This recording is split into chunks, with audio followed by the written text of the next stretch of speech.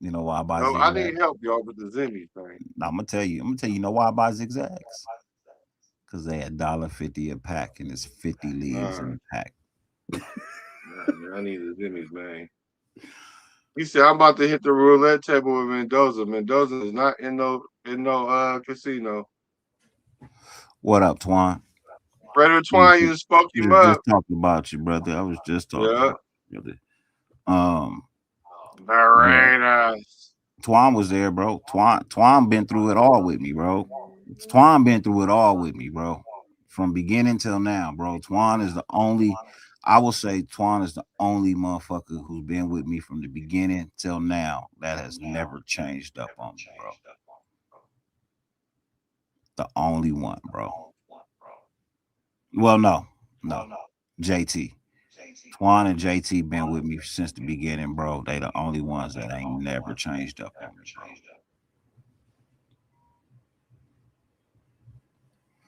They the same people they was day one 6 years ago. Oh hell no! You about to get if you get 5 blunts for $1.50, you about to get mouth sores, boy. You better treat yourself instead of cheating yourself. 5 for $1. First of all, before I say that, where are you at? Let me ask that first, because that matters though. That does matter. Nah, I know what blunts he talking about. I wouldn't buy them motherfuckers either, bro. I wouldn't buy them motherfuckers either, bro. I don't like blunts though, so you know it's very rare that you'll see me with a blunt. I don't like blunts. Why would y'all think that they hating on the Raiders for getting Mendoza? Like everybody didn't think he was that good, and they still damn near lightweight don't think he that good right now. I think Mendoza. Look, the thing about it is, he wasn't on my radar either, right? But the thing is, he proved himself with how he played to me, right? And I have a pretty high bar or standard to do that in a short window period of time. That's the reason why I don't really care for Ty Simpson, because there's not enough sample set for me to make a determination. So it's not like I don't like him. I don't have enough, you know what I'm saying? Because I would like to see how he would bounce back after a year or two, because he might go crazy. Which reminds me, Dirty, I heard that he got offered some money to go to Miami for 1 more year, and he went to Nick Saban and asked Nick Saban what he should do. Because Miami was offering him like $5 million or something. Hey, look, I said what I'm gonna say about Ty Simpson, bro, and I'm gonna leave it at that. You know how I feel about Ty Simpson. You know how I feel about Mendoza. I'm gonna just leave it at that, bro. Tomorrow is the day. I can't change no minds in the next 6 hours. I can't change no minds in the next 18 hours, brother. My boy said good weed cover bad blunts. It does. But you smoking, but that tobacco shit, like that's why I don't like backwoods. Backwoods. But even still, you still got to put more herb in a blunt than you do a joint, and I get to the same amount of high as you. Probably. Look, people don't understand this, man. You can only get to a certain point of being high, and then it stops. It ain't no higher point than that.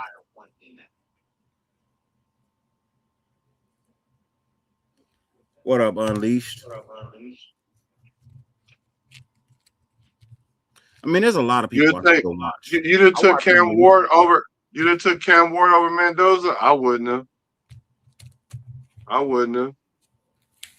bet you Mendoza.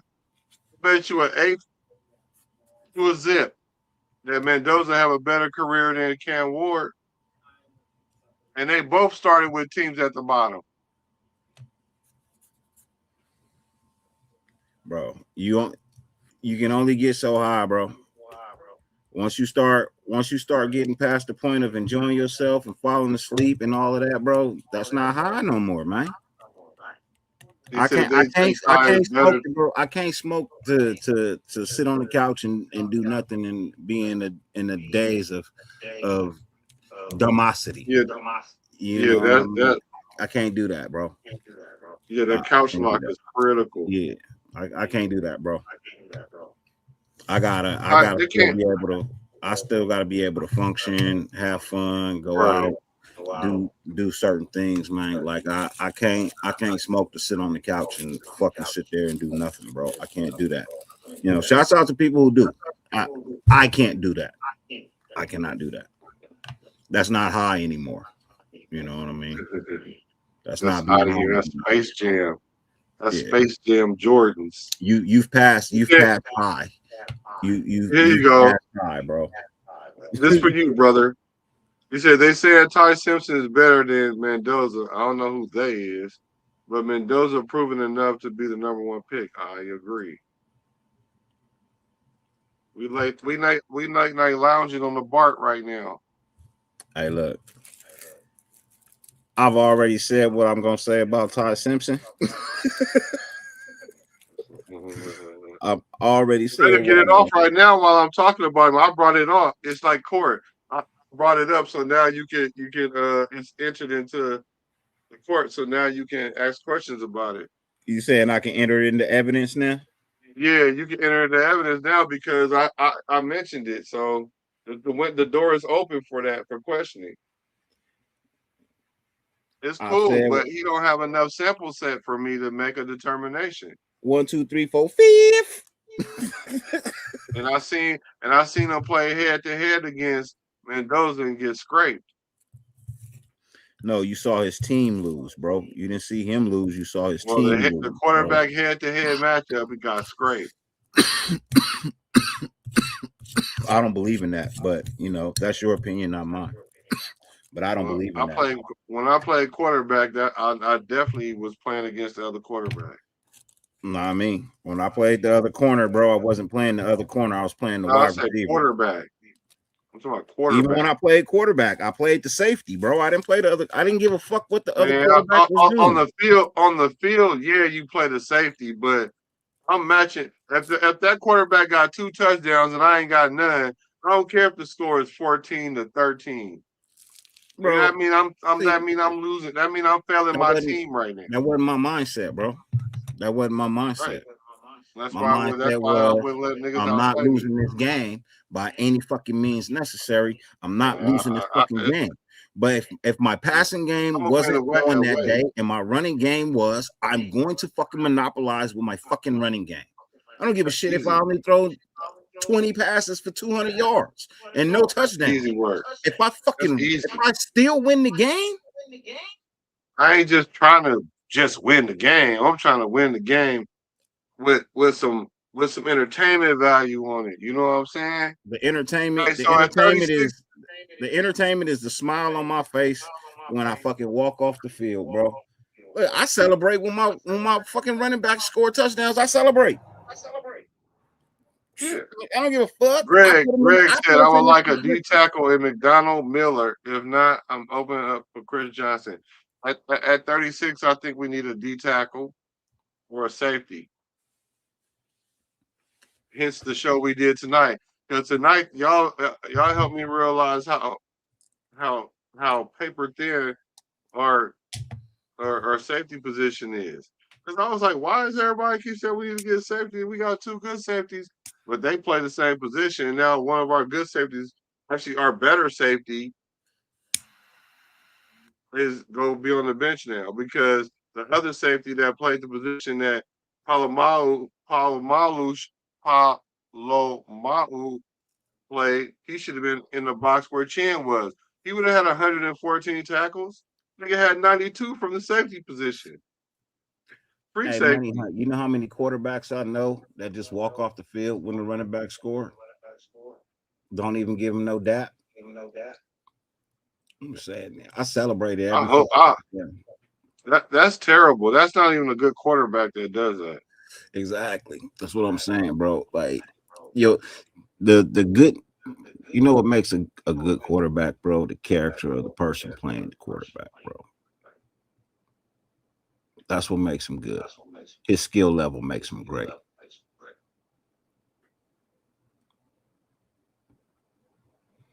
The character of the quarterback makes him a good quarterback. His skill play makes him great. My boy said he do dabs only. That dab work go crazy. He said that gorilla finger. He said 1, 2, 3, 4, 5. Shit, I'm right by East 3, Vale. 4. Man. I literally live one city over from East Vale.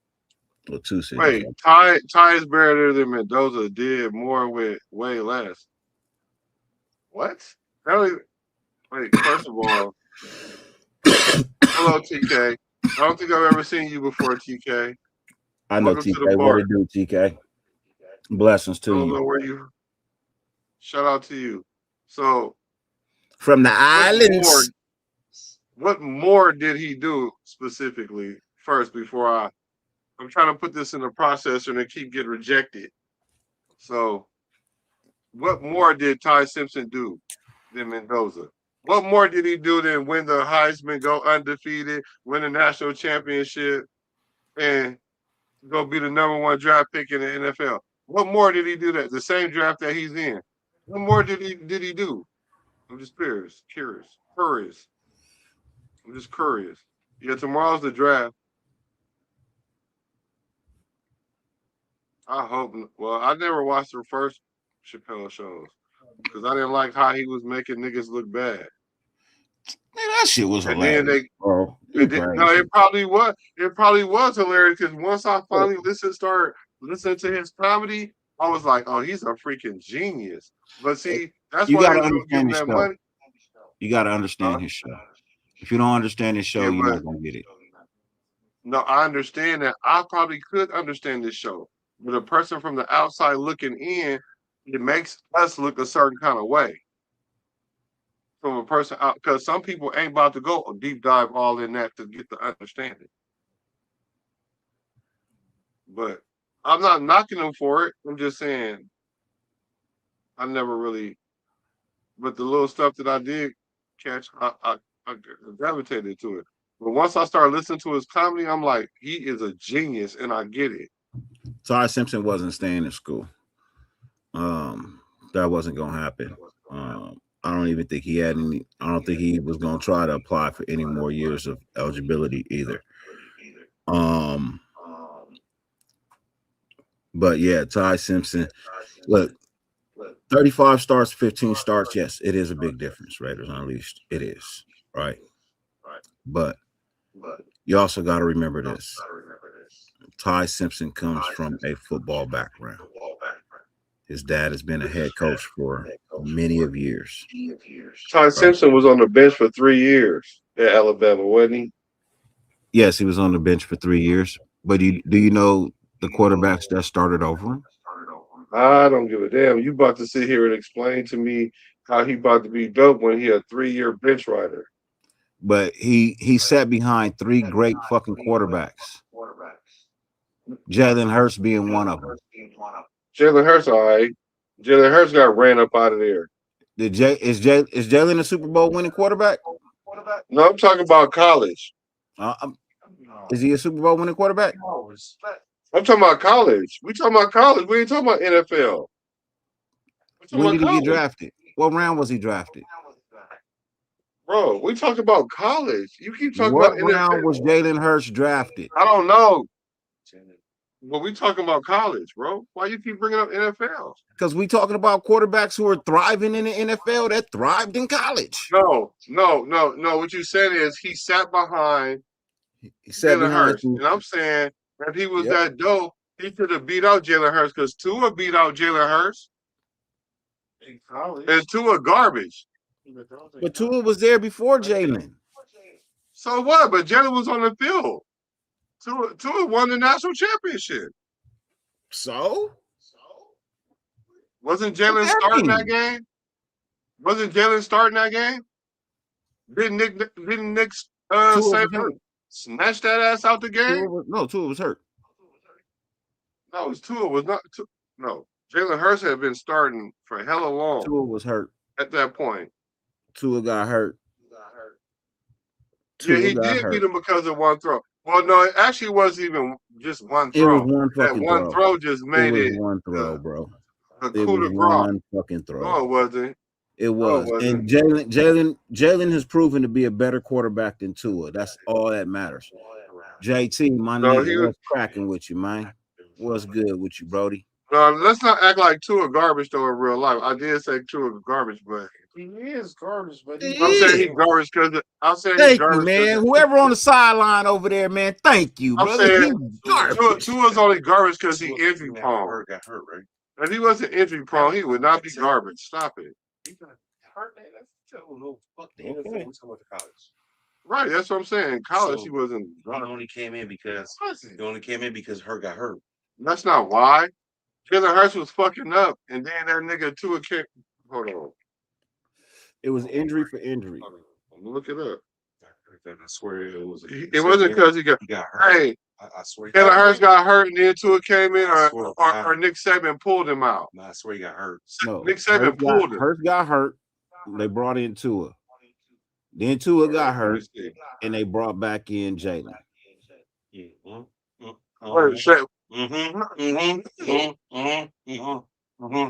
never got his position after. Jalen wasn't 100% when they brought him back. They wanted to keep Tua the starter. Tua got hurt. They brought back in hurt. That's exactly how it happened. Jalen wasn't 100% when they brought him back. He wasn't even supposed to play. God damn it! Who is that? That motherfucker.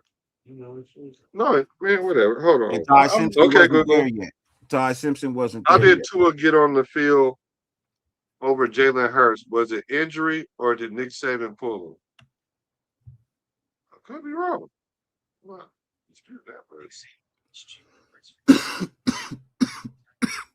exactly. It was fucking quiet. Watch the fucking game. No, you didn't. What the fuck you gonna say down here? Because I watched it and saw what this nigga saying. Nigga, they was losing 13-0 and he pulled his ass. Plays prior, the nigga got hit. Had a concussion. Oh my God. Plays prior. So this nigga lying? 2 plays This prior. nigga lying? Look it up. Is this nigga lying? Plays prior. This nigga lying. Yes or no? Plays prior. Bro, I don't want to hear all that. Is this nigga lying? Look it up. Because I know damn well he got pulled at halftime. It's 50-50. It's kind of true, but it's not technically true. Hold on. So hold on. What? If you watch the play prior to him coming out, he takes a big shot. He takes a big shot in the play prior, right? He had a concussion. He looks disoriented in the very next play. Nigga, 13-0 is disoriented to Nick Saban. Listen to what I'm saying, Black. No points. Listen. You asked for an explanation. Listen. In the play prior, he takes a big hit. He does not come off the field. He runs listen. He runs the next play. Yes, they were already losing. But the very next play he runs, he throws a shit of a ball. And you can see the disorientation. He got yanked, right? But he got yanked because of the concussion. Thank you. No, that's what you wanted to. That's what you wanted to be. He was not playing well in that game. He was not. Hold on. I just listen to you, right? Listen to this. They went into the locker room 13-0 at halftime, right? Yes or no? Yes or no? At halftime? No, I'm saying, was it 13-0 at halftime? You went to the 10. No, bro, stop answering. Bro, answer the question I'm asking. Did they go into halftime 13-0 losing? Alabama. Mm-hmm. Yeah, but Tua was already playing. Tua did not even come into the game till after halftime. Y'all niggas is, you know what? Hold on. Since y'all want to play this game with me, since y'all want to play this game with me, we about to look it up online. Since y'all want to play this game with me. Let's pull it up. I bet y'all niggas are 8 to a zip. Y'all wrong.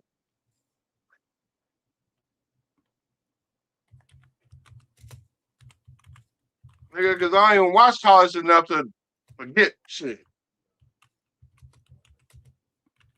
But I watched that shit, and I was like, this nigga quarterback, and he bringing them back into the game.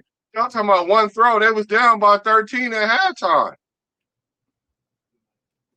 But hold on. Let's see. Like I said, I was willing to be wrong. ChatGPT, Yeah, that nigga confirmed my shit.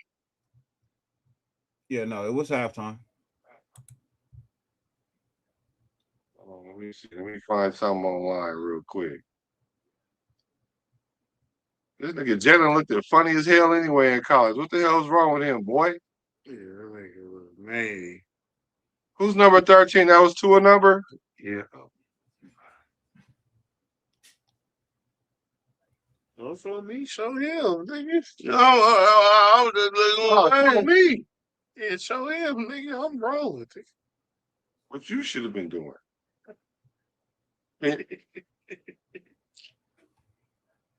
No, but Jalen Hurts did win that championship. Oh, now you're about to go into delusion world now. Okay. No, he did win the championship. He won the championship game. Too predictable. It was too predictable. He won the championship game. He stepped in. Tua had a bad game. He stepped in. He led the comeback, and he won the fucking national championship. What are you talking about? Tua was on the field when they won the national championship. He got yanked. How did he get yanked when he threw the game-winning touchdown? Despite being benched, Hurts remained at Alabama in the 28th season, acting as a backup and a key leader before famously stepping in for an injured Tua to lead the comeback in the 2018. Talking about the year after? The 2018 I'm talking about the year that Tua took his job. Bro, I'm talking about I said he won the national championship. So time out. So time out. So you telling me he came back the following year, took to a job, and then left Alabama? Yes. Yes. But I'm not even talking about all that. I'm talking about when Tua. What I said was when Tua took his job. We was talking about when Tua took his job. He supposed to be better than him, and he left.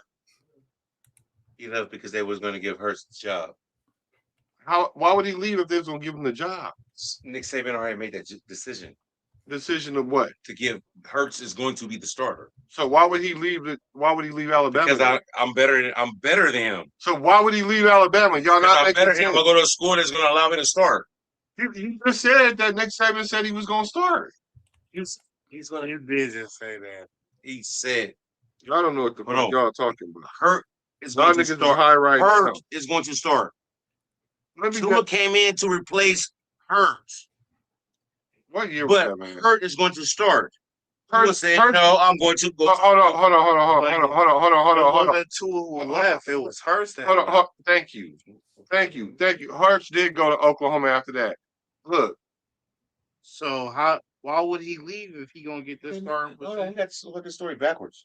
Yeah, I'm talking about the championship game, the SEC championship game, when Tua came in at halftime and won the game because Jalen Hurts was on the field stinking it up. Jalen Hurts for Tua, Tatalua on the halftime of 2018 college football national championship game was driven by Alabama's need for offensive spark.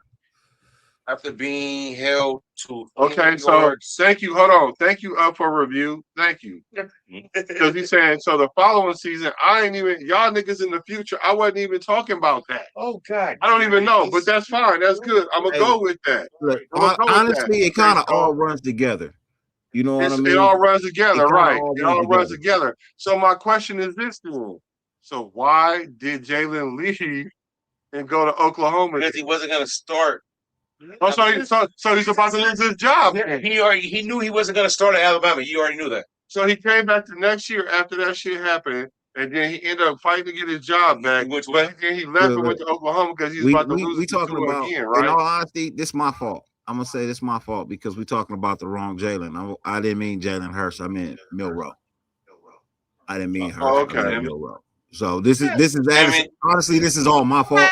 You know what I mean? God, you know what? I threw out the wrong last name. I threw out the wrong last name. You know. So this whole you know what? Hey, listen. So this whole argument is null and void. No, it's fuck, bro. Like basically, I wish he could do something to punish himself. I wish he could punish himself. Throw water in his face or something. God damn it. Okay, thank you. Thank you for review. I thought I was right about how it played out. This my fault. You know what I mean? I put the wrong. Hey, look, I'm high as a kite.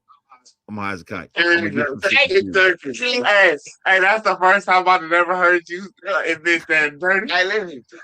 I'm gonna give you the benefit of the doubt. That's the first time I ever heard you say that. Senpai. Yeah.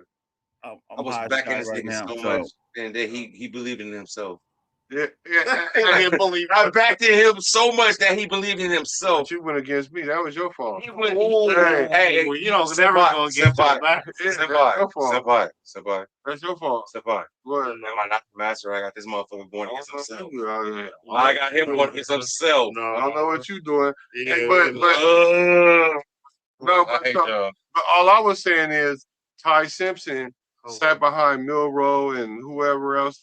All I'm saying is, just like Mendoza had a breakout season from Cal to Indiana, that could very well happen with Ty Simpson, especially playing at Alabama. It could happen. I'm just saying I haven't seen it happen, so therefore I can't put him on a level with a dude that I've seen win a national championship, been undefeated, fucking won the Heisman, and it's going to be the number 1 pick in the draft. But that's not see, that's the thing, bro. It's not just him. It ain't just him. He didn't do it by himself. No, it doesn't. Of course, you don't. It's a team sport. You can't do it by yourself. But we're talking about at the quarterback position. Out of all the quarterbacks that's in football right now, you know, teams need a quarterback at the 1 position and the 2 position in the top 5, and he's the best one. And Ty Simpson is in that same class, and he's not even in the top 5. How many defenses can you name that were better than Indiana's defense this year? Alabama's, Ty Simpson, Indiana's defense. Ty Simpson's. Ty Simpson's defense was better. I didn't even know Alabama is better. What do you mean? Alabama's not better. They were better with Saban. Okay, but they didn't have Saban this year. Right now, Alabama ain't better no more. Alabama is not Alabama without Saban. I don't give a shit what you say. Alabama is not Alabama without Saban. Alabama not supposed to lose to Indiana. I don't care if Nick Saban there or not, because he already set the standard. Nick Saban would not have lost to Alabama. No, he would have never lost to Alabama. We would not have lost to Indiana, bro. They wouldn't have. Right. I'm telling you right now. Nick Saban coached team, a Nick Saban coached Alabama would still be national champions. All right, James, good looking, brother.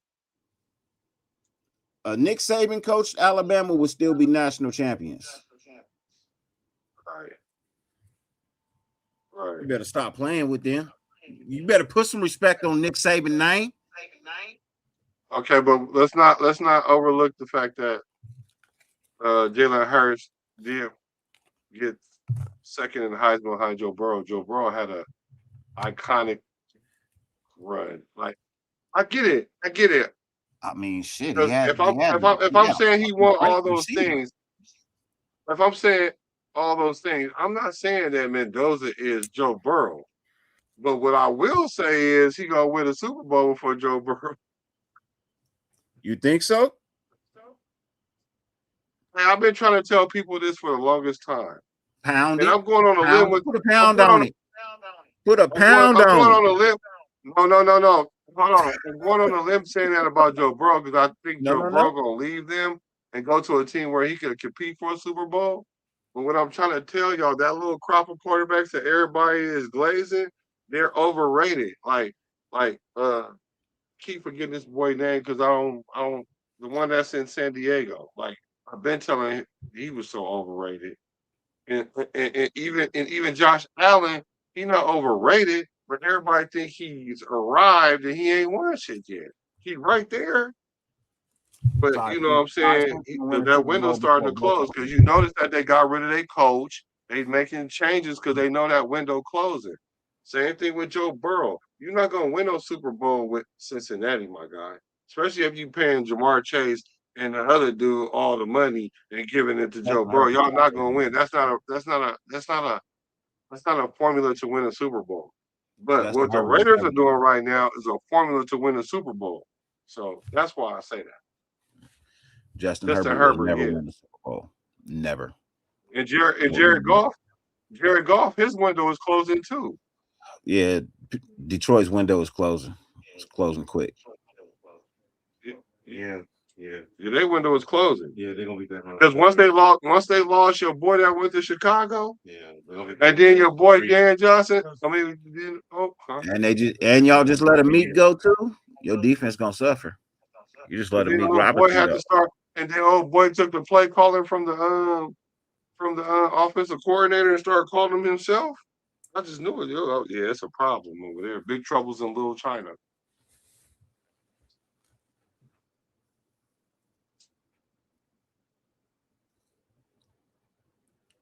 Yeah. So Signetti is a Saban disciple. He might whipped on him like he did everybody else in college football. No, first of all, if Signetti was playing Saban will let him know, I taught you everything you know, not everything I know. Because you see what happened to your boy that tried to do that shit from USC. Well, I can't think of his name because I'm lightweight slurring off that. What's your boy name? Lane Kiffin. Yeah, Kiffin. That boy smashed Lane Kiffin.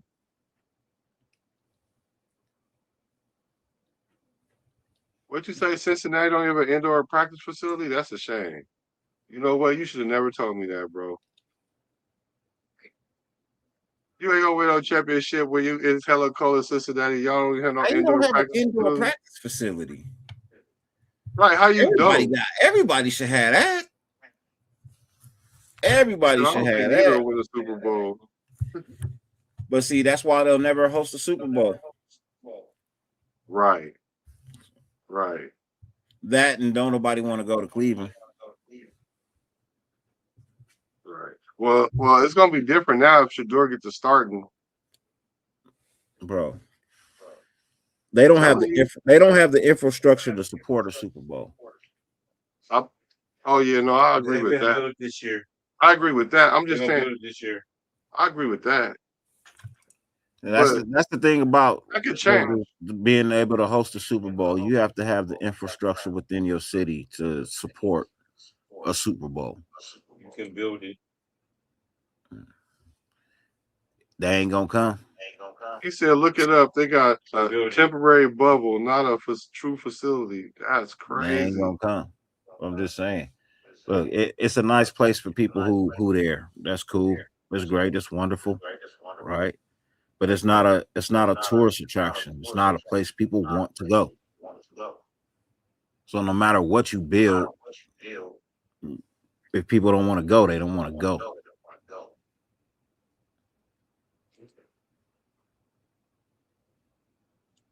Would you go to Cleveland for a Super Bowl? Hey, would I go to Cleveland for a Super Bowl? Yeah, I'm asking. What you mean? Would I go to go watch it or to go be on the team? Would you plan out a whole trip to go watch the Super Bowl at Cleveland? So for me, I've kicked it in Cleveland on many occasions. So I'm probably the wrong person to ask. You're probably the wrong person to ask. Would anybody go to any other place or any other region? But to be honest, yeah, because really at the end of the day, they do have nice sports facilities and all that. The Q is nice. I went there. I used to go there when CC used to pitch in Cleveland. I went there. Bro, Cleveland is a good sports town. Really, it is. It just ain't nothing to do after it. And that's the problem. Nothing to do. Look, what about with the Cowboys with the champion? And that there is the problem. I'm not saying nothing bad about it. I'm not speaking ill on a place I've never been to. I would never do that. But as you stated right there, once the night ends, it ends. But in cities like New York, which probably won't host a Super Bowl because the snow and stuff like that, they'll probably never get a Super Bowl. But like cities like LA that don't go to sleep, cities like Tampa, you know what I mean, down in Florida where they up all night, New Orleans, you know what I mean, where they party, you know what I mean, down in Texas where they party, down in Vegas where they party, you know what I mean. This is what the NFL is looking for. They're looking for that nightlife. When the sun goes down, can they still capitalize on people coming out? And unfortunately, cities like Cleveland, cities like New York, where it might snow during that time of year, is going to prevent them heavily from hosting a Super Bowl. They're trying to stay away from bad weather and cities with no real nightlife. Now, I don't know what it's like over there. Like I said, I've never been, so I don't want to speak ill. But from what I've heard, there's no nightlife there. There's nothing to do outside of the people you immediately know, having fun with them. But there's nothing like there's not a lot of places like LA. I'll say that, and I get it, and it's a bad comparison because there's very, very, very, very few places like LA. Very few. You know what I mean? I probably count them on one hand. But other places are a little different. And if the NFL can't really capitalize and make big buku bucks, they're not going to be there. And one of the things that weighs heavily is weather. You know what I mean? Weather is a big part of it. Yeah, weather and security.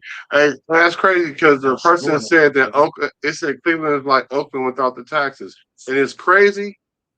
It's crazy because I'm going to say it's not like Oakland at all.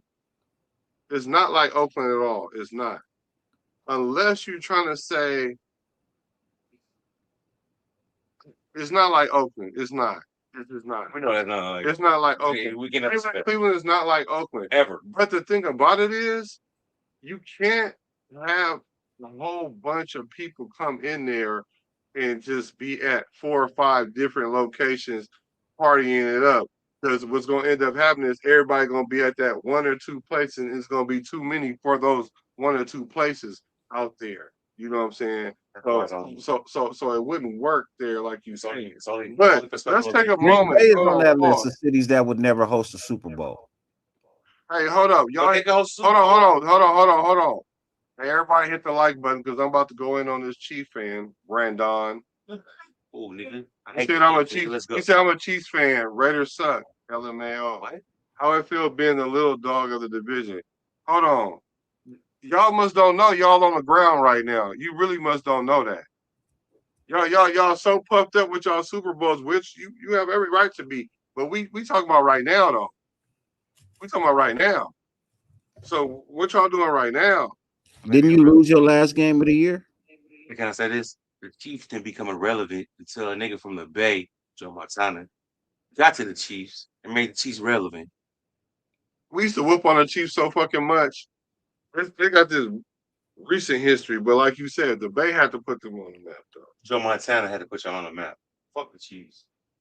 And then he ain't even a Raider fan. Don't forget Alex Smith. Marcus Allen. Yeah, Alex Smith Allen from the Bay.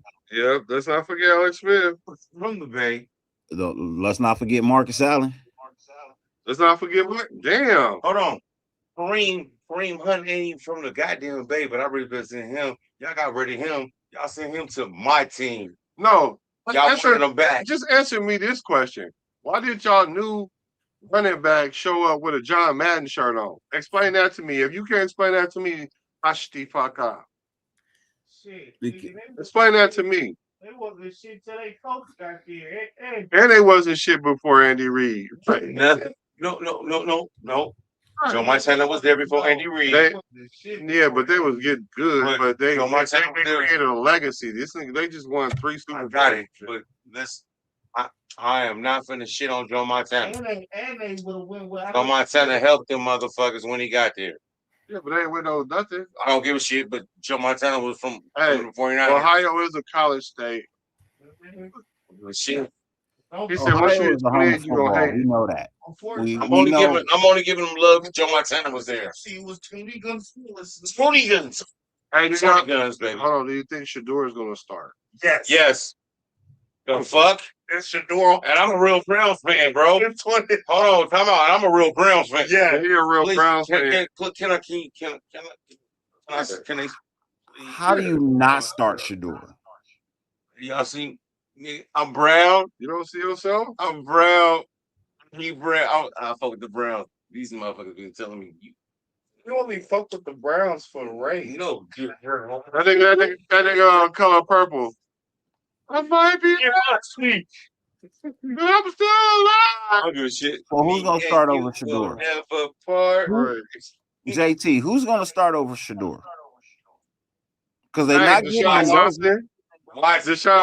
Watson would be the only person. Hell nah, that dude's washed. Dirty. Who else? Hold on. Dirty. Don't do Dirty. that. Dirty. Listen. Deshaun Watson is in y'all pocket so deep. When I say y'all, I'm just saying hypothetically. Don't say y'all. I Gotta know play him. Browns fan. As a real Brown. I just qualified it, bro. Just saying. They so far in this pocket that they gotta start him. They gotta. As a real Brown, you have to understand this. What he said is accurate. They got to. Shador has it. Shador has to start. Brown. Watts has to take the job. But it's better. No, it's better if Shador come off the bench anyway. No, it's not. It would be better, but yes, it is because it would be better because that puts him in a win-win situation. Because if he start over Deshaun, right, and then he start messing up, they're gonna throw Deshaun in there. And then Shador is better when he starts, not coming off the bench. He is better when he starts, not coming off the bench. I'm not saying he's not better when he starts. What I'm saying is, as far as his position in the franchise, if they start him now and he don't succeed, they're gonna put in Deshaun Watson. And then Deshaun gonna do what he's doing and fail, and they gotta put Shador in and play this little merry-go-round. When you have two quarterbacks, you have zero quarterbacks. Deshaun Watson is the worst trade ever. Hold on. If you put Deshaun Watson in and he failed, and you put Shador in and he started starting like he did last year, and then because actually his numbers wasn't that good. If y'all want to look at the numbers, he wasn't that good. But we already know what it is because everything ain't numbers. But if he comes in at that point, then he's in a win-win situation. So I don't think he probably is going to start now. I really actually think about it, but that's best for him.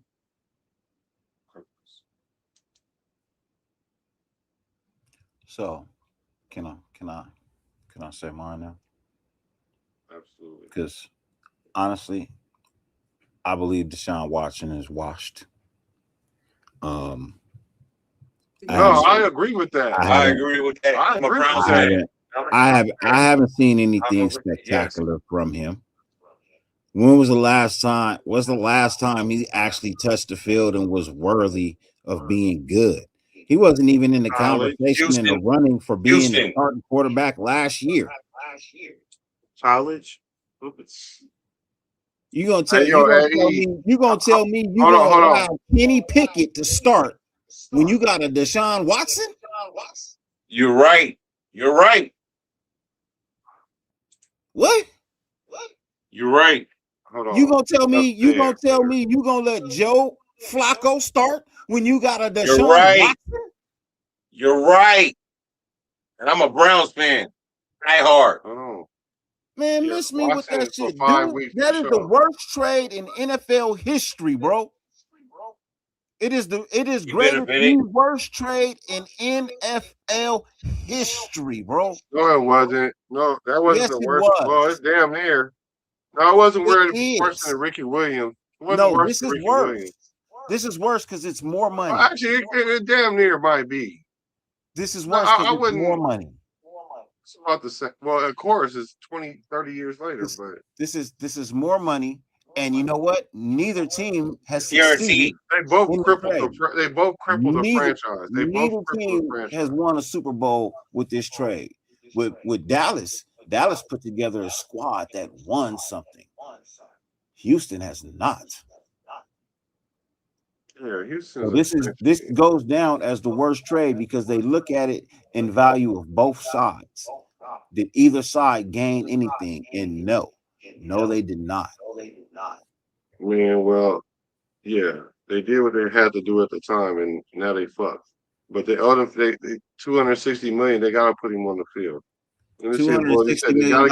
How many games has he played? Bro, it don't matter. As of today, they need to play him to get whatever juice they can get out this limit. In fact, no, I want a number. Fuck saying. So Raider and Lee said they got to get something for that money they wasted on that man. Exactly. Explain what? Hold on. Explain what to you. You can come. You want to come to the panel? If you want to go there, I'll drop the link for you. Just let me know. Trade Mendoza to Cleveland. That was funny. I'll post that one out on all the weird shit you've been saying. That was funny. I'll actually give you that one. So in 3 years, he's played 19 games. He's 9-10. He's 9-10. I don't care if he plays 0 games. But that nigga plays 0 games. That's even more reason your ass got to get out there. He's played 19 games. If you've been a bitch and I gave you $250 and you ain't got me no money, bitch, I don't give a fuck if you. So you he's getting $260 million for 19 games, 3,365 passing yards, 19 touchdowns, and 12 interceptions. That's what you're paying him $260 million for. That money gone.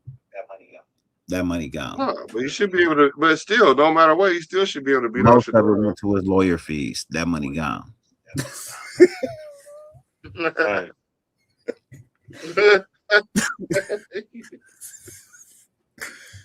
You ain't never getting that back. It is what it is. Sometimes you just got to face the fact that you made a bad decision. You know what I mean? No matter what you do. Look, throwing him out there and having your team look like trash and you lose money and fans stop coming to the stadium, that's going to hurt. You rather just go ahead, take the loss, start Shador, fill the stadium because that's what the fans want. Yes. No. See, that's where you're going wrong right there.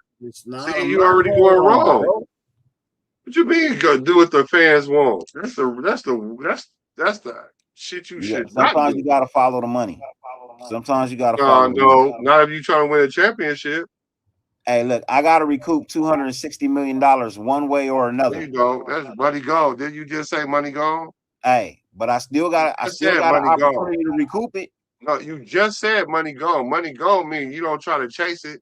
Hey, money gone is money gone. If I can legitimately make it back, that's called chasing. I don't look, bro. No, I don't give a shit what y'all say. JT, you can come on here and argue the same thing Black arguing. I don't give a fuck. I really don't. I can care less. Right? You always say that when he's wrong, y'all. I'm telling you about this. Y'all stuck in this old age football. I'm telling you about this new age football. You don't want to talk about anymore. It's not a sport anymore. It's a fucking entertainment business. And I'm going to fucking make my money the best way I know how. I'm going to entertain the world. And what is a better entertainment to my motherfucking fans? Shador or Super Bowl? I'm going to go. No, it's not. Every team ain't built for the Super Bowl. It ain't about being built for it. Everybody ain't built for the Super Bowl. Hold on, time out. You just said it's a business, right? Hold on. You said chase the money, right? Hold on. You don't make no more money in the league than when you do one or two things: either host a Super Bowl, which we just said Cleveland can't do, or either win a Super Bowl. So that I'm gonna try to recoup my money and shit. That sounds like nigga some desperate shit. I can up my merch. You trying to get a Super Bowl because y'all ain't gonna host one. Merchandising. If I can gain some kind of form of prosperity in my merchandise by selling more Shador Sanders jerseys, more hats, more this, more that. Yes. You going to chase the money? Sometimes look, we're talking about the Cleveland Browns, bro. They gotta somehow recoup their money. They spent a lot of it already. That don't make sense. What don't make sense? This is what don't make sense. Business. What don't make sense? I'm about to tell you what don't make sense. It is a business, but the business is to win a championship or host a Super Bowl or have a stadium where you could do that. So the Raiders, they ain't won shit, but they sure got a Super Bowl two times coming. So that's why they're winning. That's why. Hold on. No, that's why we should never be compared to the motherfucking Cleveland Browns, because no matter how dysfunctional our franchise is, we put the fun in dysfunctional, and we still gonna win I somehow wasn't comparing because that's us. what we do. I But wasn't Cleveland ain't comparing us. won shit. They ain't won shit. Look, like JT said, that's my number one argument right there. New age football is not about winning. No, that's what. See, yeah, the new age people is all about chasing the dollar, right? New age football is not about winning. But tell that. But how come all the franchises that's winning Super Bowls aren't those new age fucking franchises y'all fucking talking about with this new philosophy? They like to go for it on fourth down and don't make it. So I got a better Some question. motherfuckers, just because y'all do that shit don't make it right. Let me ask you this. Let me ask you this. Out of the last 5 teams that have won the Super Bowl, right? Out of the last 5 teams that have won the Super Bowl, has their popularity increased? Has their popularity increased? When you win a Super Bowl, your popularity increased. Everything increased. I'm asking you, did all of those teams' popularity increase? Everybody, what do you mean? Every time you do, it don't matter who does it. Not always. Yes, it does. Name a team who won a Super Bowl there. Just name a team where they think about it. Think about it. I'm gonna explain it to you. Think about it. Your stadium don't always sell out more because you won the Super Bowl. Bro. The Rams stadium still empty. It's not. No, it's not about. Still empty. It's not about who. The Rams stadium. You said the Rams. You said the Rams. Yes, stadium still. Oh my God, you're talking about a stadium that is fucking state of the art and halfway paid off already. What are you talking about? But it's still empty. Matter of fact, it damn near might be 3/4 paid off because not only have they won a Super Bowl, but it's still empty. Aren't they? It don't fucking matter, bro. You know what, bro? All right, you got it, bro. You got it. All I'm saying is, the football that we grew up on is not the same football. No, bro. You keep trying to say about something what we grew up on. I'm not talking about what we grew up on. I'm talking about every stadium in every NFL team get $1 billion stadium because that's how you generate money, right? But in order for you to generate the money, you gotta borrow the money. And so what these people that's letting you borrow the money do is, hey, we'll loan you the money, but what we need to do is host a Super Bowl there to help pay for the shit, right? Because if your team is not good enough to win a Super Bowl where you get more money for winning it, then you gotta host that motherfucker a la the Raiders, Airbnb Stadium. No, I don't think that's the case, bro. Whatever. I don't. That's always the business model, man. I understand what you're saying. That's not the only. That's not the only business model. That's not the only business model because let's look at Jerry Jones. Jerry Jones ain't won no Super Bowl. They ain't even hosted no Super Bowl except for like once in a long ass time, right? Yeah, soul niggas build a stadium. Right, exactly. That's how he get his money. He helping everybody build their stadium, $1 billion stadium, host the Super Bowl there, and not only that, he owns the company that makes the seats for these stadiums. Did you know that? So it's many ways to skin a cat. But when I'm saying, okay, so now I get what you're saying. When I'm saying the classic example is win a Super Bowl or host a Super Bowl, that's old school. So what you're saying is what a franchise should do is say, fuck it. We're just going to take this motherfucking player and we're going to make him a social media darling and sell hella hats and shirts. Okay, you could do that, right? But what happens when that trend ends? What happens when you put your money on a player that bankrupts you? Because you put your money into this motherfucker and he ran over somebody. Lamar Jackson, they did it. That's what you did with Deshaun, bro. Sometimes you just got to cut your losses. That's true. That's true. That's true. That's what I'm saying, bro. Like sometimes you just got to cut your losses. Right. And that's what. And so cutting your losses. But when you say cut your losses, that don't mean chase it with something else. But if you're saying it's not. Look, I get what you're saying, but I'm not looking at it as chasing, right? I'm not looking at it as chasing. I look at it as like I said, it is a entertainment business now, right? It is no longer a sport. It's an entertainment business. So now owners look at it as in, okay, I made this investment because it's a business.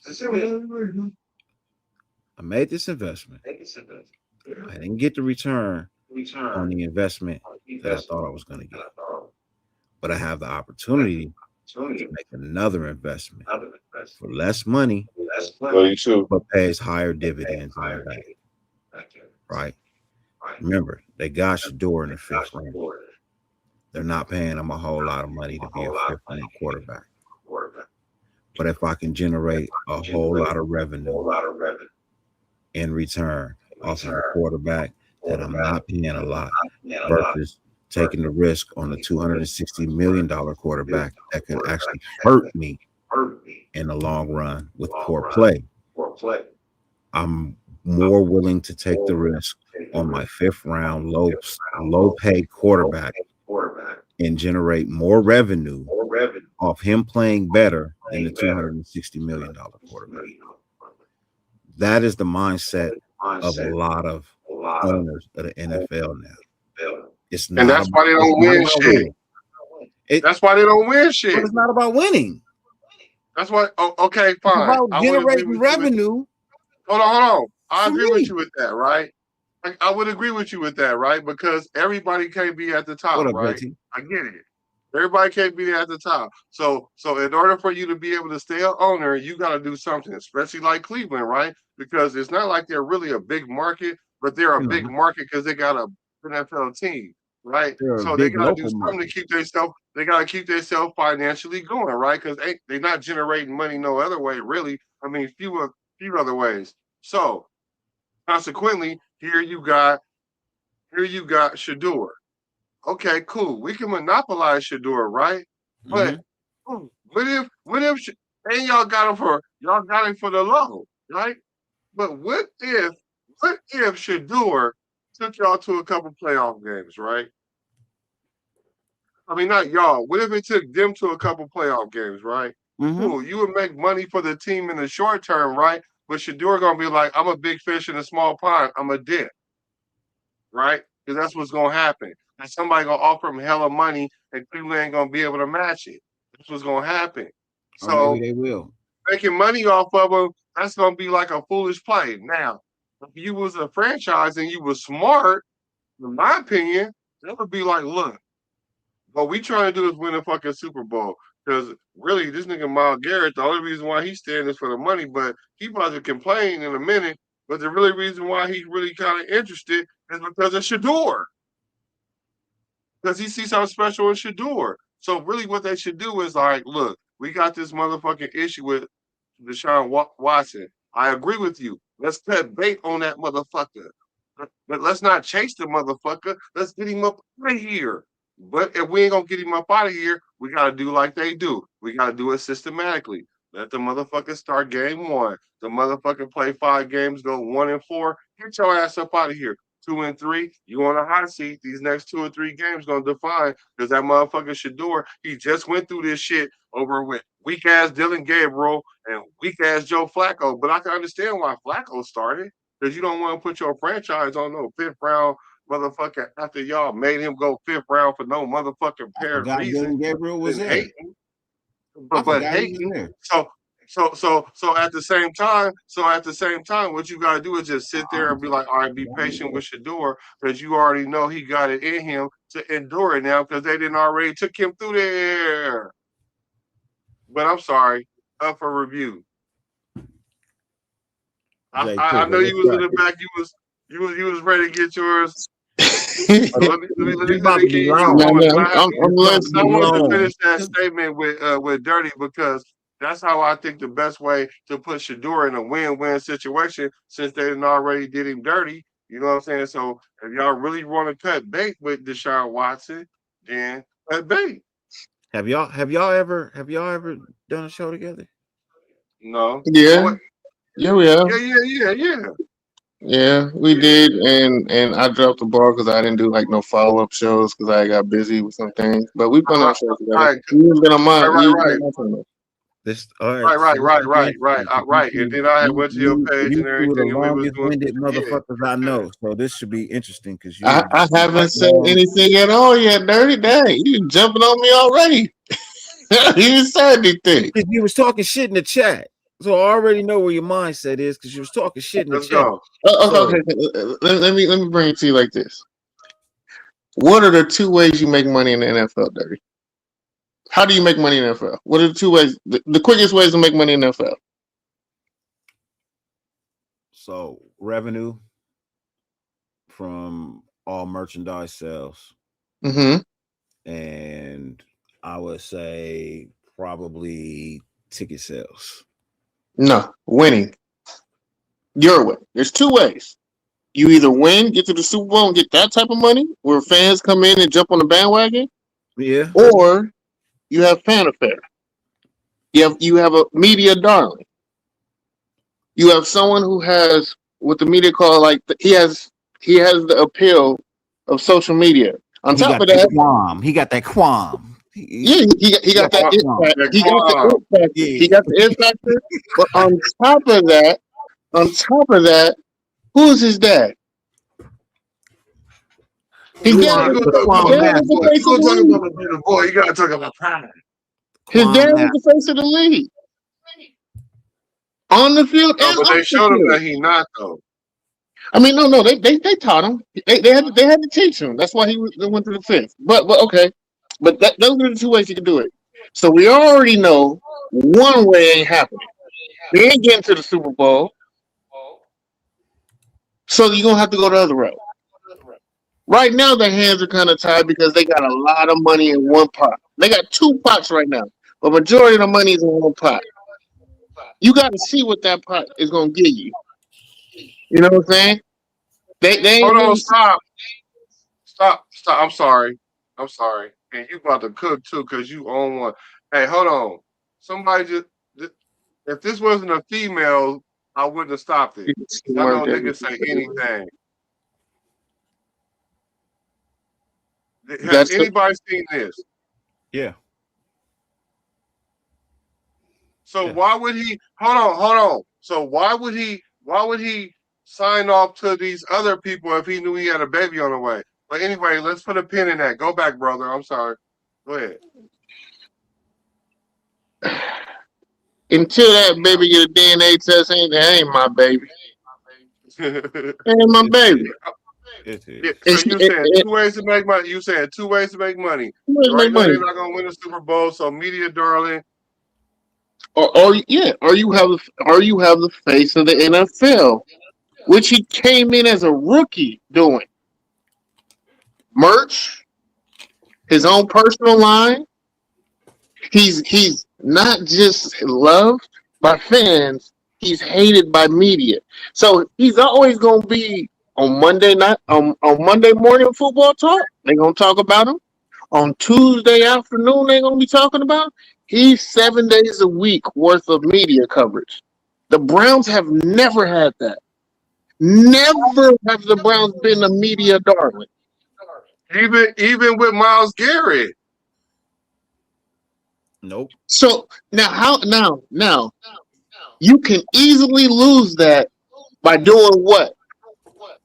How would you lose that? Not playing him. Well, he's on. No. The opposite. By playing him and he plays bad. If they don't play him, there's always going to be that what if factor. That's why they were playing Dylan Gabriel. That's why you played Dylan Gabriel. Do you think they were that? But do you think they was actually that smart, or do you think they backed their way into that? Because I don't think they was that smart to know that. I think the coach Stefanski was putting his ducks in that Dylan Gabriel basket, because if he made Dylan Gabriel look good, he's the coaching guru, and you got to pay me top dollar. Right. So he had to choose who he's gonna bet on. Shedeur, he wasn't really gonna get credit for Shedeur.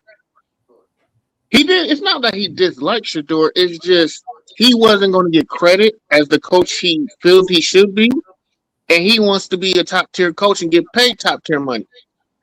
Hey, but the funny thing is, he still ended up getting his way. Selfish reason. Well, he got canned because Selfish you reason. bank with a loser. That's what your fault is. He tried to turn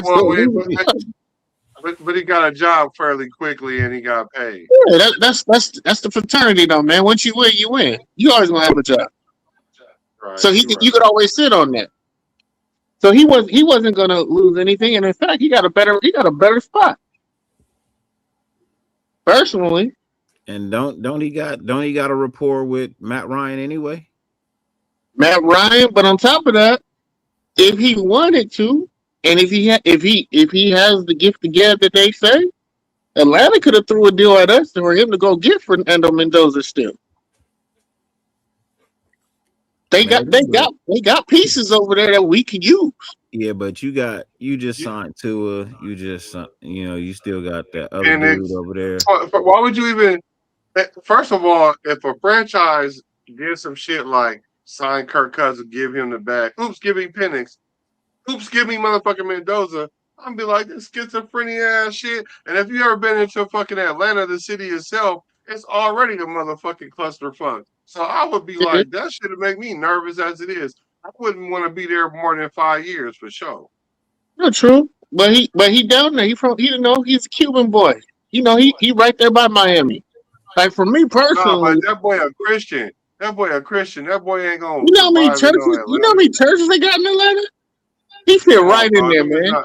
He fit right in there. They made the kind of churches Mendoza go to. He actually pay attention to the sermon. No, true. But there's some good churches down there that he can go ahead. I'm not saying it's not. Let me. I hope I'm not coming off saying it's none. No. Yeah. I know what you're saying. It's not his demo. It don't look like his demo. Yeah, because I met right. Mendoza is a. He look like a Christian boy. Y'all act like Atlanta the only city in Georgia. It's not. I know it's not. He wouldn't be in Atlanta like that unless he had a game. No, but that's what he represents, though. You know what I'm saying? That's what he's gonna end up having to represent. Oh, they got Catholic churches there. That's very nice too. Don't nobody.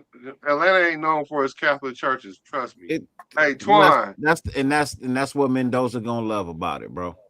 Yeah, it's gonna be. That boy Mendoza gonna get a tattoo and it's gonna be over with. We need to get rid of him. Nah, he gonna get I already told y'all how I feel. If he get a black wife, I'm gonna be really like, oh, it's time to go. I mean, well, you know what the rumor is.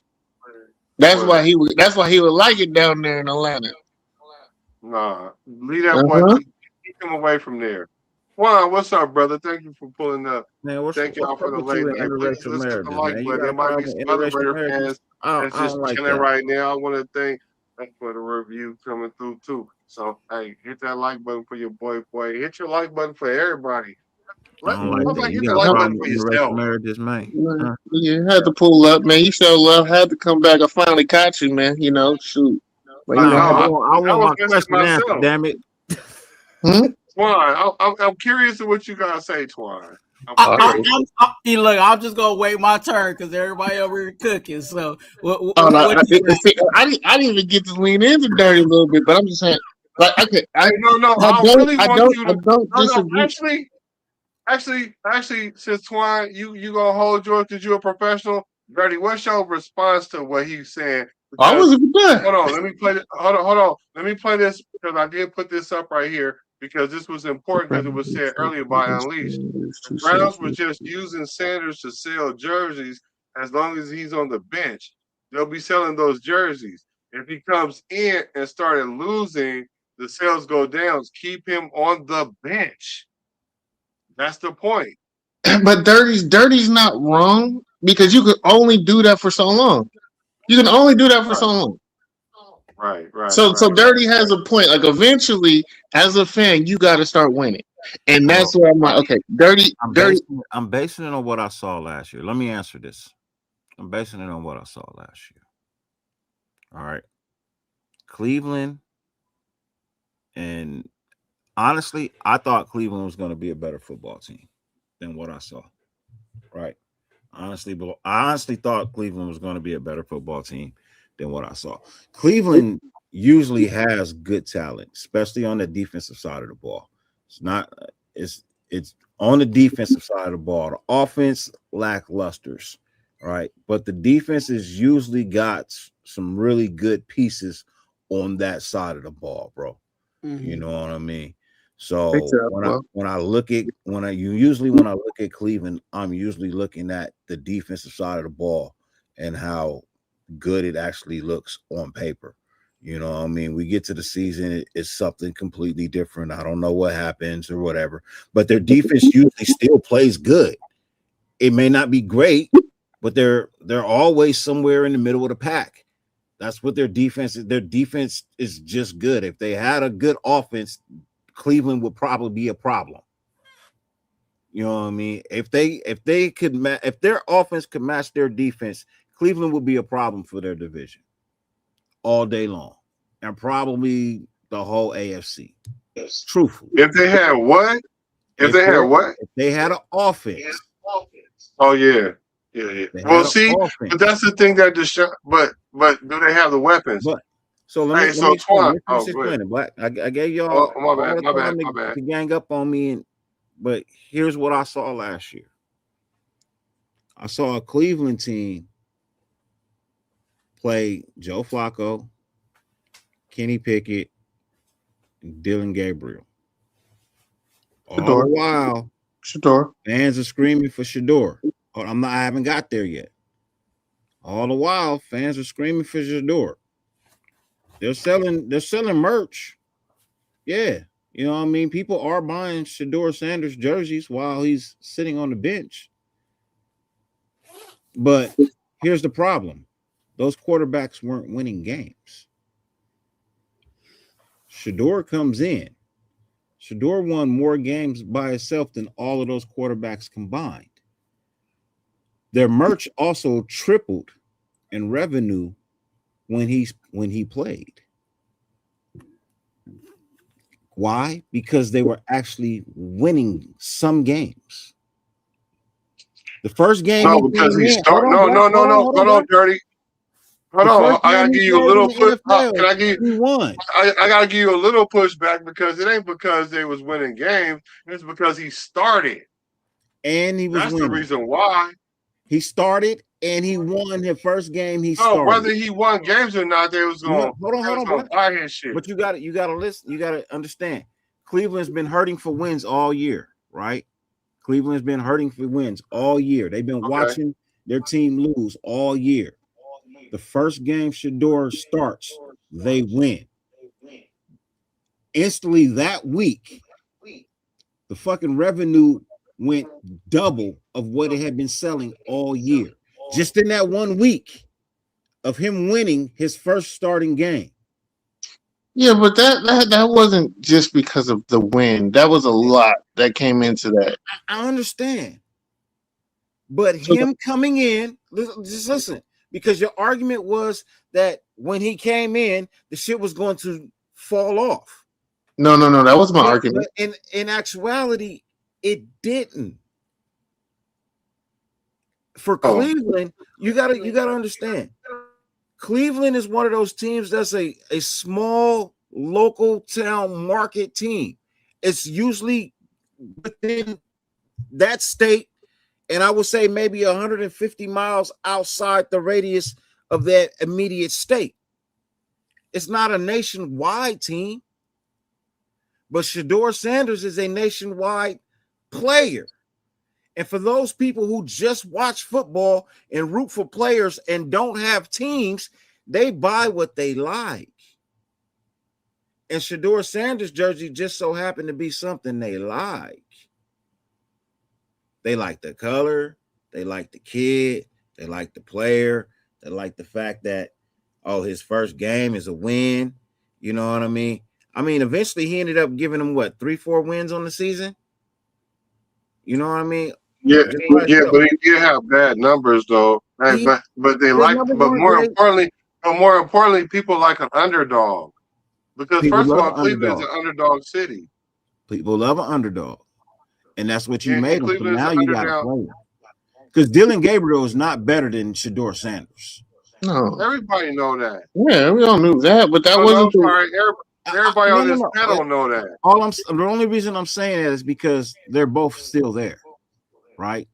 Including the Deshaun Watson, which, like I said, you go in the quarterback camp, and if Shador Sanders is by far the best, and it don't even have to be, it could be by a short amount of inches.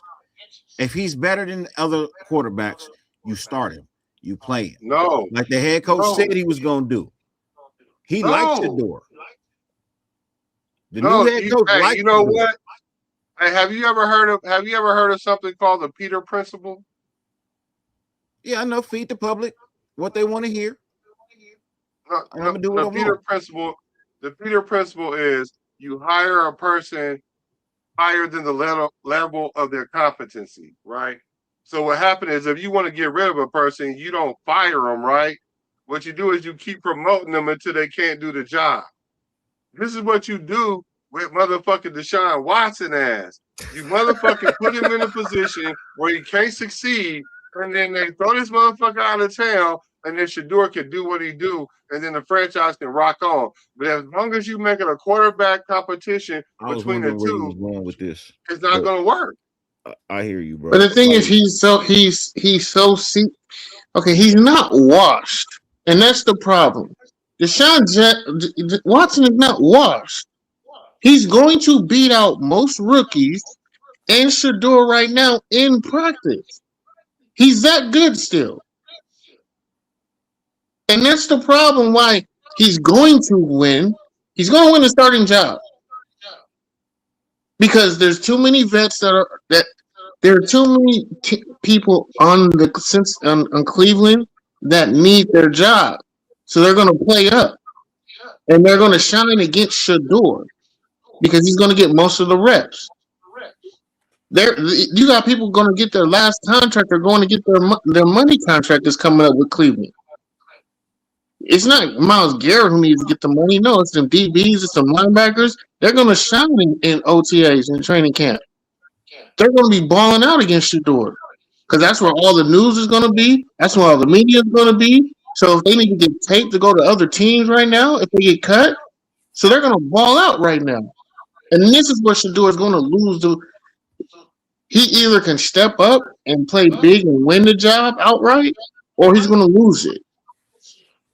Now, when it comes to live ball and live reps, and when Deshaun Watson gets in the game, what is he going to do? He'll probably lose his job in the season. And like I said, I see Deshaun Watson being the starter for the first 5 games.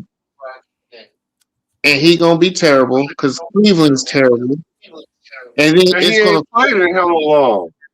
True. But you got to take it. He ain't played in hella long. Yeah, but he's still their best option. No matter who you are. But he's still their best option. No, that's what I'm saying. I think they'll give him about 7-8 games. Yeah, to win now, like what Dirty's saying. Dirty has the win mindset. If I have a win mindset, you play Deshaun Watson now. You don't play Shador. He's not ready to win now. He's not ready for Super Bowl talk at all.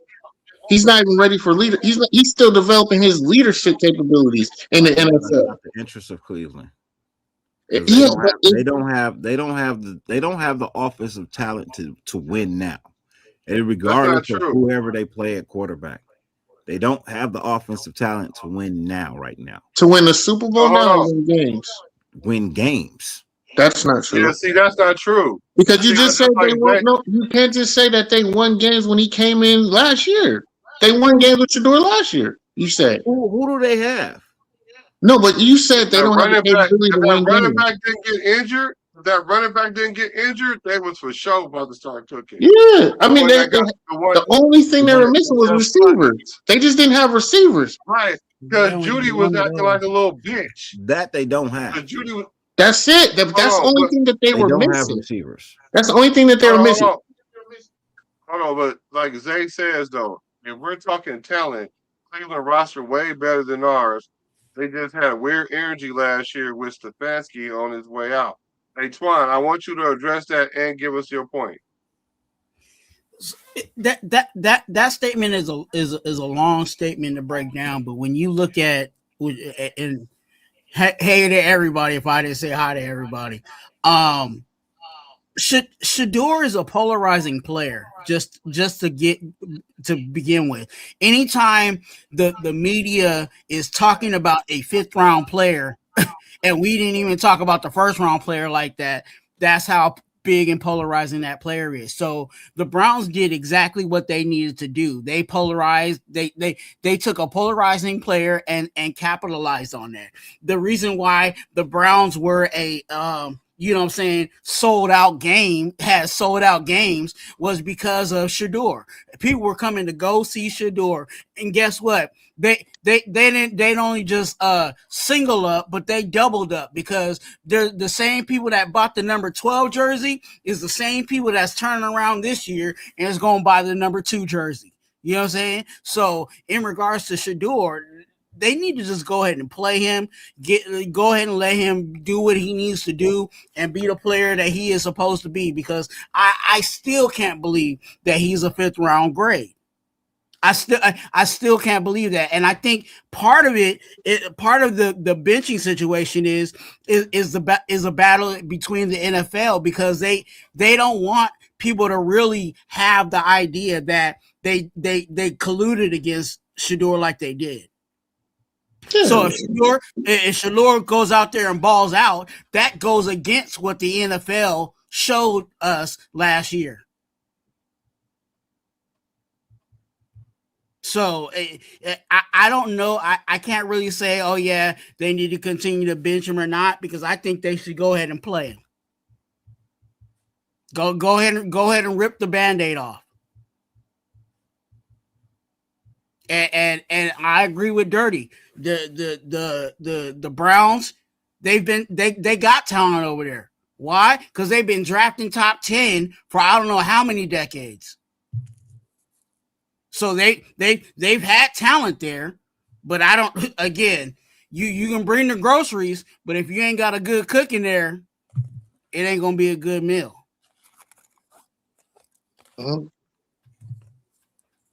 No, you're right. You're right with that, but it ain't always the player, man.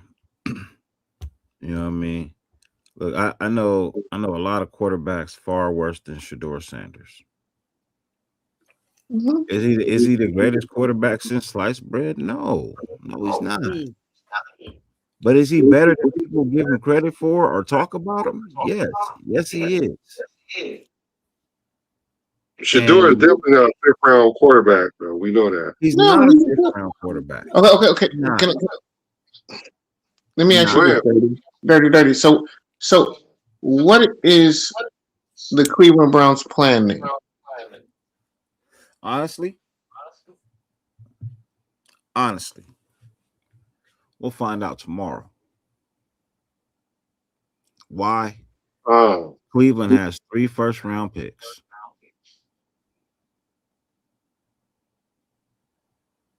Find out tomorrow. We got 3 first-round picks? I believe Cleveland has 3 first-round picks tomorrow. Yeah, because Cleveland, if that's the case, because what's it called? They have 5 rookies last year. I mean, I think their best player last year was Carson Slater from UCLA. They addressed their defense last year. They got 3 first-round picks, bro. They can get 2. They can get 2 wide receivers.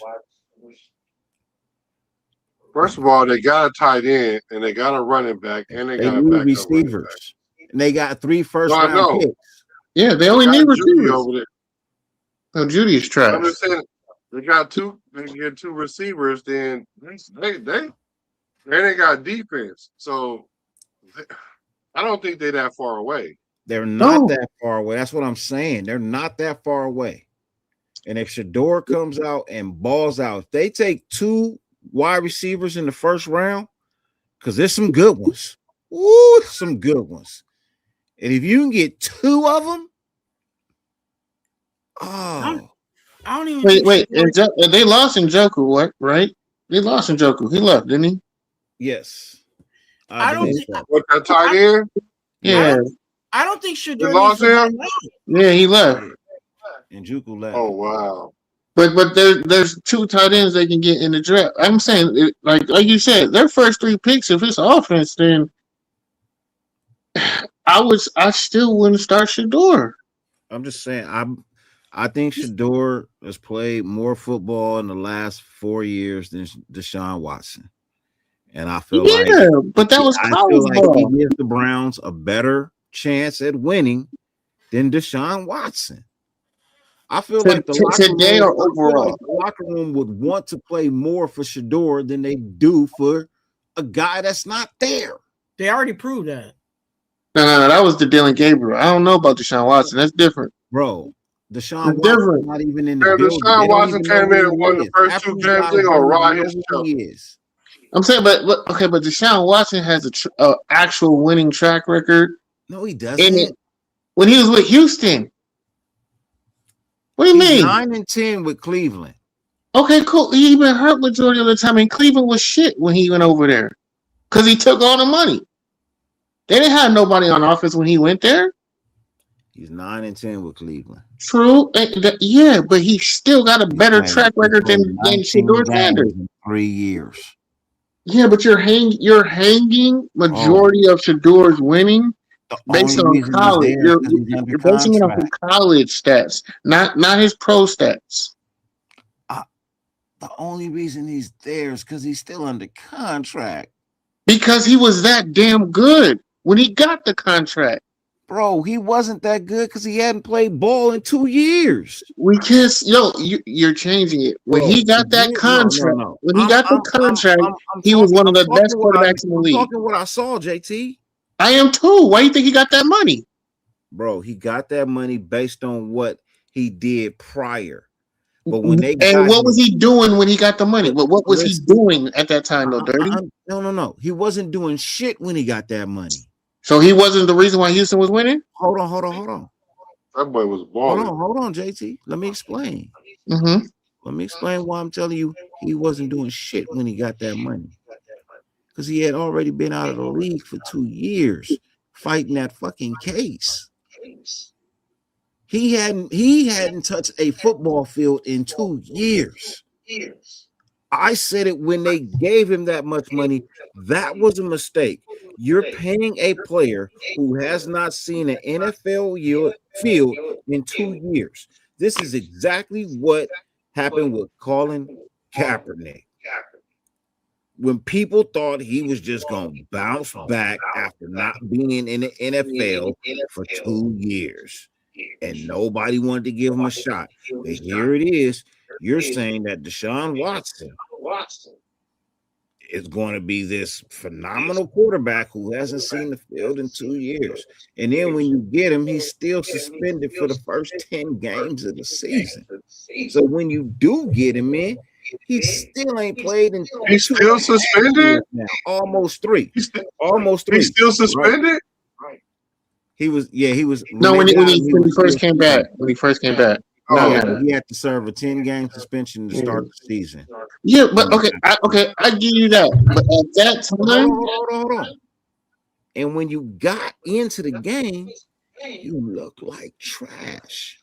Yeah, so they yanked you. Okay. The following season, you play, you look bad, and then you got hurt, and we ain't seen you since. He had rust though. I give you that. Okay, yeah. I ain't seen you since 2024, man. I'm just saying, bro. You wasn't even. But it don't matter. He's still better than Shador, though. Black. I got him. Watch this. I got him. Mm-hmm. You can say all that, Dirty. You got hurt in preseason. You wasn't even on the active roster last year. Where were you? Exactly. So now in the last 6 years of football, you've only played 19 games? In the last 6 years, bro, I'm done with you. You just on the roster because I'm paying you. I'm not giving you no real fucking chance. You ain't played but 19 games in 6 years, man. So that means don't let him play no more then. That's what that means. You ain't never gonna be what you was. That shit didn't sell, man. You done, man. The only reason you on the team is because I owe you money, man. Hold the clipboard. Talk through the mic. I'm done. Fuck you. Shador They got time. 2 picks in the first. So just wanna are you done? Or is it my turn? Or are we good? I'm done and I'm finished. Okay. Thank you. Good night. Right. Even with you saying all that bull job, facts. Some of it was good. You can say facts all you want, but they're terrible facts. You know why they're terrible facts? Everything you said, 3 years off, mentally not there, going through a lot of things. If you compare his games at that time to what Shador had last year, Deshaun at his worst was still better than Shador at his best in NFL. At my worst, with rust and not playing for 3 years, I still play better than you. Now, I ain't got all of that stuff off the field. I ain't going to do any more lawsuits. I'm going to be mentally prepared. I got a full off season. I got a new coach who's really about winning, about the team. You don't think he's going to be mentally prepared physically? Emotionally in the game and involved in it? No. With a team that's going to ride with him? No. 19 games in 6 seasons. No. No. You're sitting on that. You can't just harp on that and dismiss everything I just said. I just dismiss none of the facts because everything I'm telling you is factual. Dirty. Even at my worst, I still played better than you. No, he doesn't. He did. Look at the stats. Look at the numbers. Look at the numbers. Bro, I did look at the numbers. And he played with worse talent. Shador doesn't have 19 games yet. Compare the games. Let's see what the numbers look like when Shador gets to 19 games. No, let's just look at the numbers now. Why we gotta wait 19 games? Let's just compare the amount of games that Shador has and the amount of games that Deshaun played when he first came back from the beginning. That's what you compare. We don't have to wait 19 games. We can look at it now. Thank you, Henry Mack, bro. Deshaun has been out the game way too long, bro. I'm sorry. Do I respect Deshaun Watson for what he did before? Yes. Great player. But the reality is, time catches up with everybody. Mm-hmm. If you stop doing something for the period amount of time, it's going to be hard for you to bounce back. And this game is a whole lot faster than it was when he was at his prime. He's 6 years past his prime. But you don't have to be in his prime. I don't give a shit that has been sitting on the sideline. He's 6 years past his prime. Wait a minute. No prime left in you. I don't. And I'm sorry, Deshaun Watson would be a terrible choice for the Cleveland Browns to start at quarterback. A terrible choice. If you're rooting, if you draft a wide receiver and a tight end tomorrow, that tells me you're trying to win now. No, it don't. Yeah, yes, it does. No, it don't. Yes, it does. No, you go. If you're trying to win now, you go to free agency. You argue when I'm done. No, because when you're wrong, you're wrong. I'm gonna stop you right then and there. I don't let my man look up. Respectfully. Hey, hold on. Zay, can you find the clip and send it to me? I can't find it. Where is it at? Let's have a look. Who? Dove what? Dove Kellerman posted it of Shador and Shador. Oh, they're throwing the ball. But okay, that don't mean nothing. Like throwing the ball in 7-on-7 don't mean nothing. It ain't gonna sit here and say, "Oh, Shador was." No, that don't mean anything. If Shador was throwing bad balls, Can he read a defense? Rashawn can read a defense. Like Yeah, he Shador gonna have can, some but rest, Shador but can read the defense too, though. So I'm not gonna sit here and yeah, say but that. not as good as not good as Deshaun Watson. Bro, are we really truly basing what people do in practice, bro? I mean, that's all Watson? it is. I don't, not that much. Look, you know why Deshaun Watson looked nice in practice yesterday? Because he wasn't going against the ones. He was going against the two. But so is everybody else. Hey, So is everybody else. no, Yeah, but Deshaun, those aren't even. It's the beginning of camp, so it's not even a it's true ones camp, and twos bro. yet. We ain't even had the draft yet. This shit don't even matter. This mini workouts, bro. This volunteer workouts. That's all it is. This is volunteer workouts. Yeah, what you want to see is, are they running without no injuries, no pain? How healthy they look, how good their body look. That's what I'm looking at right now. I think it's gonna work out anyway. I think it's all politics anyway. I think in regards to with Shador and Watson, they're gonna go in. It's gonna be a competition, and that's what it's going to end up being. But eventually, Shador's are going to end up being the one that's going to win that competition. Yeah, I mean, eventually, yeah, they're gonna have to go to him. But I'm saying right now, there's no reason to play him now. And as Dirty was saying, if they draft a wide receiver and tight end or two wide receivers, that tells me that you're in rebuild, like you're building for the youth for the long run, and so you're preparing for 2 and 3 years down the line. If I'm trying to win right now, I'm going through free agency with a proven player right now. Hey, yeah, but that's contingent on having money, though. They didn't have the money to attack free agency like some of these other teams, and so they had to go through the draft, knowing that they had 3 draft picks. And because that's what they've been doing for the past couple years. That's the path they was already on. That's what I'm saying. They've been building. No, but they actually hit in the draft last year. Final piece of the puzzle. No, but they actually hit in the draft last year. I know. That's what I'm saying, Black. They've been building. They've been getting pieces, right? This could be the piece. These could be the pieces that they finally need. But they have money this offseason. If you hit it out the park, if you knock out all 3 of your first round draft picks out the park, bro, what is to say you cannot win? Because you probably can, but Deshaun Watson give you the better chance to win. And not only that, I don't know. Hold on.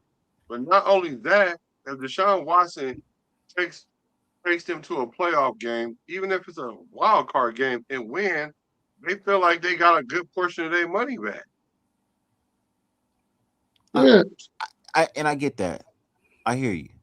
But I'm just saying, if I'm at camp and if Shador Sanders is playing better than Deshaun Watson, I'm starting Shador Sanders. Now, if it's vice versa, so be it. What if it's even? Shador. No. If it's even, let me. Okay, you guys say no. You and Black say no, right? JT. No. Why would JT and Black say no? Me and Twan say yes, right? So for my yes, and then I'll let JT go, and then Twan can go, and then Black can go, or Black can go first if you want to go first. I'll go last. Because I know it's your show, so I don't mean to be disrespectful. No, I like for y'all to eat first. You lucky Twan. I know you going last. You lucky Twan. But for me, the reason why I say you go with Shador if it's even is because, like you said, it shouldn't be even. You know what I mean? Deshaun Watson should have an edge with the knowledge and experience of being in NFL already, right? So if at that point in time it's even, I'm gonna go with Shador because that tells me Shador has the same thing. He's younger, he's more youthful, he's less prone to injury. That's the other thing about Deshaun. Deshaun gets hurt these days now. You know what I mean? So I'm gonna go with and then to top it off, and I know this wasn't part of the question, And if this has anything to do with it, I'm gonna go with whatever quarterback has the better team chemistry. You know, it might be Shador because Shador was actually in the locker room last year with this team. They both were. Huh? They both were. No, Deshaun wasn't there last year. He was on the IR. He didn't even come to the games. No, not the games, but he was still in the locker room. He was still in the facility. He was removed from the facility for the whole year. He was on IR. Where was he? Where was he doing his PT? He got hurt in the preseason. Hey, thank you, brother. Have a good night. Appreciate you. He wasn't coming into the facility till the end of the year. He was not at practice every day. He was not in the facility every day. He was actually getting treatment off-site. No, but he's still with the team, though. It's not like he's not with the team. I understand, but he doesn't have the same rapport. He's not battlefield with these players. Deshaun's in the battle. Deshaun's actually taking the field with these players. So you personally feel if it came down to a battle that the team would back Shador more than they would back Watson? That's what you feel? I think they would play more for Shador. No, I'm saying no, not play more. Who would they back? I think playing more is backing. Okay. So I just want you to answer that. That's all. I just want an answer. That's my answer right there, bro. I think if they play harder for a player, that's backing him more than the other player. That's my opinion. Okay. So for me to respond to that, hold on, let me read this comment real quick before we go let Twad go. Because I know once you go, I ain't gonna need to go. Once you go, I ain't gonna need to go. Shador had a worse season than Aiden O'Connell. Statistically, yes, right? So my whole thing is you putting a whole lot of if on Shador. Like, we know that the ceiling is there. But we got to also recognize that he's in Cleveland and they got this new coach and all the shit, right? And they still got this figuring out to do. And he's not the best equipped to do that. Deshaun can do that. You know what I'm saying? Even at his worst, he can do that as long as he don't get hurt. So the thing about it is, even if they're close, well, go ahead. That's all I'm saying. That's all. No, I see what you're saying. I disagree because I had a coach who wasn't even calling certain plays for me. He was making things up as they go, and it was still working. So even against someone against me, I still was making it work. Aiden O'Connell had everything going for him, and he still was he wasn't playing bad. It's just he just had a bad team. So, I mean, I see what you're trying to say, and as a Raider fan, I want to back you, but as a realist, nah, bro. What do you mean? What do you mean?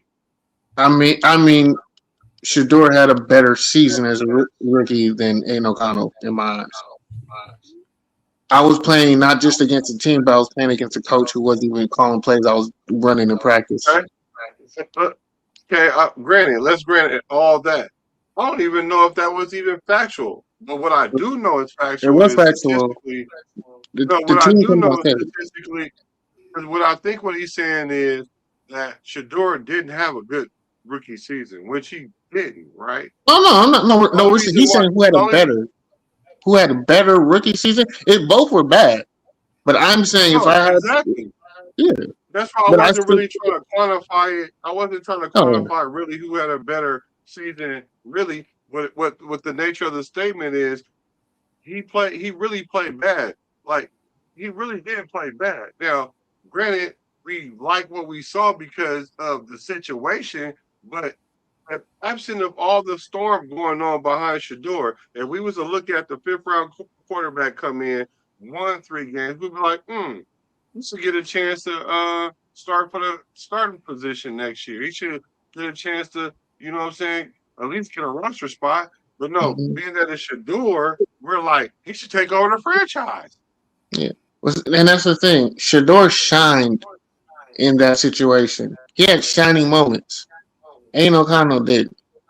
That right there alone tells you. Aiden O'Connell was not better than Shador. But the guy was saying, but his comment was saying that Aiden was better than Shador and had a better rookie season. That's why I say I disagree.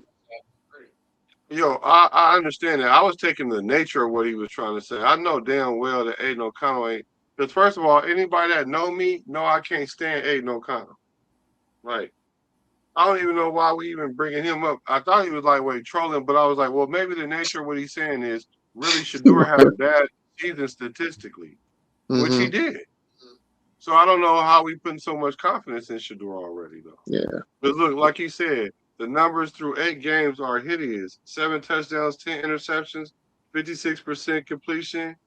Was bad for a guy that was projected to go number 1 or at least in the first round. That's a fair point.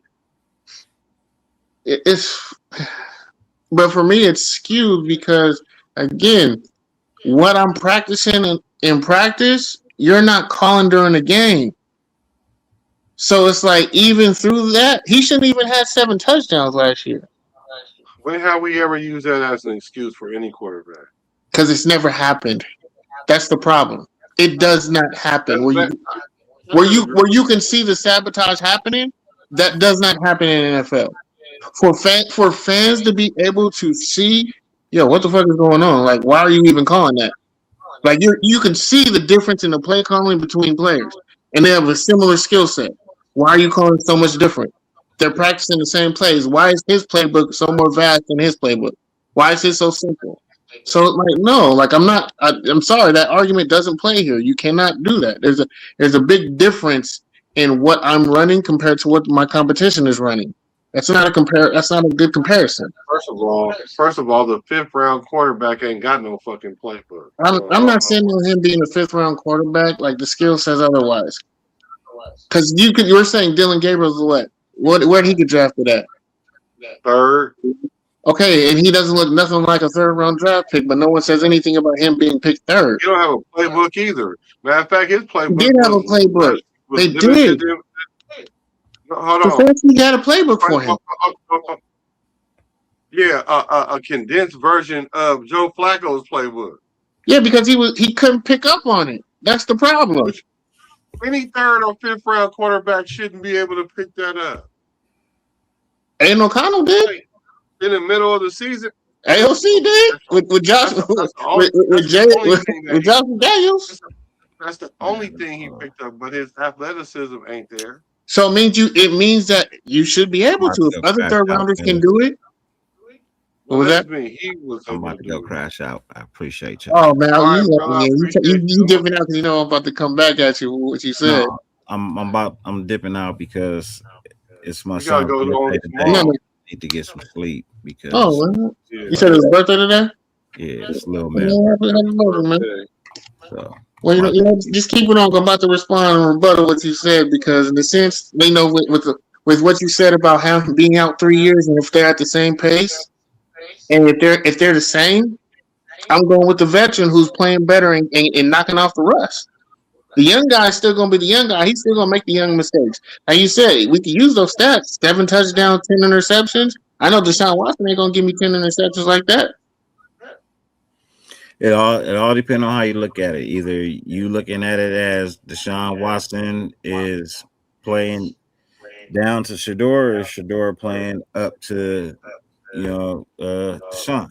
But we're basing it off of him coming off 3 years, 3 years hiatus off of all that, and he's like if everybody is saying Shador is not the starting quarterback and Blase this and Blase that, and he ain't that good. Well, if Deshaun Watson looks the exact same as Shador, it's either Shador is playing up or Deshaun is playing down. And if Deshaun is playing down, I want the guy who's playing up. But how is Deshaun playing down if he's been off for 3 years and playing bad, like you said? Because people are saying that Shador don't deserve to be a starting quarterback in the NFL. Or that he ain't that good, or he ain't the one that you're supposed to start now. So if that's the case, then that means him and who's saying that look exactly the same. The haters.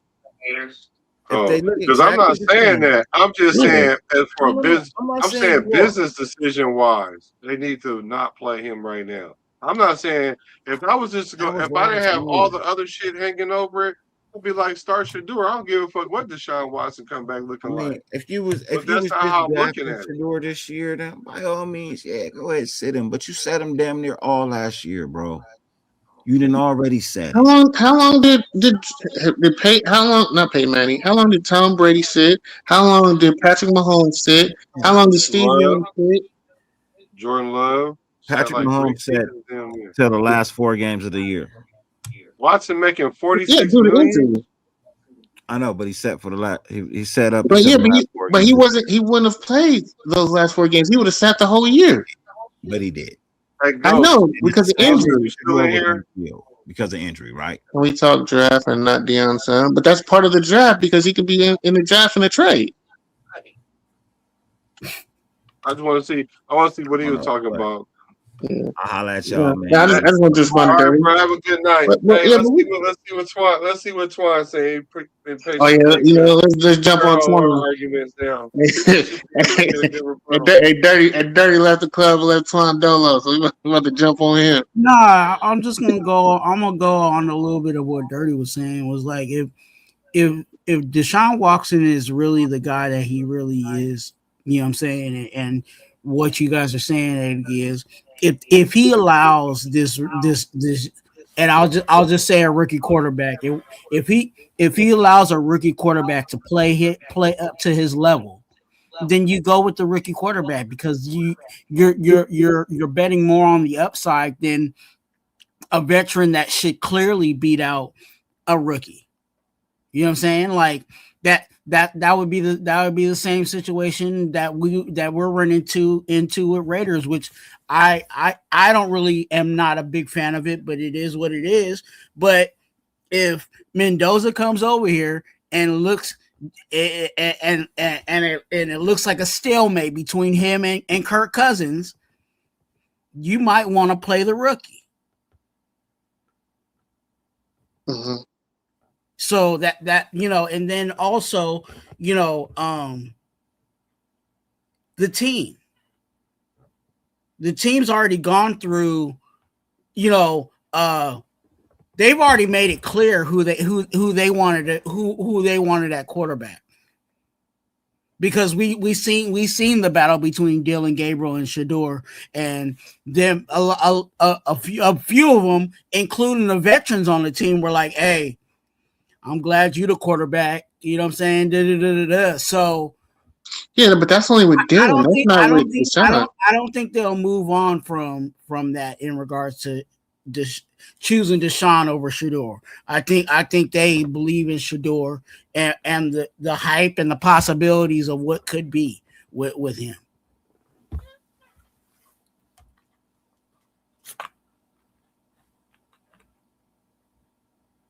You want to go, Blood? No, go ahead. Okay.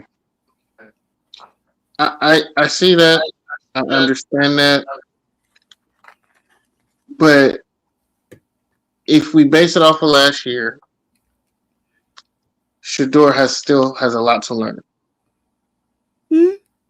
Now, do I want him to learn that on the fly where I can destroy his confidence? No, he definitely is strong-minded, strong-willed, and all that. I see that. I was about to ask you that because I'm like, I don't know. I don't know how much confidence would he lose, especially with all the stuff that he had to deal with last year, starting with what happened last year.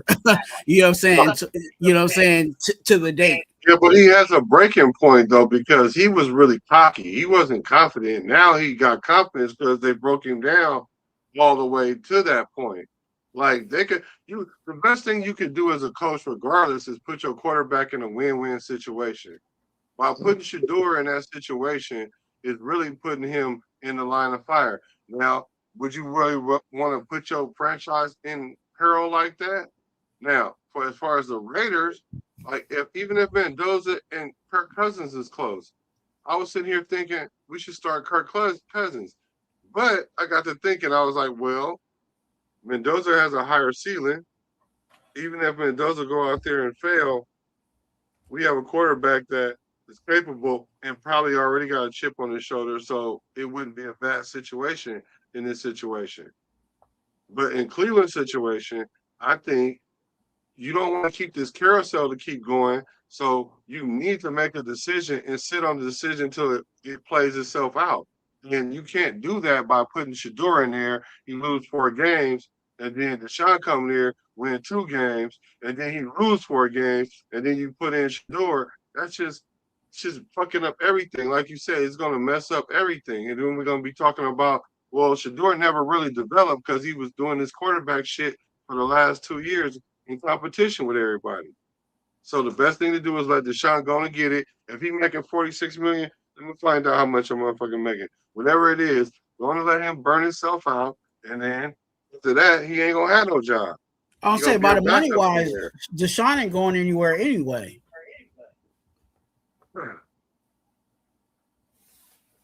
I mean, honestly, I think in a sense I'm going to see what he really has. Like you know what? This is your test year, Deshaun. Because if it has to come to it, I'm just gonna fucking cut you and bite the bullet and eat the $80 million for over the next 2 seasons. And just take the cap hit. Because I'd rather take the cap hit than have turmoil in my locker room by having you in here and having that held over Shador's head. Well, it's not really turmoil anyway, because again, he hasn't been around like that. You know what I'm saying? It's not like he's been, doing a presidential campaign like the other quarterbacks in that locker room. Yeah, he really didn't have to, because it spoke for itself. The game spoke for itself. He really didn't have to do much against Dylan fucking Gabriel.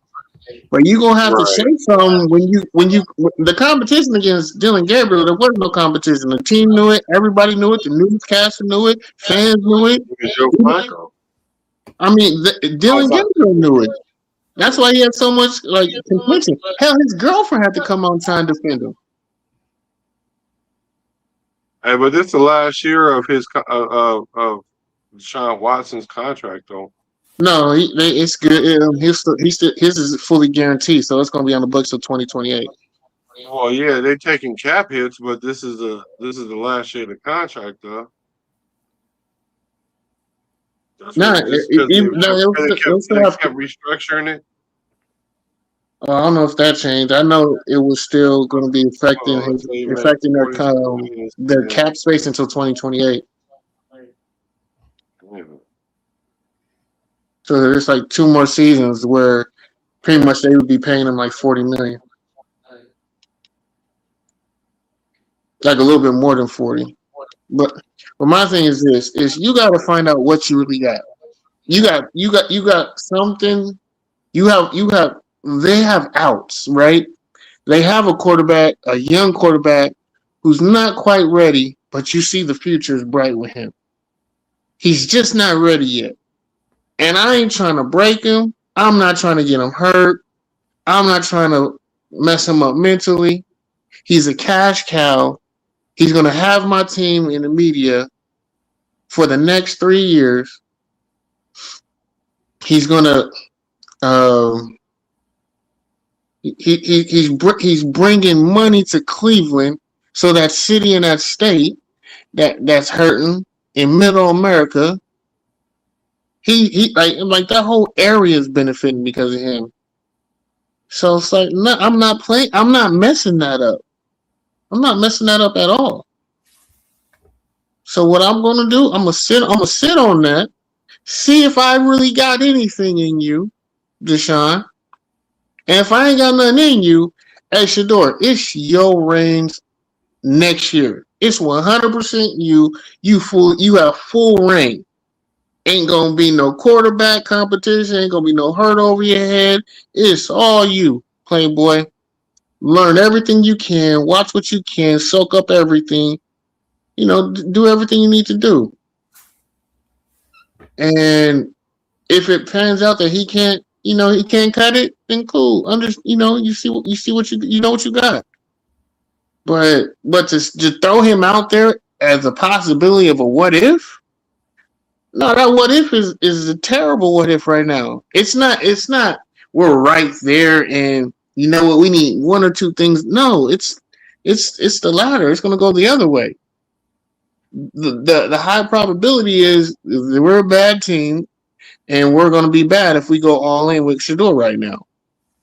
So I'm not gonna mess that up right now.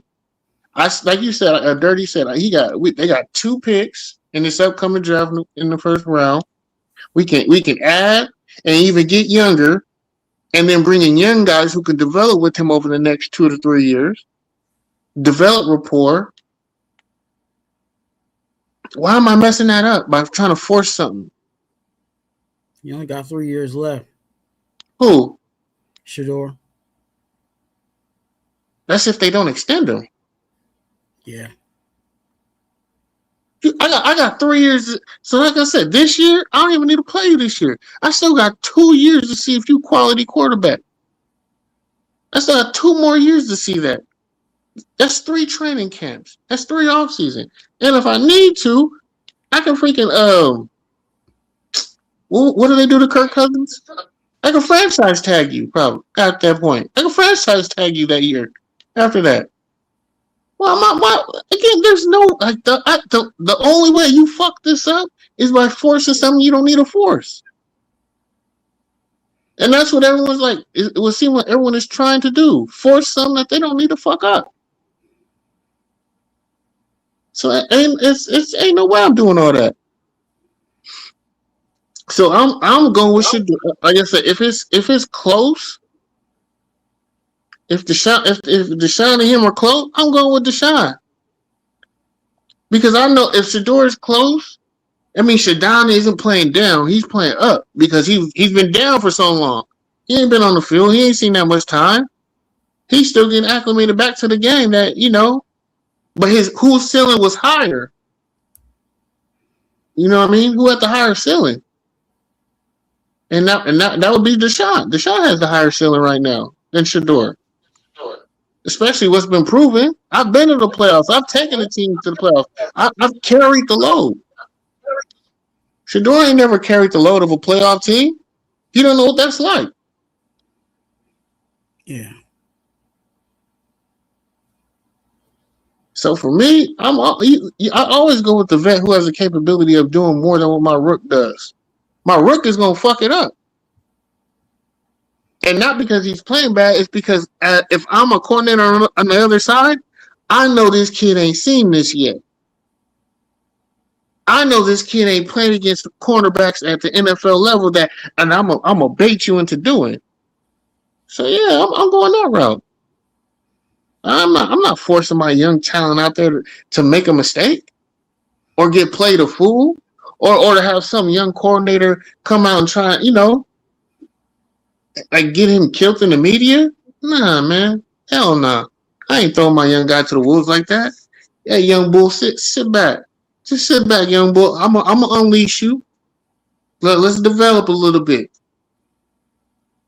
Let me learn you a little bit. Let me understand you. Let me get a playbook. Let me get my players in. Let me get your staff ready. So when we full go, and we 100%, and we all in. Right now we ain't all in. We can't do what Philly be doing. We can't. We ain't ready to do what Seattle did and go all in. We almost there, but let's complete the job first. Let's not half-ass it. Let's not try to rush it. And that's the problem with a lot of NFL teams. They trying to rush it, and they're almost there, but they're not. Like Dallas is like always almost there. They're rushing shit. They're like 3 pieces away. But is Jerry Jones gonna do the right thing and just add those 3 pieces before they go full? They're not.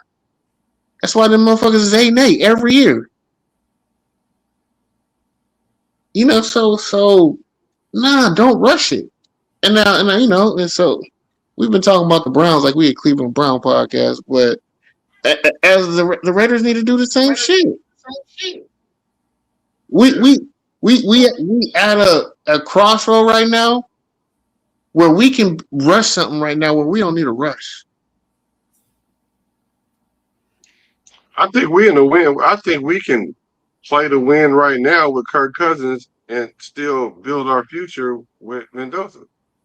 Kirk Cousins is if you're trying to win fantasy, yes. Nah, I ain't talking about fantasy. But that's what Kirk Cousins is. Kirk Cousins is not a Super Bowl. He's not a Super Bowl quarterback. He's not. He's a fantasy quarterback. because he plays well in the regular season. That boy ain't no playoff quarterback. Because when it comes time to stepping up and playing big when it matters, that boy don't step up. But he gonna get you stats. He gonna fill that stat sheet up. But when it comes down to winning, he ain't never done it anywhere he's been. So when everyone says we almost, no, we're fucking not. Cut the noise, man. This dude's a fantasy quarterback. He's gonna light it up. How many games can we win with him? How many games can we win with Kurt? 7 or 8. The team gonna be better. Don't get me wrong, the team gonna be better. But to sit here and say we in a win now, where we in playoff capabilities and caliber. Now, can we win 10 games? I say, yeah, we can win 10 games. If injury happens and things fall into our lap, yeah, we can. I say the ceiling this year can be a 10-win season. But when it gets to playoffs, do we have playoff caliber roster right now? Some areas, yes. But a full squad and a full team? No. But, like I said, can this team I'm more optimistic this year than a lot of people were the last couple of years, and I don't see the fuck why motherfuckers ain't more optimistic this year.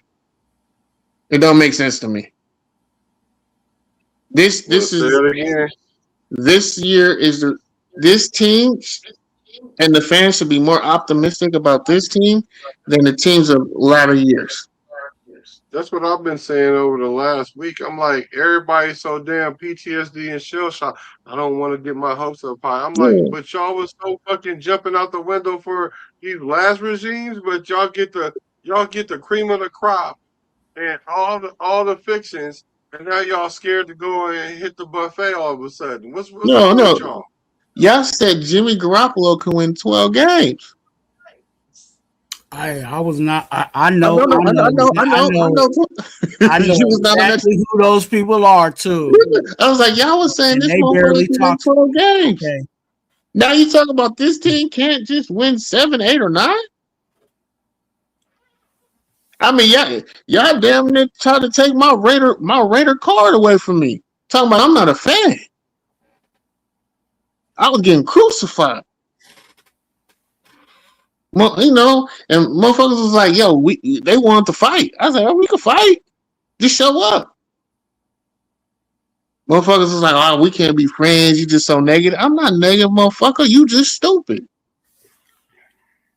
Like, I understand being a fan and being optimistic, but that's how you're looking at it is just stupidity. You setting yourself up for frustration, depression, heartache.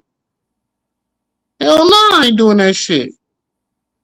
But this team ceiling 10, and if the season really falls and injuries happen to certain teams, it could win 11 games. This team can possibly win 11 games with the schedule on hand. Depending on where we play teams at. What is but for me, I see overall, I see them 7. I say the over under is 6.5. 6.5. I kind of counted 7 games, 7 wins, so I was taking the over at 6.5.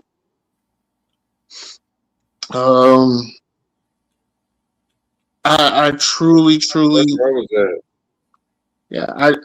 in this draft, I do not want us to draft Fernando Mendoza. And if I'm Fernando Mendoza, I do not want to get drafted by the Raiders. I'd rather get drafted by the Miami Dolphins if I was him.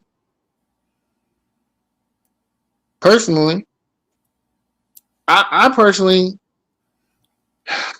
and I know people are like, why don't I want to draft him? Why I don't want to draft him is because he's not a leader. He's not a face. They want him to be a face. They're trying to make him a face. He's not the face. He was not the face at Indiana. He was not the face at Cal. He wasn't even the face of his high school team. His younger brother outshined him in high school. They would talk about him. Hey, the next Mendoza that's coming, that's what they were talking about in high school. Not him. This guy is not elite. Now, can he put a team that needs a quarterback over the top? Absolutely. He's ready. Yes, he can do that. But we're not a team that's ready to win now. We're not a team that's just a quarterback away. He's an older guy. He's not going to make mistakes. He's not stupid. He's not smart. He's not going to force things. He has an arm that can make all the throws, but he doesn't have an amazing arm. But he can make all the throws. He's going to learn the offense. He's not going to make stupid decisions, but he's not going to make dynamic plays that he needs to do to win games. And when he's put in that position, he loses. Does it? When he's put in a position where it depends on him to win a game, he does not win those games. And if That's you not want to true. I say just saw him do it. I just seen him do it in the playoffs more than he one ran game. the ball, he didn't do it with his arm. He had to run. I'm not talking about that. I'm not even talking about that play. I'm not even talking about that play. But see, it's easy to hang your hat on that play. No, what game then? What game? We can even take that game before he even made that play. Let's talk about all the third down throws that he had to make. He made a lot of third down throws. So when you say that when they need him to make the play, he don't make the play. He on third down, he threw like 3 first downs on third down, like for sure.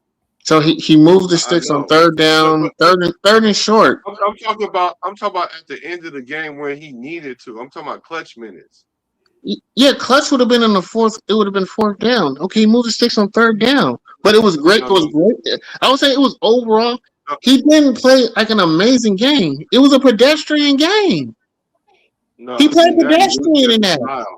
Now you're looking at the style. I'm not looking at the style. I'm looking at the course of the game. Because the numbers are there. The numbers are there. They got outplayed by Miami. Miami outplayed them. Okay. Did we watch the same game? Did we watch the same game? Yeah, Miami outplayed them. But they made mistakes. But they made mistakes. You can still outplay a team and make mistakes and lose. You can do that though, right, Black? You can outplay a team, but make majority mistakes and lose a game. You can't outplay a team and lose because you did some stupid shit. By turnovers and not capitalizing on the opportunities. You're not outplaying a team then if you're playing good on this level, but then you give up the cookies on this level. You're not outplaying them. You're hustling backwards. What? That's hustling backwards. It's like playing good for 3 quarters and then get beat up in the fourth quarter and be like, well, we was beating their ass all game. Like, yeah, but when it counted, you didn't, because that's what it's all about, keeping the game close enough where even if you're not high-powered octane team or whatever, you just going to stay the course and you're going to win with consistency. That's what fucking Alabama do, except for they do it at a level so high that they just avalanche teams. They used to, but I'm not. I can't go with that because he made plays and the numbers back that up. He made plays. It wasn't everything he did was conducive off of other people stepping up and making plays for him. Outside of the run where he stepped up and made that play, that was really it. He didn't light it up as the Heisman, runaway Heisman. He didn't even look like the best player on the field, like he was supposed to be. That's crazy. He threw for 186 yards. That's crazy. You can go through the whole playoffs, play all the top teams in the nation. All these teams outplaying you, but for some reason you get 9-10 touchdowns, no turnovers. God forbid you throw for 150 for a game. But the other games, he was throwing more touchdowns and he was throwing motherfucking what was it? He had more touchdowns than what was the stat? Damn it! Yeah, when you're that much better than the other team that they were playing, I give you that. in the Big Ten championship and all that. Yeah, I understand. I saw what he was doing, but he had a team. He had a full team of men against more touchdowns than incompletions. Yeah. Okay. Yes, Come and on, man. that's a feat. I'll acknowledge that. That's hard to do. That's extraordinarily hard. It's extraordinarily hard, yes. But it's also extraordinarily rare for your team to be older than some NFL teams. The average age of his team was older than like the Cleveland Panthers and other teams. So that's the blueprint now. Well, when you're 25 and you're playing against 18 and 19-year-olds, yes, that's a big difference. Now everybody other teams is 19 and 18. Miami have 4 guys. Miami have 4 guys, like 3 freshmen that were 18. Bro, but that matters though, Black. You know that. Now we're putting it on that now. So the blueprint is we'll get you an old team now. That's been a blueprint the last 3 years in the NCAA. Is get an older team. Look at basketball. A team full of seniors is what's winning. Hey, them young Kentucky teams. Not 5. Yes, when you're an adult, you're an adult and you're playing teenagers. It matters, Black. Decisions matters. Experience matters, dude. That's an excuse. Come on, that's an excuse. Were they eligible to play, man? Come on, damn it. Let's not do this, man. They have 6 or 7 years. Let's not. That sounds like we scraping the bottom of the excuse. No. That's what. No, I'm a college guy. Indiana had 5 guys that's been in college for 6 years, 7 years.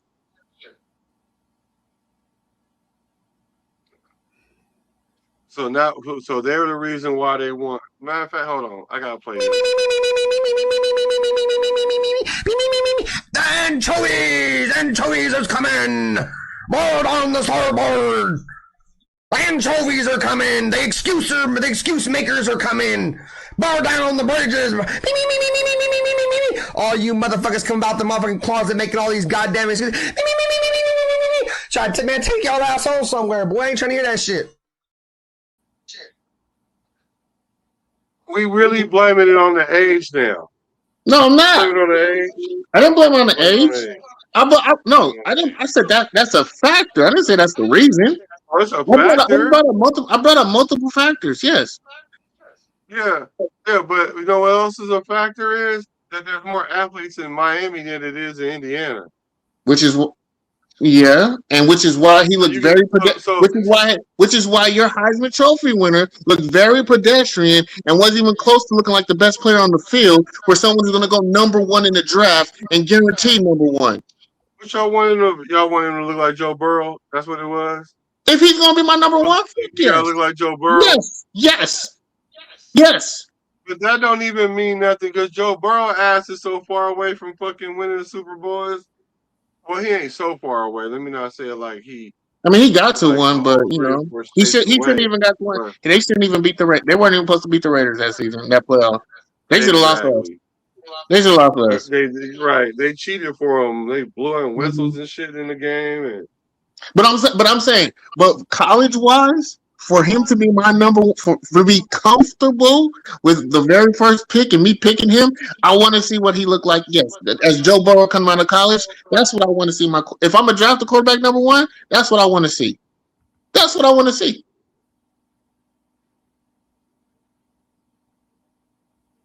But I'm not.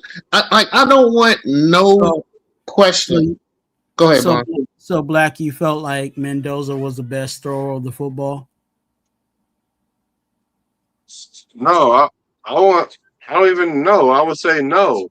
But at the end of the day, I don't need that. That's not what determines if you're going to fucking be successful at the highest degree or win multiple times. That's not what determines it. The best thrower of the ball.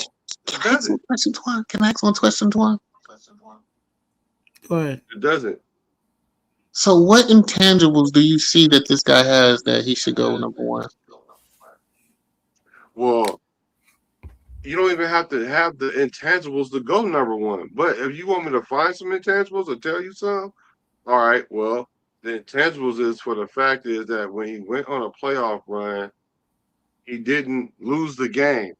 Okay, he didn't lose the game for them. And when they needed him to step up, he stepped up. He made a one of the historic college plays in college history. People are going to remember that play. Sorry. Whether it was pedestrian or not, that was balls on the table. So the intangible, the thing that makes a champion isn't how well he throws the ball. It ain't even how well he fucking studies. It's really how much heart he got, how much he commits to a process, how much he understands that winning requires everything from you. You don't have to be the best to win. Like all those things, what makes a winner, not the fact that this person has the best college season ever. This person runs the fastest 40 time. This person got the best touchdown to interception ratio. Like all that shit go out the window when you start playing grown men that's paying other grown people bills, because it takes more than that to win on a consistent level. That's why Shador can't beat out a fucking Deshaun Watson, because Shador is learning what it takes to do that. Deshaun then went to the pinnacle, then fell off, then went to fucking hell, and now he then came back to the ground. Like, how do you bet against a man that's to all that? Because he survives it, not because how good he is. Because really, in actuality, 3 years removed from the league, they doing defenses you ain't even seen. So you're not going to be up to level physically, but what's going to make you be able to maintain is your grit and your ability to endure, because you've been through so much shit. And that's the intangible. And I think that Mendoza has those intangibles. He literally maximizing on what limited skill he has. And maybe I just have an affinity for that.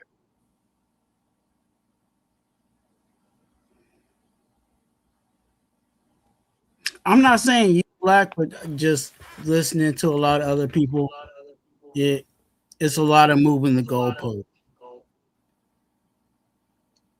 Who moving the goalpost? Is a lot of people, because there's a lot of people that have had that grilled one of the quarterbacks that we had, and now they're just like, oh my gosh, this guy's so amazing. This guy just did it. And I'm like, didn't we have that not too long ago? And y'all was complaining about it. But now all you love it and can't get enough of it and sing songs about it.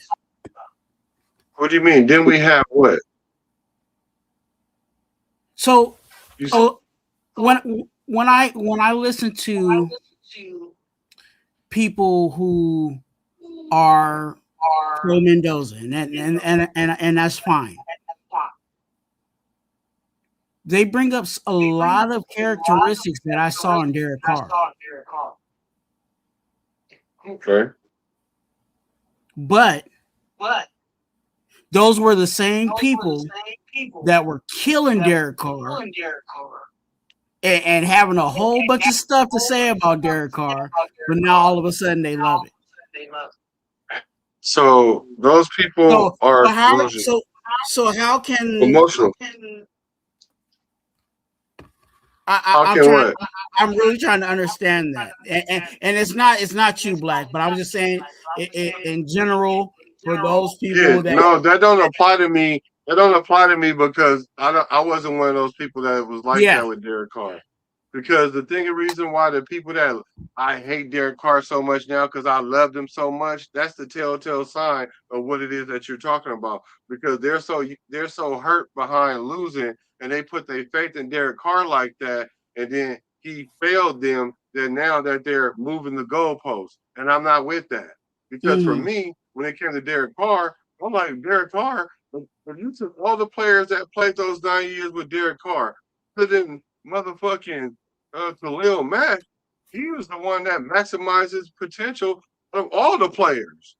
So I don't understand how we even did that to Derek Carr, how we even treat him like that. And not only that, we allowed McDaniels to come in here and do Derek Carr like that to the point that we had the nation hating him, even when we found out that this motherfucker really wasn't good for us. So even when we got rid of him, we still shitting on Derek Carr. And then got mad at Derek Carr because he went to another team. Like, what the fuck?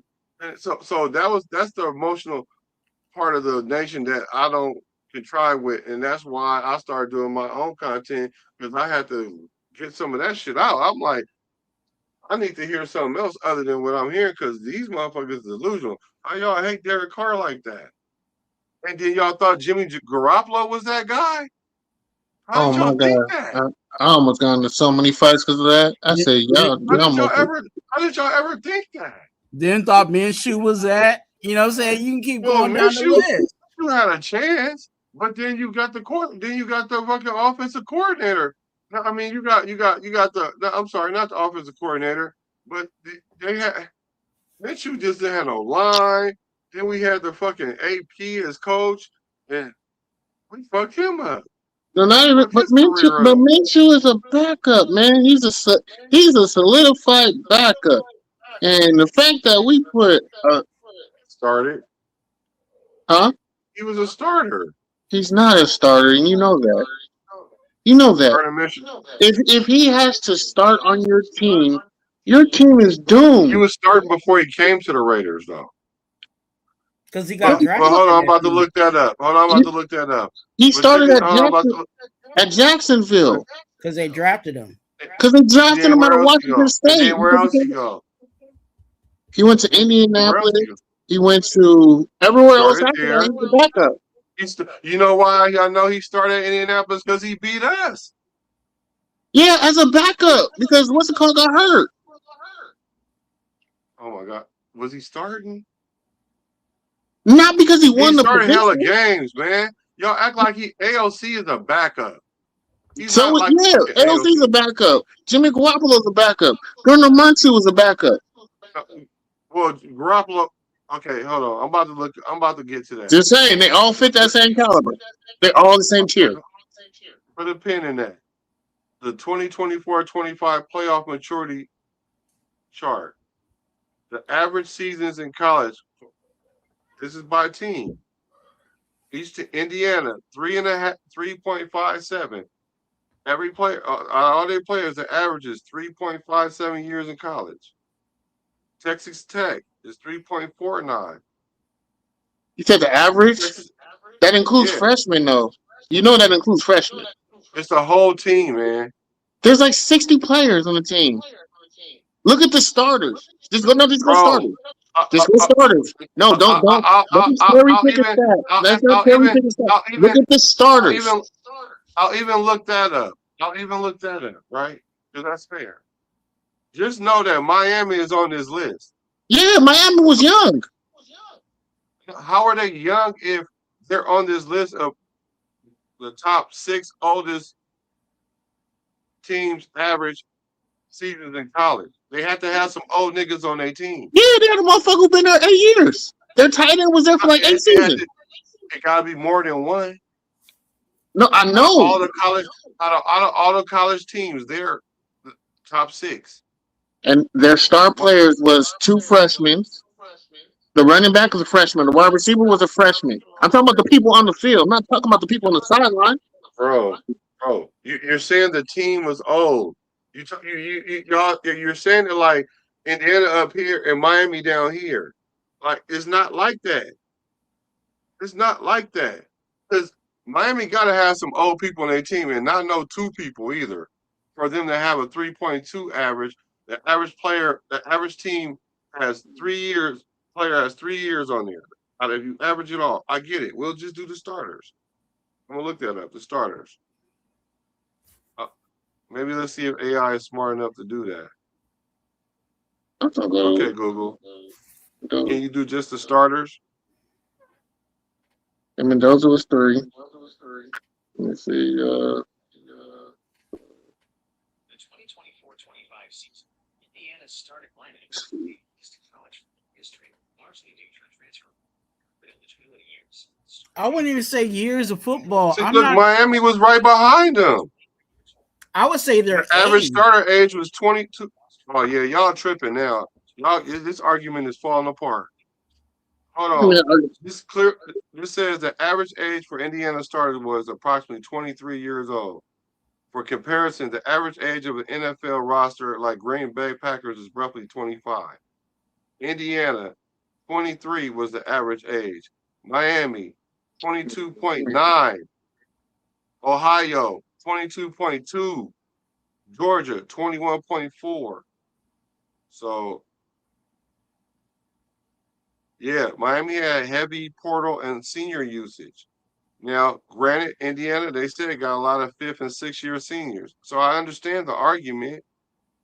But what I'm also saying to you is, yeah, you can bring all them people in, but you still got to win the game. Yeah, you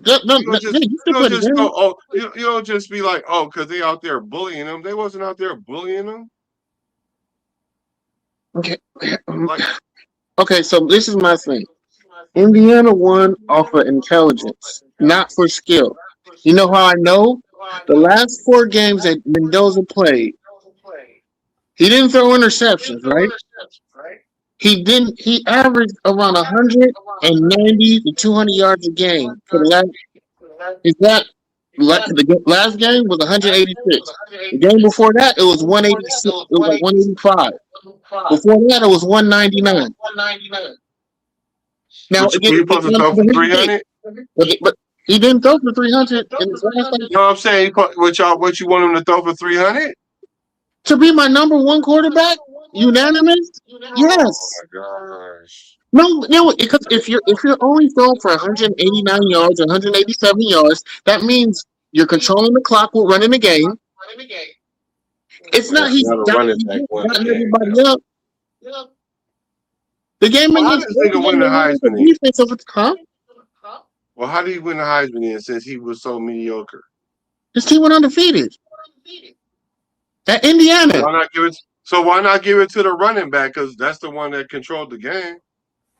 You know that. You know the reason why. You know the reason why. Oh, wait. It ain't because of stats, because this quarterback throwing for 150 yards and shit. 160 yards. I mean, no, there were some games like against my Bruins. He made himself throwing for 160 yards all the time. And honestly, I think the running back would have won the Heisman if they only had one running back, but because they did running back by committee, that kind of splits that up too. They split carries. They wide receiver. They had a dope wide receiver who should have been up for the Doak Award. I mean, they just had ballers everywhere, man. They had grown men playing. But when you saw them play against like real talented young skilled players, you saw the difference in skill gap. But the thing is that because they were so grown and mature and nothing could rattle them, when it got in the tight close game, dude, that's not even how that worked, bro. What do you mean it's not how it worked? That ain't even how that worked. What you talking about? That ain't even how that worked because you telling me maturity doesn't matter? Because even on the team, just because you got age don't mean you mature, for one. Let's start there. You got experience. Bro. Experience doesn't matter? I've been on teams where it didn't fucking matter that this motherfucker was older than this motherfucker, because this younger motherfucker might know the plays better than this older motherfucker. I don't care how many years this motherfucker been here. This motherfucker, younger person, might even just got more skills than this older person. Thank you. Older person on the team don't mean he's better. Don't mean that. No, you said it. It's because he had more skill. But when it's an even plateau, when the skill is on par, what's going to be the deciding factor? Me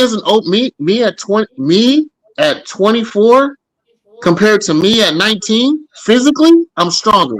Mentally, I'm more prepared. I'm saying, okay. 24 and 19, bro. Okay, so 24 to 21. That's still a 3-year gap. First of all, there were 23. Like you're trying to make them 24, close to 25 and shit. There were 23, and the rest of the fucking everybody else is 21, not 19. Like, them motherfucker, it ain't a bunch of 19-year-olds running around SEC and come on, bro. That's starting. That's college. That's college. Okay. When you graduate high school, what age are you? All right, so when you graduate high school, what age are you, Brad? So most of the players is 19 and 20. That's what you 19 and 20. And when you graduate or you're a senior, what age are you? All right, man. No. Answer the question. Don't run from it. Don't you run? I'm not running for nothing. You trying to tell me that that college football is predominantly with 19 and 20-year-olds, although there's 21, 22, and 23-year-olds playing. No, there are, but I'm saying Indiana's team was majority seniors, juniors, or super seniors. And what age was they? Majority of the ones that played. It said 23. It says 23. The average age. It said the average age, meaning they were taking the percent. That's what you said. The average age of the starters was 23, right? And then did it say starters or team? Starters. I looked up the starters. The number was even closer with the starters.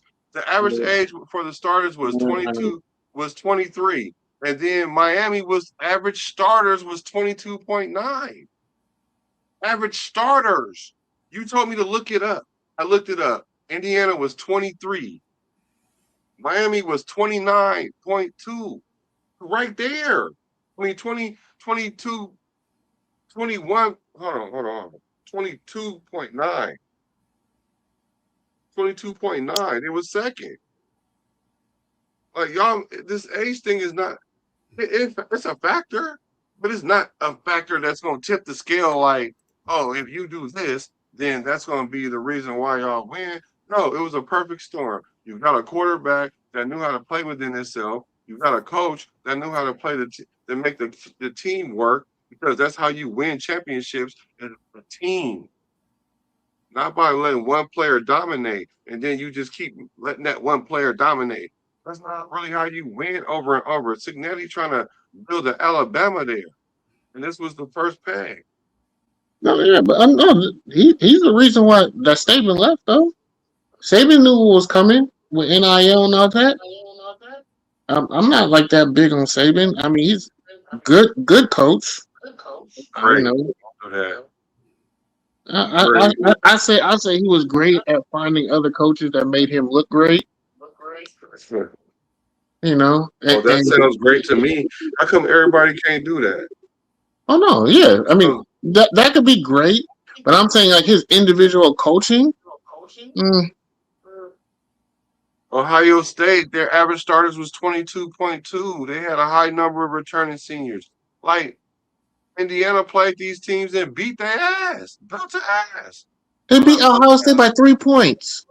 I'm not saying that's why I changed it with Ohio State. But yeah. they beat Alabama. They beat fucking they beat Miami. And granted, okay, it wasn't a big blowout, but they beat their ass. Like, they were supposed to lose that game. Who was supposed to win? Oh, no, they were favored in every game. They were favored in every game. Well, they were supposed to be favored if they was undefeated and all the shit, but everybody knew Miami was. I just said Miami outplayed them. Yeah, but they made a mistake. Their quarterback made a mistake, threw an interception, had a turnover. They had bad penalties. Like, watch the whole game. They did. That's part of the game. I know, and Miami outplayed them, but they just made mistakes that cost them the game. Well, you're not outplaying them. You're not outplaying them. How is that not out? If you're outplaying them and you make a mistake to where you don't get points and then they get points. Well, we got a different definition of outplaying. Okay, so if I only lose by 5 points, y'all can run 8 great plays, and then if you get 2 plays that's gonna fuck it all up, we're not outplaying nobody. No, I can run 8 great plays and then have a turnover that cost me the game. Yeah, you didn't outplay us. You didn't outplay nobody. You played yourself. You made them. Yeah, you made a mistake. So it's more you lost the game than they won the game, right? You lost the game more than they won. Can you say like that? the other team took it. So can teams lose a game more than the other team won? It happens. Okay, then. So they lost the game more than Indiana won the game. That's not what happened with Miami. Miami got beat. It ain't like they lost because Indiana just accidentally found their way into the victory lane. That ain't what the fuck happened. Yeah, Indiana didn't make mistakes. They were clean. They played like a team of men. That's how you win championships. Yeah, I'm not denying that, but to sit here and say that they outplayed them is not true. They got outplayed. So if you don't when I watch the game, if you don't make mistakes, if you don't make mistakes, you play clean, you don't turn over the ball, you make the plays when you have to, and you make the big clutch play at the end of the game, and you telling me somebody else outplayed you, but they made a mistake? Yeah, I can tell you why. Because if I watch that game, I'd rather draft the players from Miami before I draft the players from Indiana. That's why. And you'll be drafting a loser. Why? Because you're going on optics. No, it's just Miami had an overall better team. They didn't have the better players. They had the better team. The team went. The team didn't win. The best team didn't win the national championship. So okay, let me ask you this. All right, can you answer that? Did the best team win the national championship? The best team? Yes, the team won. I said that. They were a better team. So Indiana was better than Miami, right? As a team, yes. They were better coached. They were better prepared. Okay, yeah.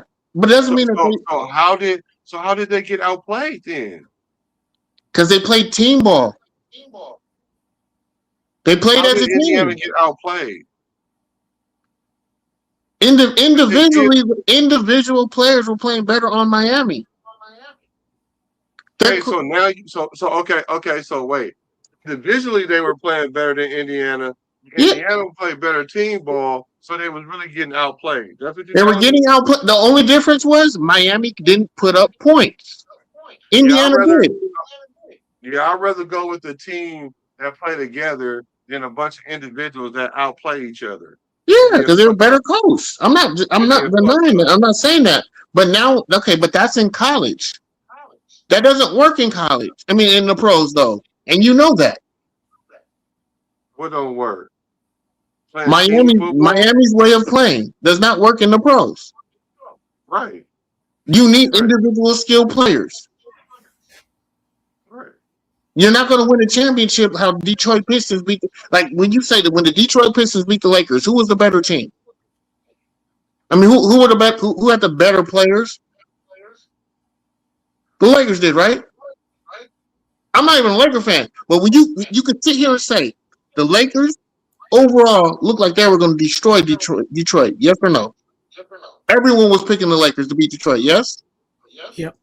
Well, they were, but I don't gauge it on and what happened? But what happened?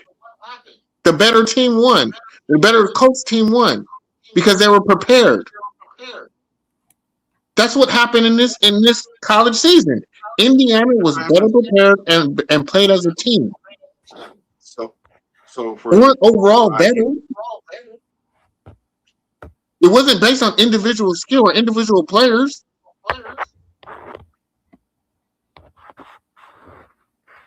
I don't get it though. I don't care if you're trying to fight. You're fighting because you want. It's nothing to fight. It just don't make sense. They can have better stats. They can have better stats, but lose on the scoreboard. Yes, you can because you're not a better team. But you're gonna walk in the locker room and be like, "Yeah, we really outplayed them." Like, get the fuck. Yes, Kobe Bryant and Shaq outplayed the Pistons. But guess what? You still need the other players to step up and win a game. Shaq and Kobe can't do it by themselves. We outplayed them, but we lost. Didn't Shaq and Kobe outplay Detroit? No, obviously not. They did. Just because so they won? No, they lost because a team played as a team, and there were still three other players. Yes. 2 guys can't beat 5. So you can't outplay them. I don't give a fuck how great these 2 niggas played. You can't if you can't beat the whole team by yourself. If y'all two niggas can't beat 5, cool. And Fernando Mendoza's accolades. Yeah, but the thing is, you're drafting Fernando Mendoza off of team accolades, not his personal accolades. Oh That's my problem. Y'all, you just got a problem with him. Yeah, because he's not good enough. With him. He's not good enough. You got a problem with him. Because he's not good enough. And my argument shows that. And he better. Your argument don't show that. It does. Know that. What do you mean? You can go through the last. Because then I can say the same thing about fucking Shedeur and Cam Ward.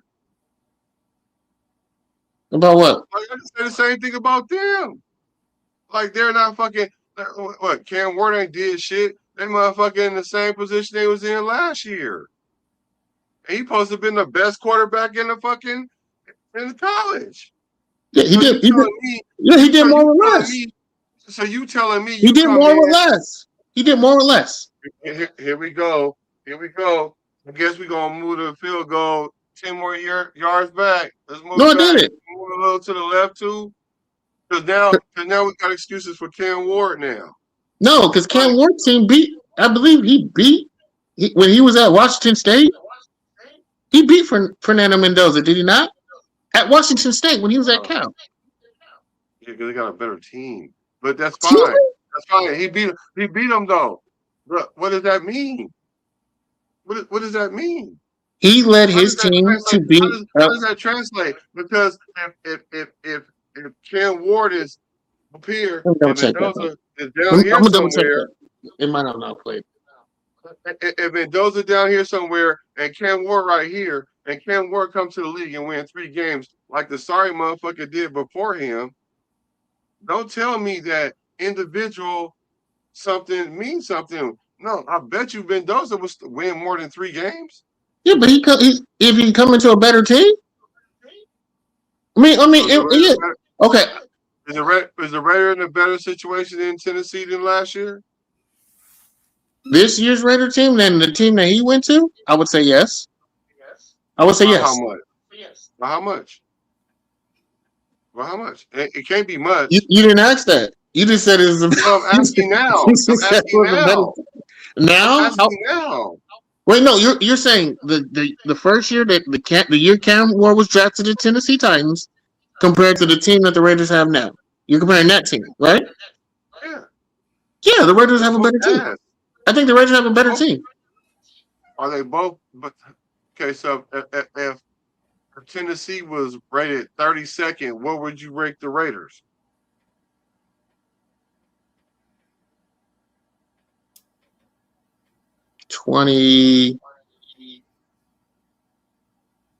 In between 24 to 28. Okay.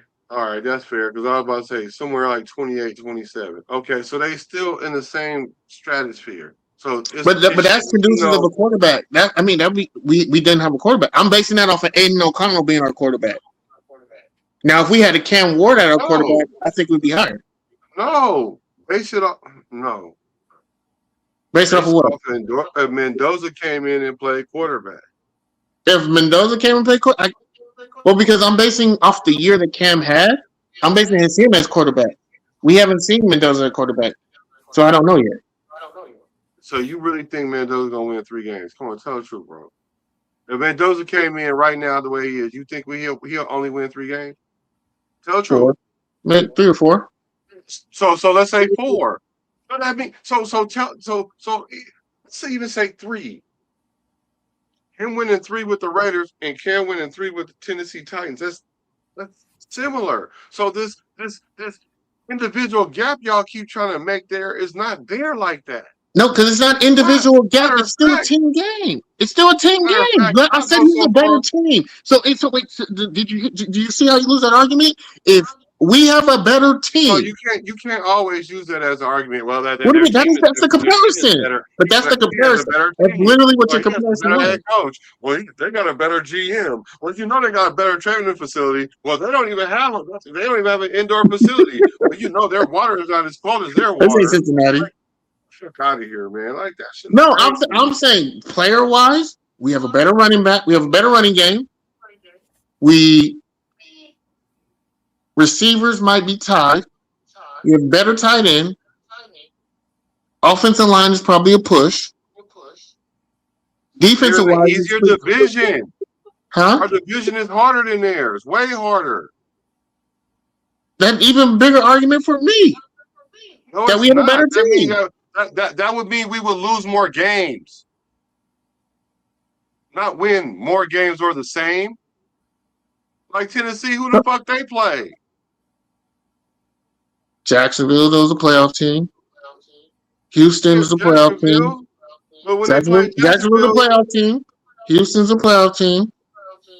Man, you talking about a fucking 7 and 8 playoff team or a 8 and 9 playoff team? No, it's still a playoff. Talking about an 8 and 9, bro. Don't sit here and act like that. Fucking Houston is a top tier playoff team because they not. They motherfucking record is 500. Were they in the playoffs? Oh my. Okay, bro. No. You can't see it. You don't have a losing record in the playoffs. They was in the playoffs. Yep, you don't have a losing record in the playoffs. Yep, they was in the playoffs. They was in the playoffs. Mm-hmm. And so was Denver. And so was Denver. So was the Chargers. So what we saying? And Kansas City is better than fucking Houston. What the fuck? Like what? I mean, if Pat Mahomes is playing, but Pat's not playing, so no, they're not. Oh my God, bro!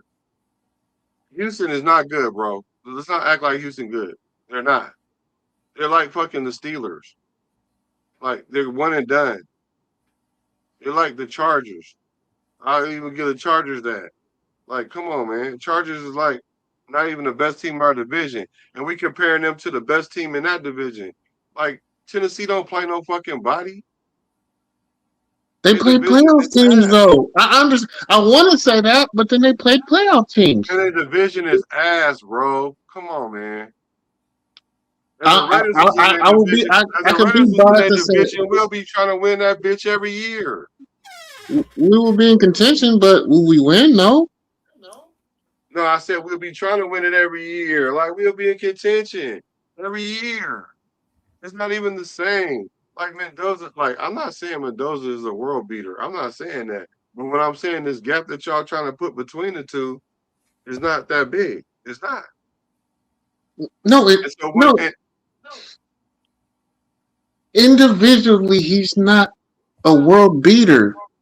But you don't need an individual player because we're not doing. We do though. That's the problem. No, the Raiders do. Yes, they do. At quarterback. At quarterback, we do. No, I'm saying for our offense. For our offense, what do we need? No. Team. That's all we've been preaching. Team. You talking about this individual player shit. We've been talking about team. Mm-hmm. We really talking about team. It's gonna take a team concept. That's why Seattle won. Because of the team concept. Yeah, and their quarterback stepped up. Not because they had this baller on their team, because they had Joe Burrow on their team. Motherfucker, they had Sam Darnold, the same nigga that looked like he was scared in the pocket all last playoffs. Now he was balling. Sam Darnold was balling. I'm not gonna hate. Last year, last year in the playoffs, that motherfucker had happy feet and could not stand himself. This year, he looked like a fucking 20-year pro, 15-year pro. That's why we have confidence. Because it was a team concept. We don't need no player that's going to come in and be the guy because he put up 300 yards. That ain't what we need.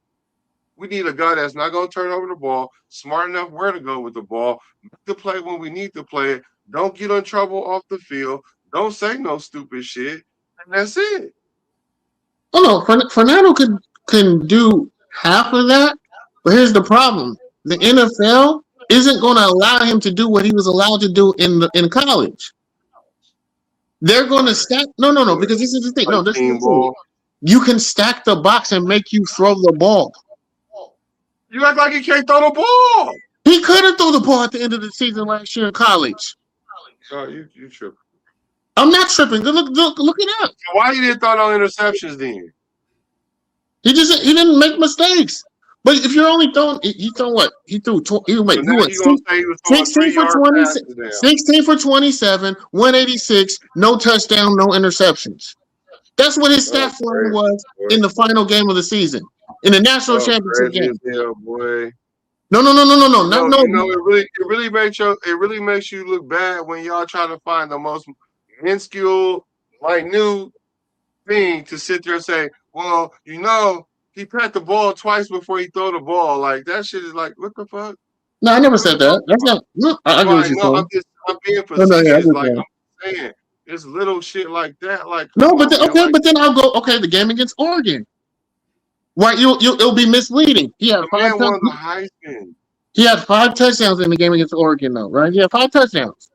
Right, that would be like, damn, he had 5 touchdowns. But then you look, 17 for 20, only 177 yards. He played with half the field because of what Oregon was doing when Oregon was turning the ball over. And so what? Why couldn't everybody stop? Why didn't everybody stop him then? Why couldn't nobody stop him? Nobody stopped him. You telling me he's not that, but then didn't nobody stop him? Nobody. No, they played a very condensed, solid game, but it wasn't based off. Indiana gonna be ass next year, bro. Sorry, what are you talking about? I mean, they're gonna be ass next year.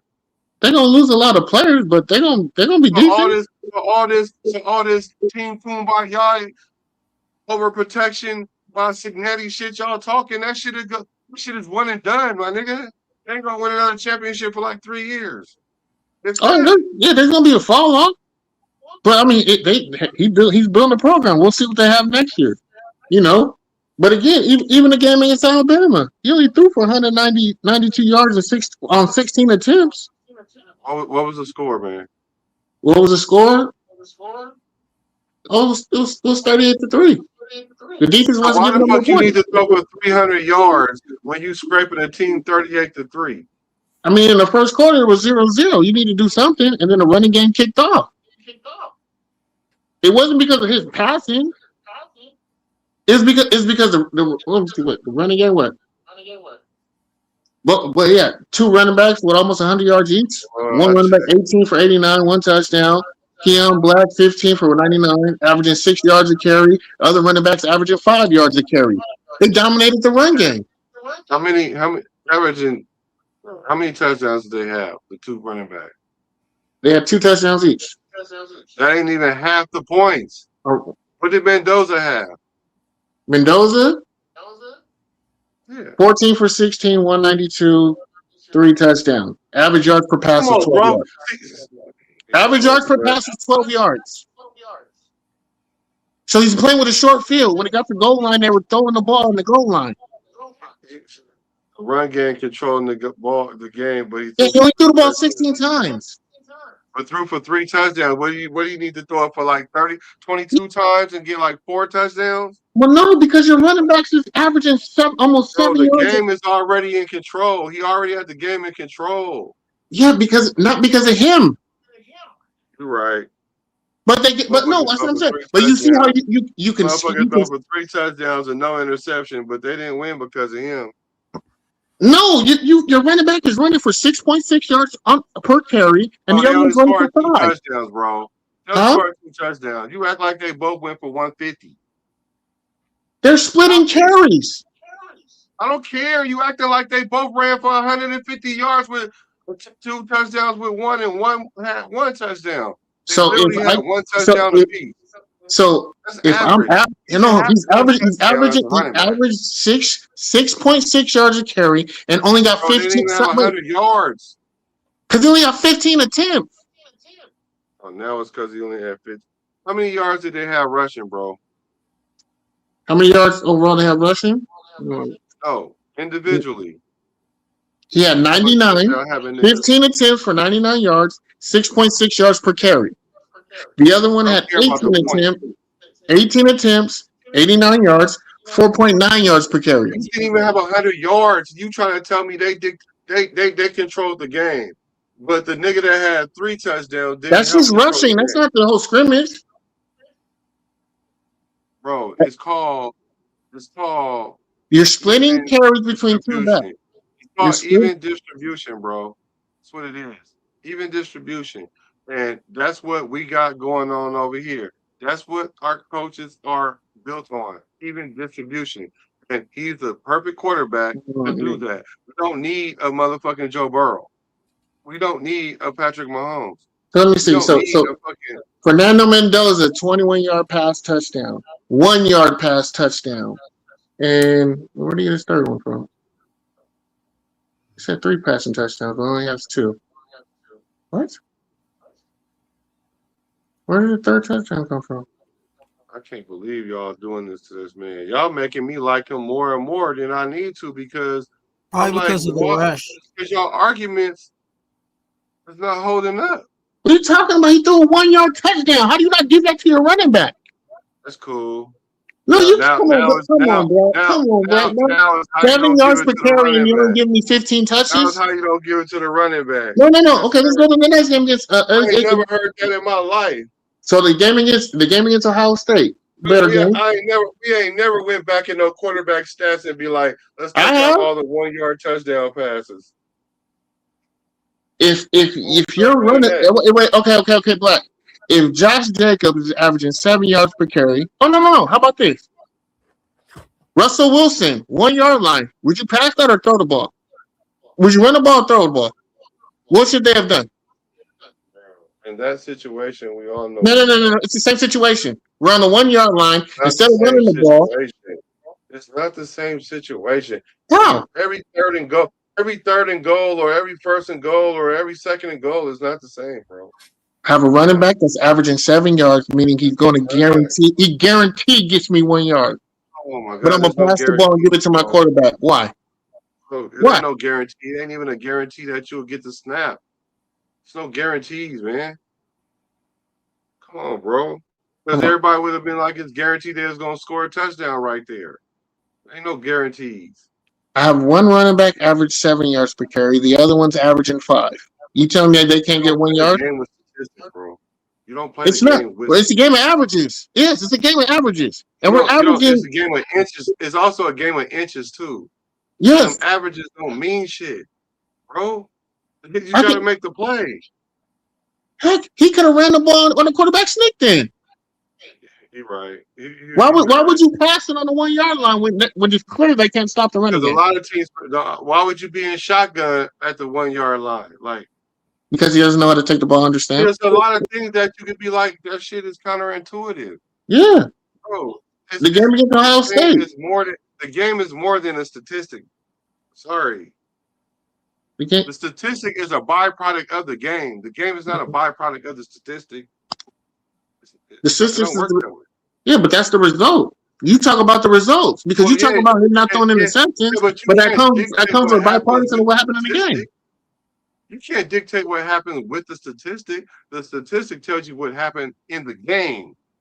Yeah, I can. Be like, well, yeah, I can. Average 6 yard carry. Well, if he averaged 7 yard carry, why don't you just give it to him 3 times in a row? He give it to him 3 times in a row, get 20 yards. That's a question you have to ask the coach. That's it. That's a question like that. Why not? Because it don't work like that. Why not?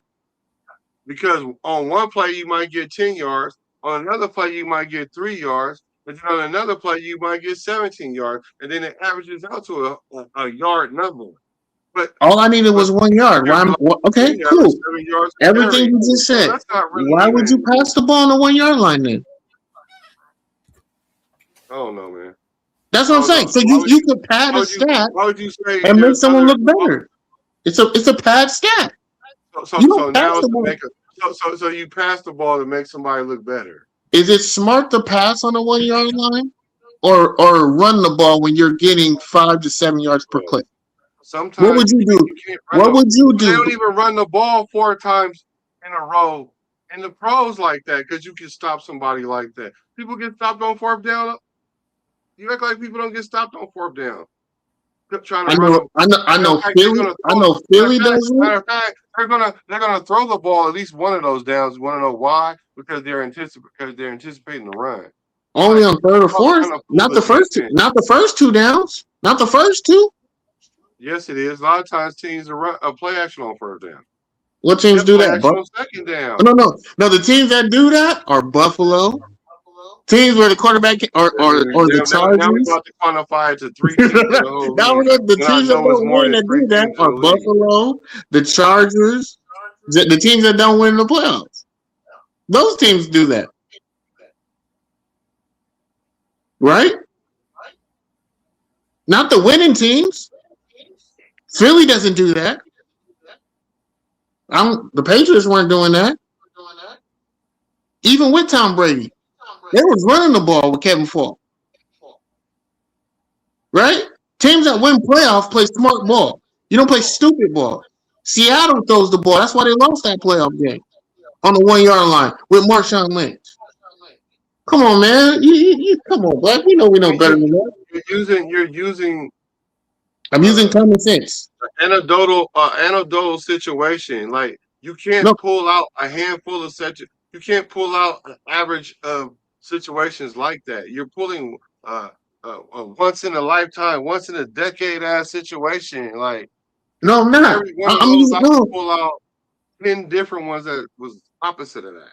Like, I'm using common sense, Black. If I got a running back that's averaging, if I have a running back that's averaging 7 yards per carry, and I'm on the 1 yard line, and I'm about to, and I need to touch the 10-yard line. And you at the 10-yard line, and your running back average 7 yards a carry. So you telling me that you should never throw it because you can just hand it off to him 2 times and he's going to score.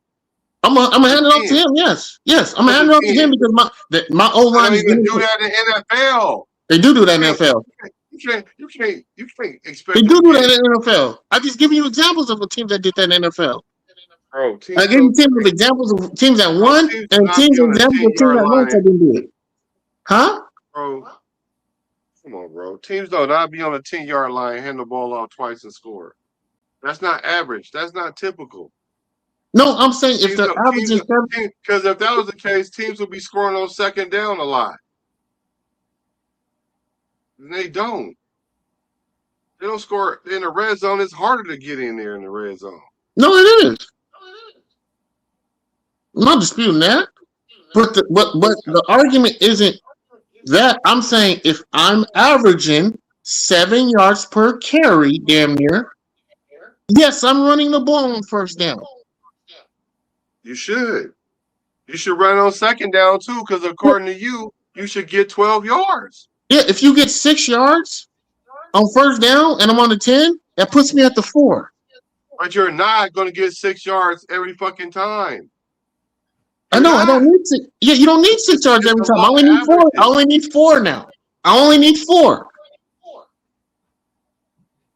You're not going to get 6 on the first one. Says who? Bro. That's what the average was. Bro, that is not the average. That's your carrying average. But that's because those are a bunch of numbers you're taking and getting the averages. That don't mean when I give you the ball, you're guaranteed to get that average. You only ran the ball 15 times. The other running back had it 18 times and was averaging 5 yards. All right. So that's 33 carries. Okay, hold on. I'm about to bust your whole shit right now. So pause. But what was his longest carry? The longest carry? Let me go back. Longest carry. Let me go back. I was at the Ohio State game. Let me go.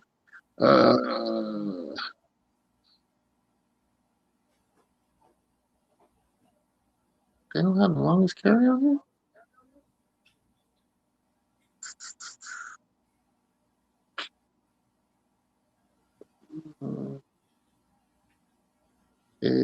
Let me go. Do they have play? It doesn't show it. Yeah, what? Sports Reference doesn't have that? Yeah. Who's the teams? That was that Alabama Indiana game. Oh yeah. Yeah.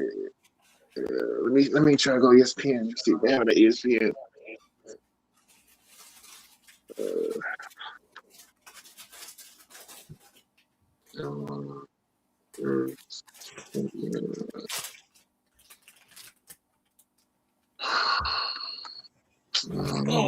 YouTube. This motherfucker Fernando threw a 21-yard touchdown. I know that. Through 21, a 1-yard touchdown. Something. It's called stat pattern. You're supposed to get out to your running back. Now he's statting his pad. Then It looked like it. He threw a 24-yard touchdown too. Okay, it was a 24-yard. That was the third one. Yeah. So look, one of the running backs had a 25-yard run, right, for a touchdown. So if you took, it's a quarter of his yards right there. That's just one running back. What about the other one? Let me get to him. I already didn't knock the first one off. A quarter of his run came off, of his yards came off one run. Like, so if you took them 25 yards and now he got 17 carries for 75 yards. It's like 4 yards a carry or some shit. Not even that. 4 yards a clip? And you only giving them what? 15 touches? No. All I'm saying is now we went from 7 yards a carry or 6 yards a carry to fucking 3.5. Like, and I only get 15 touches. And you're only giving them 15 touches because you're giving the other back 18 touches. Come on. Here go the other one. Other one, he had 18-yard run. That's a damn near. So like, yeah. So they're doing all the hard work. So yeah, they're doing all the work. Come on. How they do all the work when they had two? Because it's not one big run. You were looking for a big play and it wasn't. You mean 25 yards? Bro, you only had 99 yards. So the biggest one was 25 yards. You had 99 yards and you had a 25-yard run. Bro, you really had 75 yards the rest of the game. On 4 yards per carry. Don't act like he was controlling the game with that. No, okay. That's average.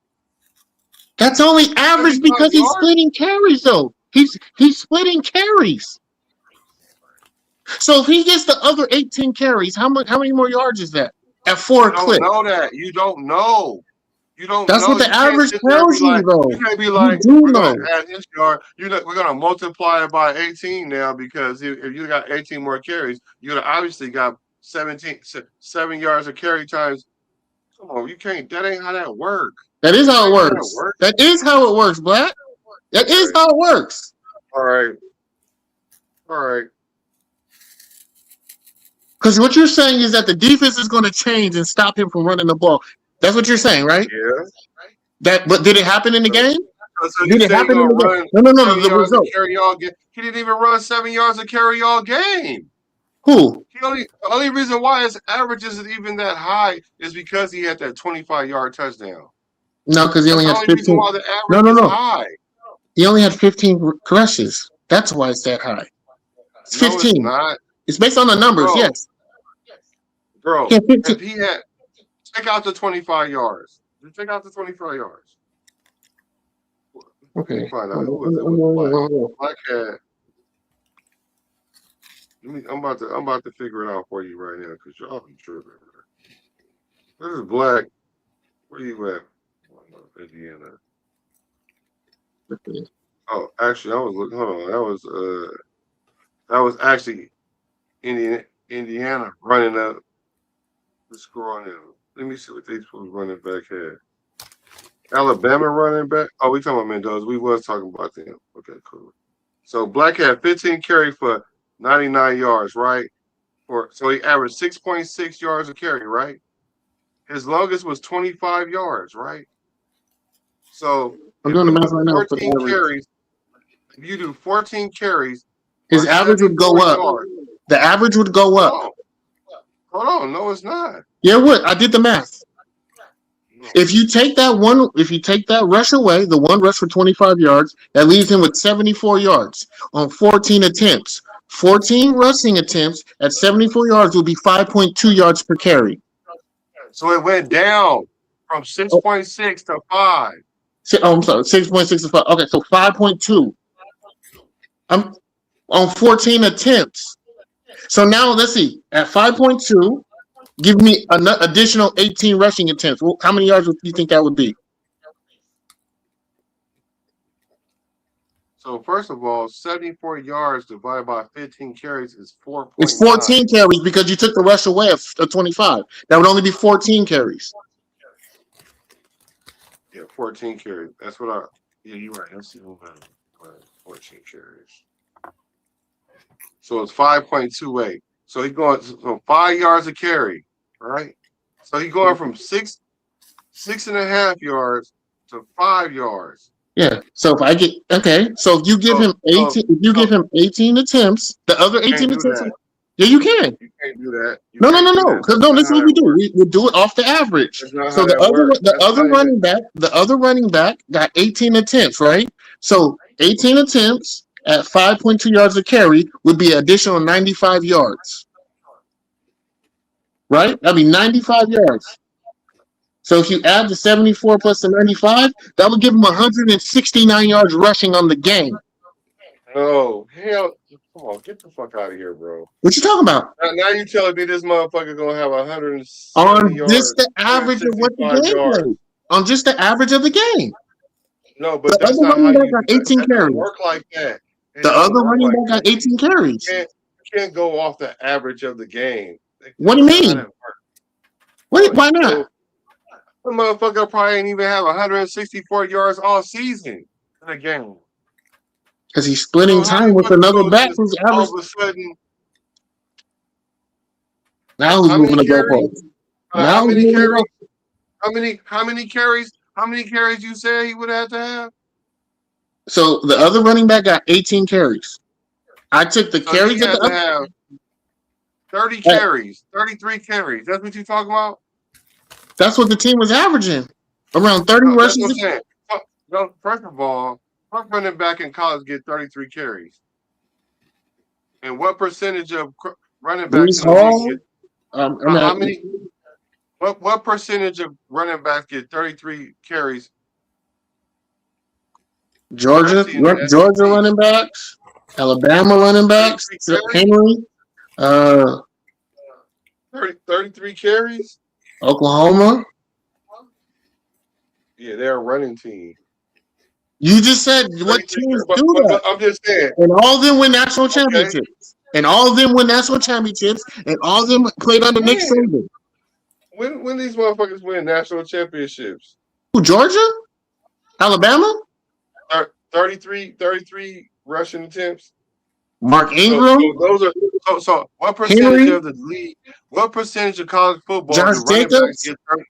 Bro, that's a handful. What percentage of running backs get 33 carries? Yeah, what percentage would you say? Leonard Fournette. I'm just thinking about the teams that won national championships. LSU with Leonard Fournette. I'm not talking about teams that win national championship. You're saying the law averages should apply to. It don't matter what school you go to. If college football got way more teams in the NFL. If I give him 33 carries, and he averaged 6 yards a carry, he should have some amount of yards. It don't matter if you had a big school or a small school. It shouldn't matter if you a national championship team or not. It should not matter. So, what percentage of running backs get 33 carries in college? In college? Yeah, in college, less than 25%. I would have to look that up. There's over like 100. There's like over 100 plus schools in college. Use your best judgment. I only know majority of D1, but not all D1. You know it's a small percentage. I'm talking, but the teams that win do. That's the thing. The small percentage of teams that do win. Most teams that win don't even run the ball 33 times with one running back. Indiana, I've given you the last 3 championships. I give you the last 3 national championship teams did. Matter of fact, you can't even never say Alabama because they don't even use one running back. You said teams that rushed 30 times. But one running back. And I gave you examples of those teams. A handful. You gave me like a handful. You said a handful. I gave you a handful. I gave you a handful. And all those were number 1 picks. But how many? That's not typical. That's not typical. It is typical for the big schools. The problem is for Alabama. We're talking about Alabama. Don't no running backs get 30 carries for Alabama, man. And you sitting here trying to tell me, or even Indiana. When was the last time Indiana had a running back that had 33 carries? Like, come on, that ain't even typical. And that's why they weren't. That's why they weren't winning. No, it's not even typical in college football. Period. I mean, schools that one running back get 30 carries a game. If a running back is getting 30 carries a game, they're winning the game, and you know that. When you averaging 5 yards, you can't argue that statistic. How many carries did Ashton Genty average per game in his college senior season?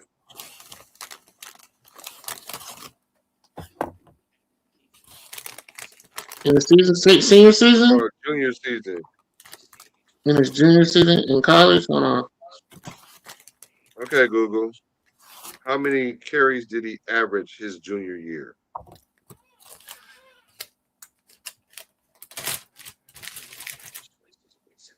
This nigga averaged 27 carries a game. That's Ashton Genty.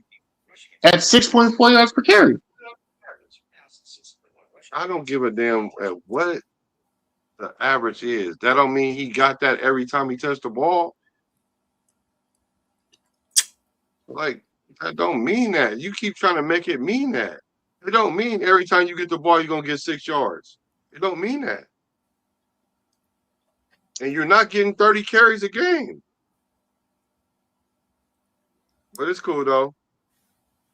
Y'all don't like my boy Mendoza. I'm probably only probably about like 80-20 on him, really. I'm only about 80-20, but that's enough for me. No, for me, it's just there's better options. He doesn't. Mendoza's like who? And building a team. Better options like who? I'm getting the kid Ruben. I'm trading back. Clearly, if I don't draft number 1, I'm getting 2 picks. I'm trading back. Who is the question? That's who you gonna get as quarterback is the question. Me as quarterback? Kirk Cousins is my quarterback. So you ain't gonna get no quarterback at all. He would be the only one I would want, but I'm not drafting number 1 out of this draft. So you're not drafting a quarterback at all? Not this draft. There's other players that are better that would fill a need that we need to fill. There's other needs that still need to be filled. There's wide receivers this draft. There's offensive tackles this draft. There's 2 defensive ends. There's 3 defensive tackles. There's 2 safeties. There's corners. Absolutely, there's more positions than quarterback that needs to be filled on this team. You need a quarterback. Cool, we need a quarterback, and we signed the quarterback. First of all, so you want to put your whole franchise on a 37-year-old quarterback that's going to be 38 in the middle of the season. That's what you want to do. And then on top of that, you don't care because even if that was to happen, then you'll be picking first again. That's how you look at it. And then you get to pick whatever players you think is like as if these people you draft are guaranteed hits. Yeah, I hear what you're saying. Okay, cool. So are you trying to win the Super Bowl this year? No, I'm trying to build a team. No. That's what you're talking about. I answered the question. I said no. No. So then, yes, you don't draft him. No, if you're not trying to play, team, though. Yeah. You don't win a championship in one season. So then, if you're trying to draft a team, you don't win no championship, and you don't win no championship by picking non-quarterbacks. I know that. I know you gotta have a quarterback. Yeah, you do. Yeah, you do. When you find the right quarterback, you find your quarterback. You don't just pick a quarterback and think that's end all be all. Because you said we need to fill a team. We need to fill a team with multiple positions. Yeah, but you start with the quarterback. You don't start with the safety. You don't start with the O tackle. Yeah, you start with the right quarterback. Especially when you already then what? Yeah, you need the right quarterback, and he's not the right quarterback for your franchise. No, that's your opinion. No. That's your opinion. That's your opinion. I'll tell you why. That's your opinion. True. Yes, it is my opinion, and I'll give you reasons for my opinion. Why? If we draft him, he has to play today. No, he's not sitting.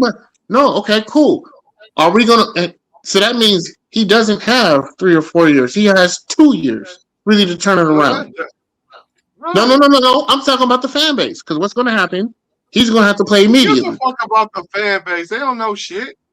Yeah, but they're going to turn on him. Nobody care about that shit. Fuck them. I wish it was. I agree, but the problem is that's going to be a problem. This is the same fan base. This is the same fan base that risked it all for McDaniels, and then had the nerve to think we was going to do something with AP. Yeah, but that's the problem. If we draft him, yeah, but if you draft him, you need to win now or within the next year. Don't. Yes, you do. You don't. Yes, you do. Listen to no damn Raider fans. Man, it's the Raider fans. This is the moves that you're making. No, it's the moves that you're making. Man, bro. The moves you made in the offseason. Raider fans are so stupid. They'll be happy if we win 4 games this year. Ain't nobody listening to them. Oh no, I would be happy if we won 4 games this year. I'll be pissed. Oh no, yes, it'd be just like the last 6 years or what it was for winning 4 games. I wouldn't be happy with it because I said we regressed. We're not a 4-win team. I said we regressed. I'll be like, I might as well start watching football. Yeah. If we can make all these moves and only win 4 games. But that's my thing. If you're making moves like that and you sign him, you're trying to play for now and not play for later because you're not getting younger. Always trying to play for right now. That's our problem. No, you don't. But that's not building correct. And that's building to be a bust. No. Sometimes you know what? We're not here yet. We're not going to be here next year. We're 3 years away. So you have to build like you're 3 years away. So that means I'm building young. You don't just I'm gonna mix them all. You ain't gotta put the man out there. That don't even make sense.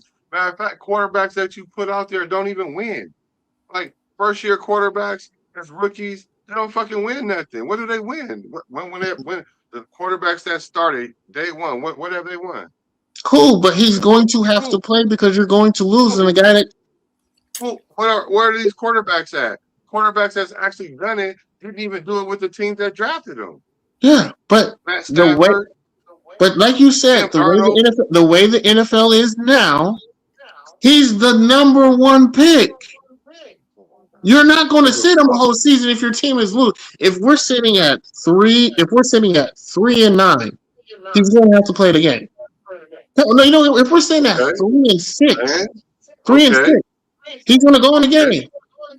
Okay, and then we're going to end up 3 and 14 probably. Get the fuck out. So you know what? If we're that bad, that don't even make no sense. So we were 3 and 6, and then we're gonna put him in the game, and he ain't gonna win no games. So, but yet you want me to believe we're supposed to start him? No, that's not what I said. I don't want to start him, which is why if I wanted him to start, I would draft him. Why get him number 1? You said why give him number 1 if he ain't starting day 1? No, a number 1 pick is a day 1 starter. That's the problem. And if I'm telling you no, I'm going to sit him and I'm going to start Kirk Cousins. Kirk Cousins go 3 and 6. Then why draft him? And then he finally comes in the game. You're going to sit there and tell me he ain't going to win no games, but yet you wanted me to start him in week 1? If he's not better than Kirk Cousins, why would he produce a better result? No, explain that. If he's not better than the guy you have now, how is he going to produce a better result? Don't ask me a question to answer my question. I'm not.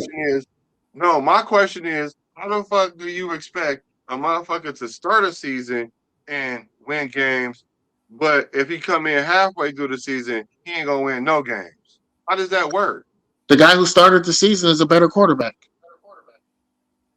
That's why he's starting the season. Whether he was a better quarterback or not, it don't matter. If you don't Backups don't win games.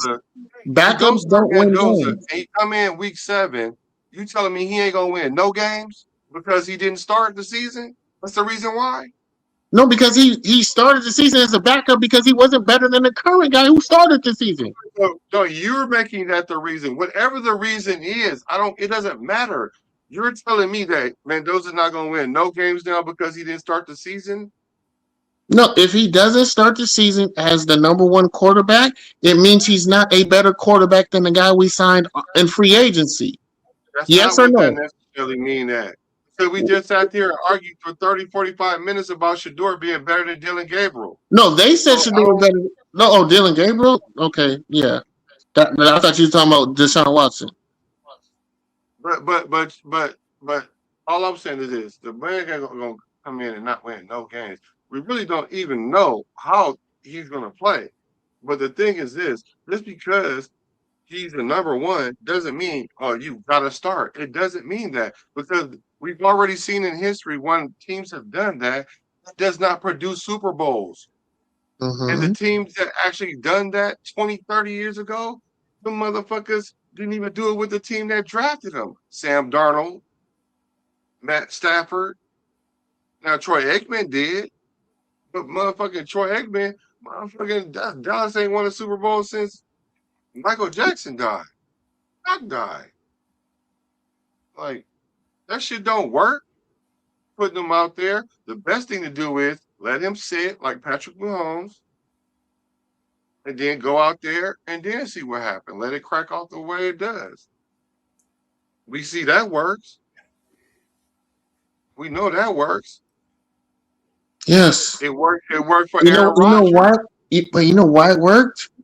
They had a functioning organization that built an organization. Yes or no? That's part of it, though. No, Black. No.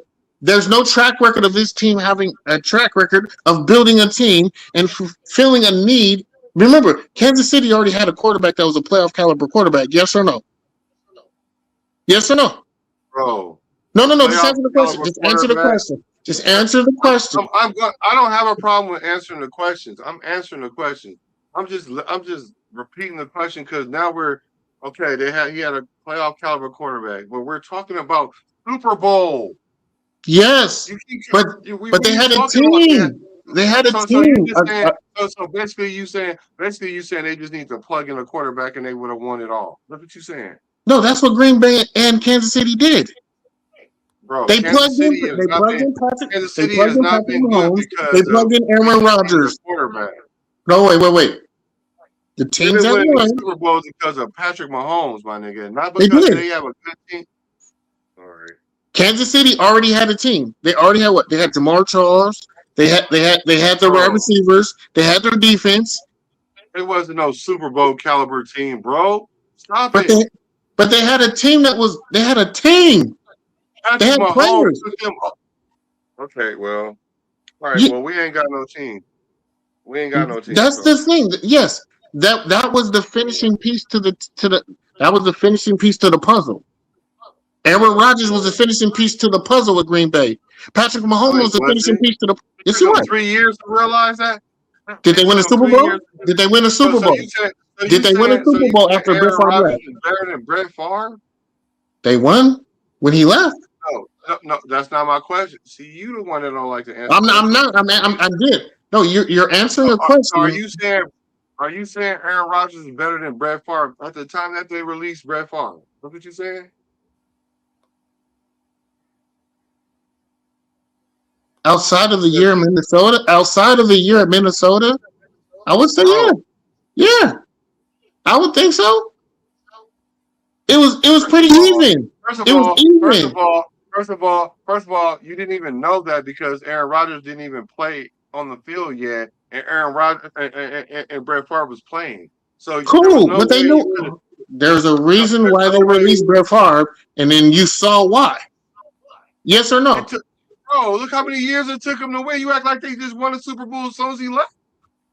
Yeah, he didn't experience because he wasn't playing. Oh my God. He was playing behind the Hall of Famer. You were saying that Green Bay was just a quarterback away, but you're telling me They were, because Brett Favre. What was Brett Favre doing? What was Brett Favre doing when he got to the playoffs? What was he doing? So what was he doing in the playoffs that cost the team? It wasn't winning the Super Bowl. That wasn't. He was making mistakes and throwing interceptions, right? They wasn't a quarterback away. They wasn't a quarterback away. They were, because they won when he left. Yeah, they weren't a Super Bowl team when he left. They weren't a Super Bowl team until how many years after he left? And they happened to just win a Super Bowl. It ain't like they were, because they ain't even got back there yet since then. They not, bro. You want to know what Super Bowl caliber teams look like? The Chiefs. And it ain't because they already got a team. Because if they had a team, then they would have been able to rally around each other and win without Patrick Mahomes. As soon as Patrick Mahomes went down, their whole season went down. You want to know why? Patrick Mahomes is one of those force multipliers. So it took him. He's one of those guys. And everybody ain't like that. But and everybody ain't like Aaron Rodgers. Aaron Rodgers, bro. Aaron Rodgers. He's still considered the best arm in the league at his age now. Yeah. But why he can't win shit then? He kind of got the Brett Favre syndrome. He's arrogant as fuck.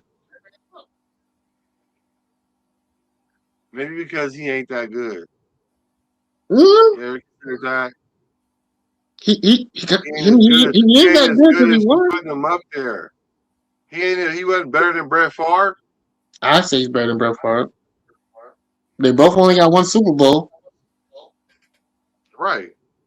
And but that ain't even really. That just makes the conversation plausible because really, it don't boil down to the Super Bowl as far as it boils down to talent. If we're gonna go talent, if it's talent, he's better than Brett Favre. It's a good argument. He has way more talent than Brett Favre. Either way, he has way more talent than Brett Favre. I don't know about that. Is he a better runner? Is he a better athlete? That's not only thing Brett Favre can do is probably throw the ball farther, and it's not even that big of a difference with the arm strength. Every other aspect, Aaron Rodgers is better than Brett Favre. It's not about the statistical shit. It's not. We're not talking statistics. I said athleticism. I'm talking about analytical shit. Like who got the better arm? Well, who got the better elusiveness? Well, bro. If you walk up to if you walk up to a player and be like, "Hey, who's the best such and such player you play with on whatever?" They're not gonna pick the motherfucker with the best stat. I promise you. Unless you say something like, "Oh, Jerry Rice or Joe Montana or some shit like that." I'm talking about.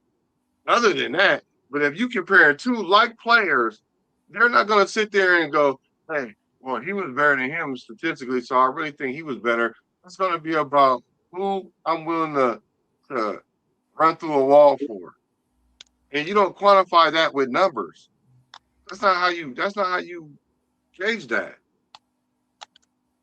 That's a factor, and I think people want to have more enjoy playing with Brett Favre than fucking Aaron Rodgers because Aaron Rodgers is a dick. Aaron Rodgers is a dick. Yeah, that has nothing to do with the play. Play with him for real, and that's why they can't win because don't nobody want to play with a dick. He's great. He's talented. That's what I'm saying. Arguably, I wouldn't argue. Arguably, it's hard to. I've seen Aaron Rodgers do shit that Brett Favre done. You know what I'm saying? And I've seen Brett Favre do some shit that Aaron Rodgers done. But then at the same time, I've seen them both do some shit that they was in a class of their own. So I'm like, well, I'm not gonna. We can argue that to a stalemate. But I think players would prefer to play with Brett Favre than fucking Aaron Rodgers. If you was to ask players that play with both of them. That's just what I think. And that's why I would give the nod to Brett Favre. But by a hair, not by much. I was like, I think more people will say, yeah, Brett Favre is definitely a better teammate. But I would say, but that's not what we're asking. What we're talking about. Who's the better quarterback? That's included in who's the better quarterback. Who's the best leader? Aaron Rodgers ain't the best leader. He's not even a good leader, really. He hella snarky, hella sarcastic. Don't fucking come to training camp. You got the motherfucking.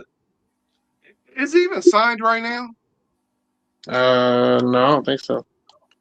Like, what kind of stupid shit is this? This nigga's gonna act like a petulant child his whole career. I mean, she's been like that. And I like Aaron Rodgers. Don't get me wrong. And I feel him being able to do what he want to do. But damn, you gonna act like that all the time? Hey man, it's that California lifestyle, California kid. Yeah, that's what it is. That California lifestyle that he lived. No, I mean, hate to say it, but we can be arrogant, and when you that talented and you've been that your whole life, makes sense. Right. I'm not arguing who the better team. I mean, who the better teammate was. Nah, that's not even a question. Well, I consider that part of who's a better player. I consider that part of the package because if your teammates ain't willing to risk it all for you, how good are you?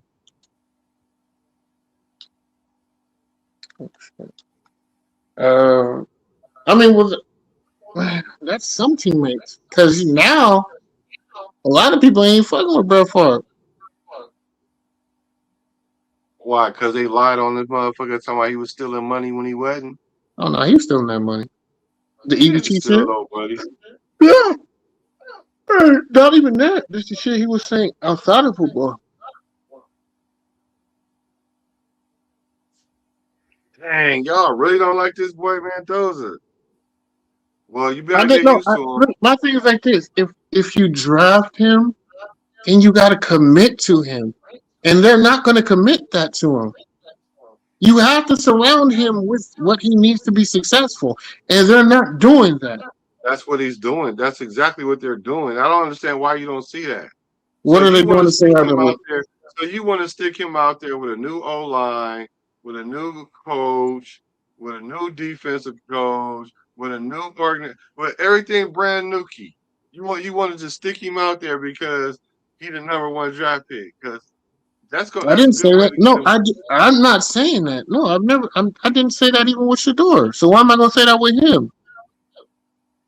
So that's why you in the frame of mind don't draft him.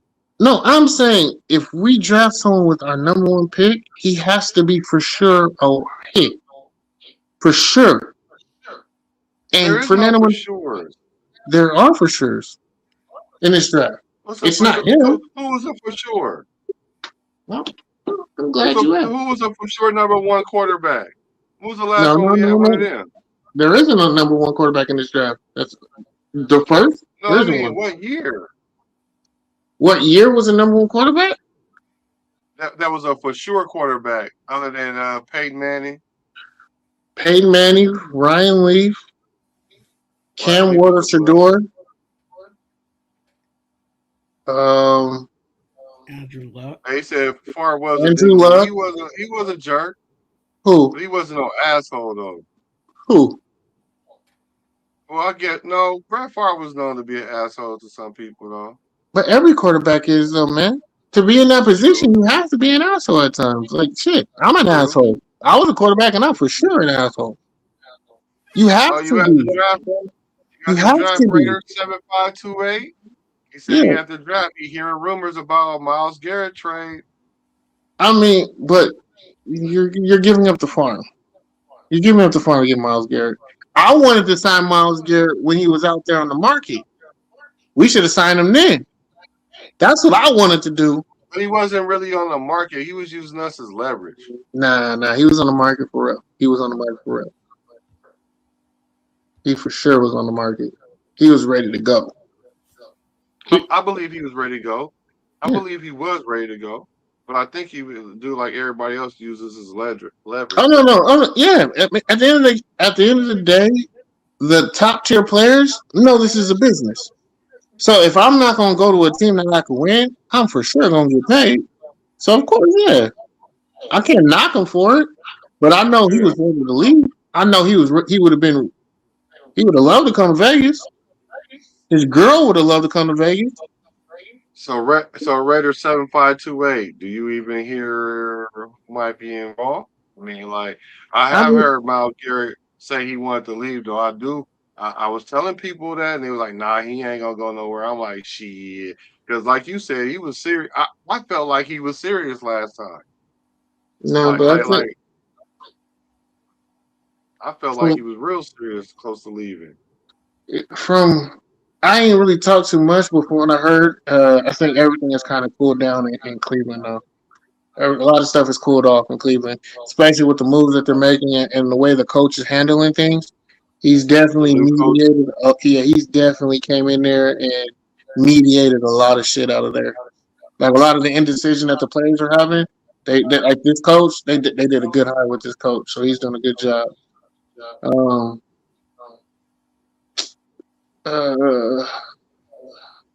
don't know. That would be. But then they were saying the same thing about Max Crosby too. Myles Garrett and Max Crosby. One of them. They were saying they were saying that Max Crosby might get traded to them. To the Browns? No, to just in general. Oh, I mean, yeah, that's a possibility because he already got traded once. That's a no-brainer. Of course, he might get traded today. Yeah, but you get if Max gets traded today, we're getting 2 picks. He's worth 2 first-round picks today. No one's gonna give us 2 first-round picks. Then he's not getting traded. I agree. Because that's what you can't lower my market. I don't care what you think you're gonna try and dictate. You ain't dictating my market. I had 2 already. I know I could get 2 from anybody else. At least from and how about this? If you want, Mark, I'll throw in my first round pick, but depending on the team, I'm definitely getting some in return. I'll give you our number 1 pick and Max, but I'm getting 4 first round picks. Yeah, that ain't gonna happen. It can. Yeah, it can. I'm trying to talk that into fruition. Absolutely. I see. And I mean, that's the thing. Max, my guy. I talk to Max. Like I said, if he leaves, I got a story that I'm releasing. That's what I'm trying to figure out. Y'all trying to talk this thing into fruition for real. Like, oh my God, because I'm tired of seeing him get wasted. Dirty don't want him. Dirty want to trade back too. No, I don't want to trade him. I don't want to trade him. But my guy's a Hall of Famer. My guy's a Hall of Famer. But if he stays with us, he's not going to end up in the Hall of Fame. He's not going to end up in the Hall of Fame if he stays as a Raider. Who? Max. Yeah, right, bro. Right. Well, I don't know. Because his production is only going to go down from here. I don't know. He has nobody who's going to ride with him. We riding with Tyree Wilson? That motherfucker ain't going to do anything. We ain't improved our D line. I want the kid from Ohio State, the defensive tackle. I'm trying to get Max some help. We didn't do anything in the offseason to help him, to prevent him from getting double teamed or triple teamed or get him chipped off the edge. We didn't do nothing to help him. No, man, I don't want to see my guy get treated like. No, Max is better than TJ fucking Watt, man. I'm so tired of people saying TJ Watt's better than Max. What the fuck out of here? TJ Watt is a baller, though. He can ball, but he ain't better than Max. Hell no. The disrespect he's been getting because he wears the silver and black because he gets no help. Nah, man. I want my guy. I want my guy in the Hall of Fame. Well, I'm gonna need you to go to some playoff games first before we start talking about Hall of Fame. He was in a playoff game, but the problem is he's not the only No, person. come on, win some, not well, at least win one.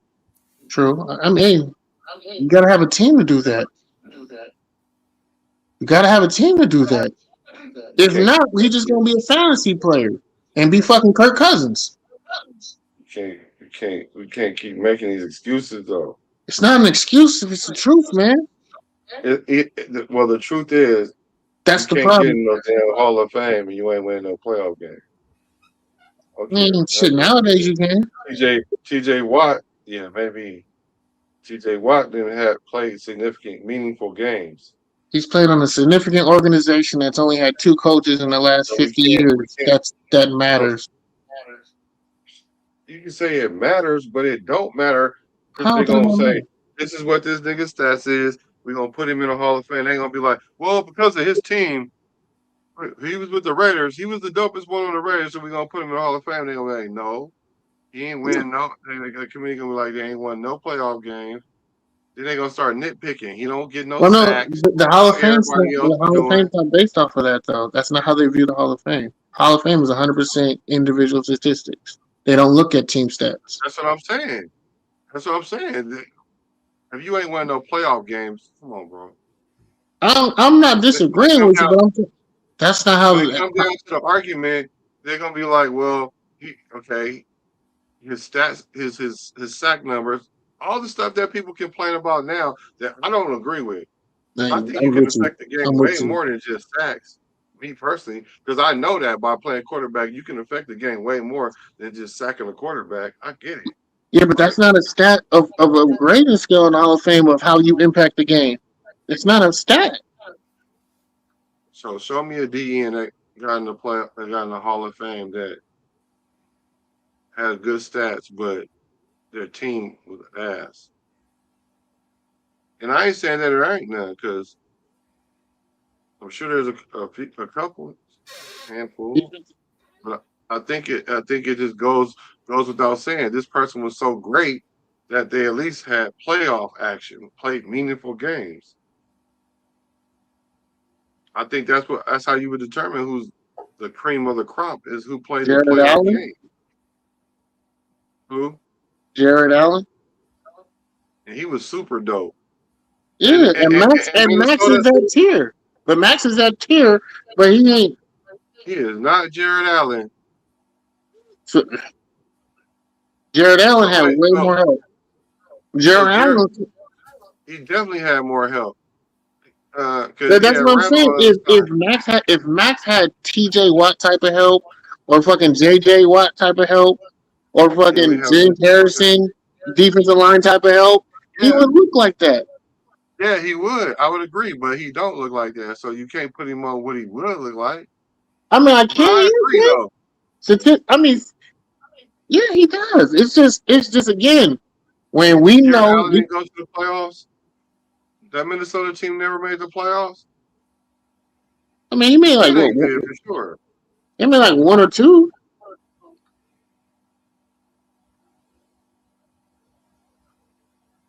What was the other one? Is it John Randall? Yeah, John Randall. I'm saying Randall for sure. Yeah. For sure. So you don't like Quiddy Pay? Who? The DN we signed, Quiddy Pay. Next.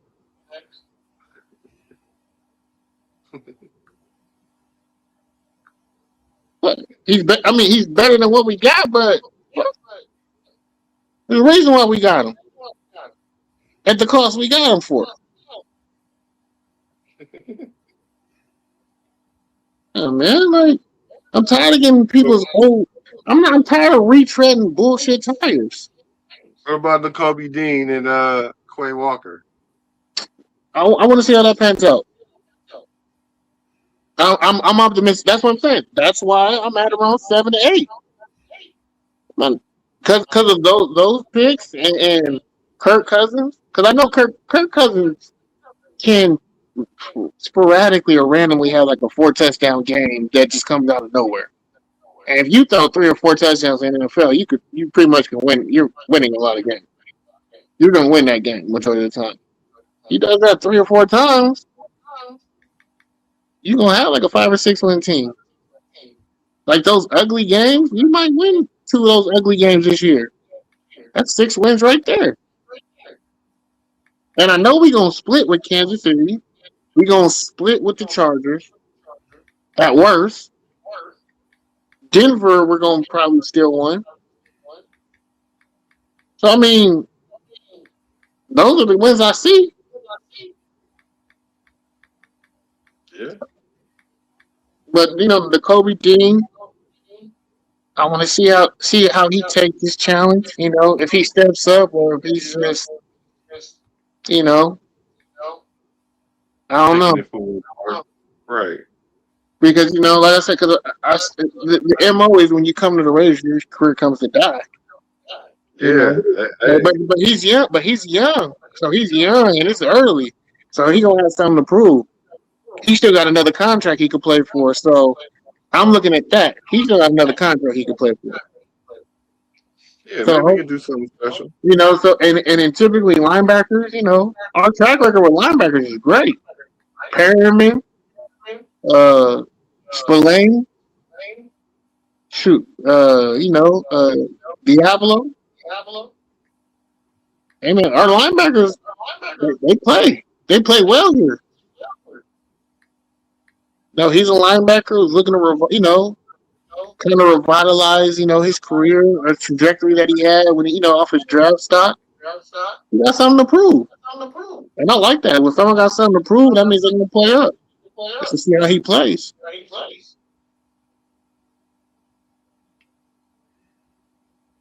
What you doing for the draft?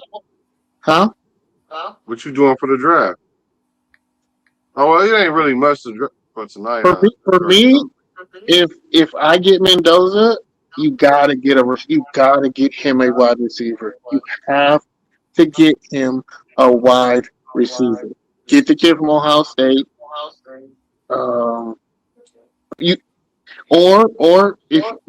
you got to get him a number 1 and get him his number 1 target from Indiana. You have to get him a receiver.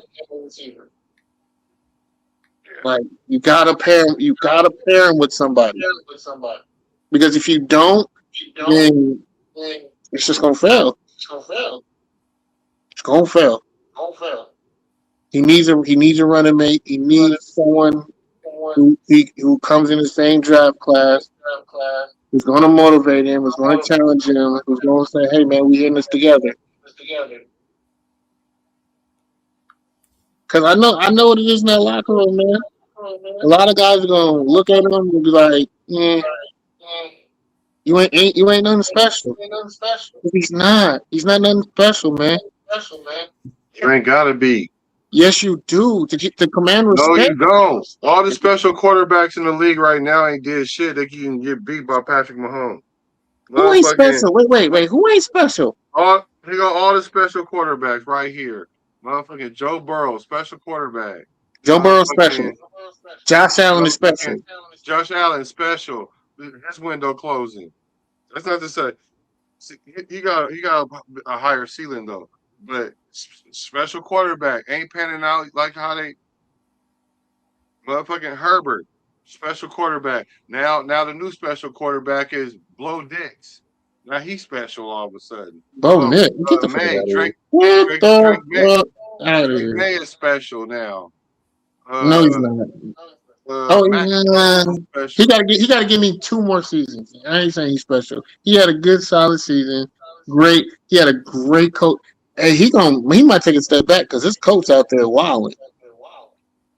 Remember, he had great coaching. He had someone who was just in his ear and kept him calm.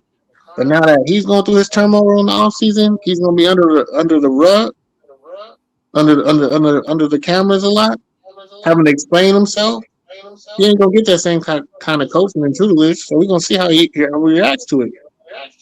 Yeah, it's gonna be a drop off. That's what I'm saying. All these special quarterbacks and ain't nobody really special. No, The I only ain't special looking at that. quarterback is Patrick Mahomes. The same thing He with ain't special. Lamar. He come off Special an injury now. quarterback ain't winning Lamar shit. special. Lamar special. He special ain't winning shit. All these special quarterbacks ain't winning shit. At least one of them or two of them should be winning Super Bowls. None of them winning shit. Well, only one person can win the Super Bowl. Doesn't mean you're not Yeah, but special. out of all the years that they've been playing, out of all them quarterbacks, only one of them been winning the Super Bowl. Out of all these special quarterbacks, Mm-hmm. I mean, only one of them shoot. been winning. Only one can win. Only one person can stand on top. Matthew Bro, Stafford's special. bro, we know damn well this year was supposed to be Josh Allen's year. Oh yeah, but he's This was choke a year. artist. This was a year that one of those special quarterbacks was supposed to win, but Sam Darnold won, and we know damn Sam Darnold was not a special quarterback. Well, he about to be. Now he got another year, 2 years. He just won a Super Bowl. But I mean, he plays a lot better than he gets credit for. Even I had to go look back. I'm like, damn, was he really? But then I went back to Minnesota. I was like, yo, he was slinging that motherfucking ball. He was He slinging. was, but in the playoffs, they was on his ass, and he couldn't get settled. But Yeah, this I mean, year, but yeah, it he was his was first. settled. It was his first taste in the deep end. Of course, he gonna I make mistakes. understand that. I get that, but I understand. It's great. That's what you should do. I'm not mad at him for it. I'm just saying he ain't fucking Joe Burrow and them. Joe Burrow and them. I'm way past that. They way past them jitters. I don't even know no more. I think, hey, But somehow he right there they with got you. passed up by Darnold. They got passed up all these special quarterbacks. That's what I'm saying. That shit's overrated. But that's the thing. Sam didn't get the praise, but his play was right there He's not special, bro. in the eyes of the media. He's just a great system quarterback. Sorry. System quarterbacks win Super Bowls. He's not in the breath of them guys I just named. The only reason why he arguably in there now is because he won a Super Bowl. But if you fucking just took him off, you'd be like, if I would have put Joe Burrow on that team, they would have won a Super Bowl. I don't know. Yeah, right. Come on, bro. I mean, it would have been a highly good chance. Yeah. Joe Burrow is way better than fucking Sam Darnold. And Joe Burrow ain't even a Super Bowl caliber quarterback yet. Sometimes If this was last year, I'd agree with you, but I can't anymore, man. Like Sam is kind of proving it, man. Multiple teams, different teams. So now he's better than Joe Burrow? He's making a case. You got a case. Right, because he got a Super Bowl. That's the only reason why. Yeah, he's taking two different teams to playoffs. Even after being drafted with a third team. Recovered, balled out. I mean, it's silent, but yeah, man, he's in that caliber, man. Yeah, and that's what Mendoza's gonna look like. Because I'm gonna say, because at first we used to view Joe Burrow, Justin Herbert, and all Jared Goff and all them in a class above him. He just proved that he was in that class. He just didn't get the respect that they got. No, he just proved that class is not as good as they said it was. Yeah, and he was a lot better than that he was just better than what we thought. Nah, because he about to be ass this year. Watch, but I won't say ass, but they're not gonna be like that this year. Watch. Not without Clint Kubiak calling them plays. We'll see. Yeah, we'll see how that goes. Because did he have Clint Kubiak in Minnesota?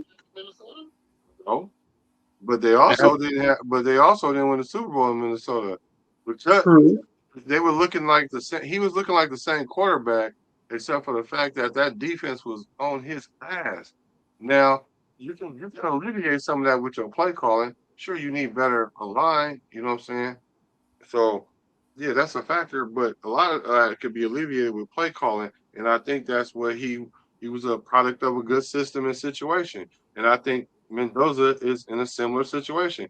I don't need you to come throw for 250 every game, and 3-1, 3 touchdowns and 1 pick. I don't need that. I'll take a 215-yard game, 2 touchdowns.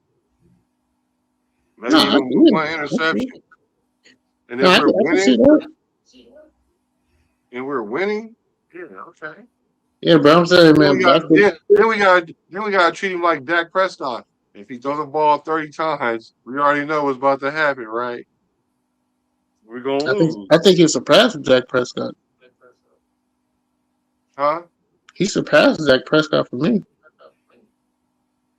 No, I'm just saying he's gonna end up being the type of quarterback that if he throw the ball a certain amount of time, we ain't gonna win.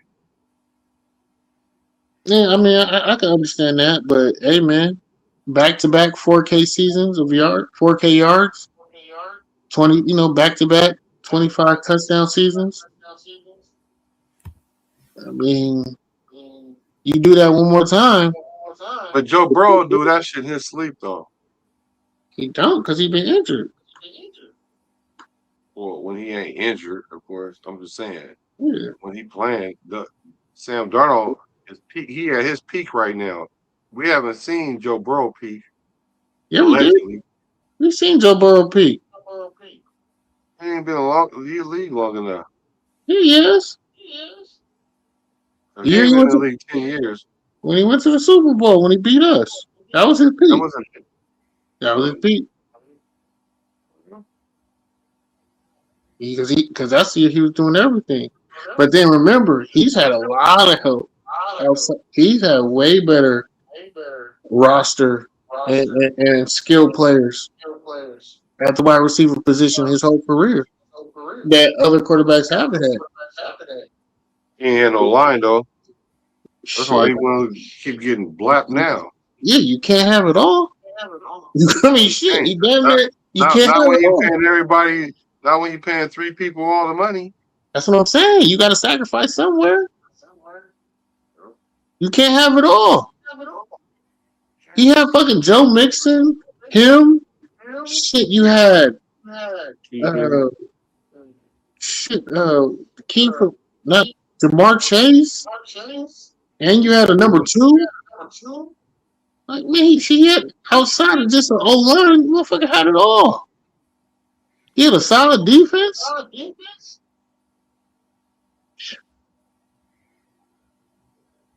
Yeah. All right, brother. Yeah, I mean, it's almost 3:30 still. I didn't realize it was that late. I appreciate you, man. I like how you think, though. I do. I like because it's like because you thorough. Yeah, man. You know what I'm saying? You thorough, and then because I know there's some things that people don't pay attention to, and you pay attention to things that, from a perspective that people don't normally do. So that's cool. But we're gonna do I guess we're gonna do the draft tonight. I'm trying to stop by, but I got a new occupation. To do too, really. I really got shit to do, but being that it's earlier in the day, I'm not really tripping. So yeah, I won't be around. I'll be at work. So Twan will represent for us over here. I'm not 100% against Mendoza. I just feel there's other players that fulfill a bigger need and hole that we have. Because I'm tired of seeing our defense just look like shit, man. I'm tired of just looking at these. I'm tired of being 40 and feeling I can play better corner than the guys we got on the field. Yeah, that's a problem for me. Like I was like, dude, I'm 40, and I know that guy can't guard me. He can't guard me. He's in the NFL, and he's my starting corner. So if I know it's that bad at corner, quarterback ain't gonna fix shit. Cornerback ain't gonna fix shit.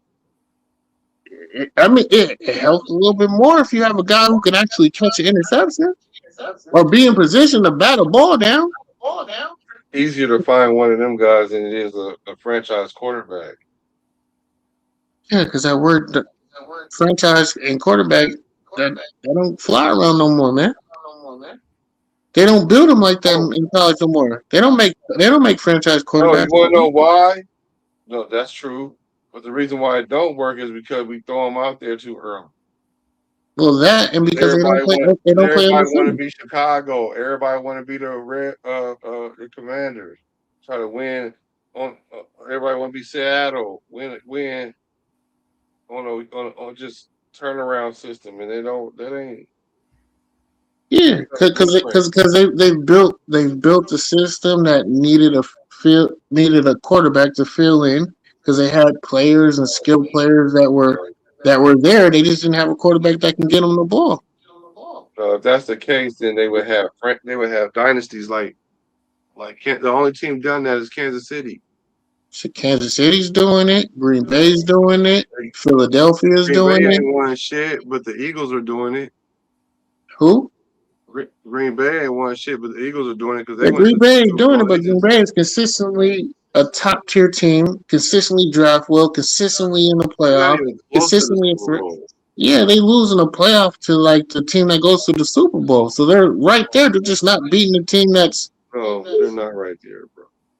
Hey man, if you're consistent in the playoffs, you can get to the NFC Championship game. You get to the second round of the divisional playoffs. Yeah, man, you brought a player or two players. Niners. Niners are the same way. Those are teams that are just right there. They just, sometimes it's just they have got to get over those demons. Some players can get over them, other players can't. Some coaches can, some coaches can't. Sometimes it just takes a new coach, a new voice, or just that one player who can rattle and bring everybody together. And that's the team I think Fernando Mendoza needs to go to. Well, you might as well get that out your heart because he coming to Las Vegas. I mean, it's a high probability. I'm not going to hate it, but I'm not going to be overly happy about it. Yeah, he started winning. I don't want to hear it because I'm just making a mental note of all these people that's saying that because Nigga, put me at number one. Come for me first. Come for me first. And be like, where is JT at? Because I be, how either call Dirty, call Twanta, and say, hey, you need to get on. I ain't got no problem. I ain't running from it. You can call me first. I know you ain't running from it. I'm not even gonna come to bust people out. I'm just gonna when the Raiders win and I see y'all happy, I'm gonna be like, remember you wasn't always like this. And you know what? I'll eat crow if we get a fucking bowl. Shit, I do not care. Hey, what you say? I'd rather be wrong with that, huh? I'd rather be wrong with that tip and then right with none. Shit, hell no, man. I'm tired of being right, man. It's been miserable as shit being right. I can't even talk football after fucking week 3. Like, what the fuck? Week 3, the season's already over. Right. He said Mendoza's going to want one of his wideouts to play with. You do, man. If you got to play, but I don't want just any of the wide receiver. Who I want? Well, I'll tell you right now who I want. The one guy that caught that one in the back of the end zone like he was with the head, the one who looks the ball in and catches it with his hands, that grown ass man. It's another grown ass man. Yeah, I want him. Right. Shit, I want a motherfucker who looked the ball in. He's a possession wide receiver, but he got speed. He can get separation. He's a better route runner than what he puts on. He second, third rounder. He's not gonna be a day one. If he go day one, then motherfucker reached. But he's not a day one. But he's a day 2. Definitely day 3. He can sneak in as a day 2.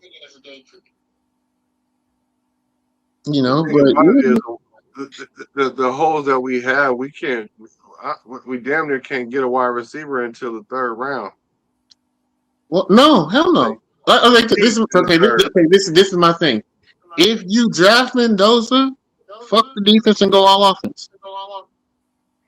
Fuck the defense. Oh, you can't do that. Yes, you can. But we don't need to. We only need you can. We only need a receiver. We need a receiver. We need more. Oh, we need backup offensive lineman and offensive tackle. No, I understand we need backups, but no. Guys who are like you said, just sit. We need a young offensive tackle who's going to be there to relieve Colton Miller next season. Colton going to be gone next year. Coles is going to be gone next year, though. If we go, You heard it here first. go offense, right? Get the wide receiver, but we gotta go immediately defensive. We gotta go corner. We gotta go safety. We gotta go D tackle. If you're going to draft your quarterback, you go all in and fulfill your offense. Work on defense next year. Nah. Unless a player unless someone falls into our lap, no, just stick all offense. Nah. We don't even need that many players on offense. What? We don't. What offense do you need defense? We need. Look, I know QBX and offensive guys. Linemen, 2 linebackers, like 2 corners and 2 safeties. So if you can say all that about the defense, how can you sit here and say you want to draft Mendoza then? Because we need a quarterback before we need any of that. So we need a quarterback, and we really need a wide receiver. We need to just go get a wide receiver in the 3rd round. That's why you have to fully commit to the offense. You can't do both this draft. Yes, you can. The teams do it all the time. Address both sides. Teams do it all the time. What do you mean? Yeah, when they don't need when they don't need as much. Then you go get a wide receiver. Then you go get a safety. Then you go get an O lineman. Then you go get a D lineman. Look, after the 4th round, ain't nobody making that team. After the 4th round, there's nobody making this team. That was only 3 rounds. That I did. We got 3 in the 3rd, right? I do, yeah, but I don't. I'll be honest with you. I'm not trying to bank on a 3rd round pick. I'm not banking on 3rd round picks now. No, I'm not trying. No, I didn't say that. I said I'm not trying to bank on them just being a gem. Why do? Yes. Because that's what you're thinking. That's what you're basing it off of. If I get someone in the 3rd round that comes, yeah, but if you're getting a 3rd rounder, they have to become a starter. They're not going to be a backup role type of person where they're going to come in and give us that boost off the bench. That's the issue that we have. We need guys that a 3rd round quarterback can't come in and start. For the Raiders, he can because he ain't got no goddamn corner anywhere. A 3rd round cornerback is not starting anywhere. How many 3rd round picks are starting in Philly with that core? How many are starting in Buffalo? How many of them are starting on playoff caliber teams like Denver? None of them. So why the fuck are we going to do that? We're not even a playoff caliber team. So why are we comparing ourselves to playoff caliber? You have to build like the other teams are building. Now we building like other teams building. No, stop trying to reinvent the wheel. We don't want to get a franchise quarterback. No, you're trying to reinvent the wheel instead of just doing what the actual blueprint says. The wheel is trying to. You said get a 3rd round quarterback. So what quarterback we gonna get next year? What quarterback comes out next year? Yeah, that we should, because if we're not going to pick this guy, we got to have another guy in mind. That's in the draft next year. What's his name? So there'll be a couple of guys that will pan out. The kid from Ohio State. The kid from Ohio State will come out next year. I'm not big on him, but a lot of people love him. I'm not big on him. He has a lot to prove. Dante Moore comes out next year. I'm not big on him. So Dante Moore, he was from Oregon, right? Yes, that's the Oregon kid who used to be at UCLA. I know him because I'm UCLA and he's a UCLA guy, but he transferred to Oregon. He has a lot to still work on. If he has a really big season and things that he matures on, he probably would be the number 1 quarterback. He has the most upside. Everyone's going to talk about Arch Manning. Fuck no, don't touch him with a 10-foot pole. He ain't gonna come. He wouldn't come here anyway. But even with boy, right? He's more Hollywood than his uncles are. What's the quarterback you said before that? Moore. So Moore was supposed to come out in the draft this year, but went back, right? He was not ready. He wasn't going to be ready. Yeah, He was just a lottery pick because of his gift, his God given talent. yeah, he played Mendoza, and Mendoza made him look crazy. Yeah. Well, yeah, he looked crazy. Well, he played Indiana, and Indiana exposed him, kind of. Yeah. Yeah, because they exposed him because of his youth. He's young. He's young. He's super young. So you confuse him with defenses, and that's what they did. You got the kid from South. Quarterbacks, I think quarterbacks should stay in college at least 2 years, 3 years. Yeah. Remember, because he redshirted. So you got the kid from South Carolina, Lenora Sellers. He's cool. He's gonna be good. The kid from Oklahoma State, really, really big arm. He's 6'4", underrated athletically. He's a little light for 6'4". You got the kid from Ole Miss, Trinidad Chabalis. He's gonna come out next year. He was able to get another year. You got there's a bunch of people. You got I'm not big on Notre Dame quarterbacks, but you got the kid from Notre Dame, CJ Carr as well. You got the dude from SC. There's a lot of quarterbacks that are coming out next year, man. It's just, none of them jumping off that page. No, none of them jump off that page. The kid from UCLA, Nico as well. He's probably gonna come out. He had to come back because he didn't have that good of a season, but he's gonna have a way better year next year.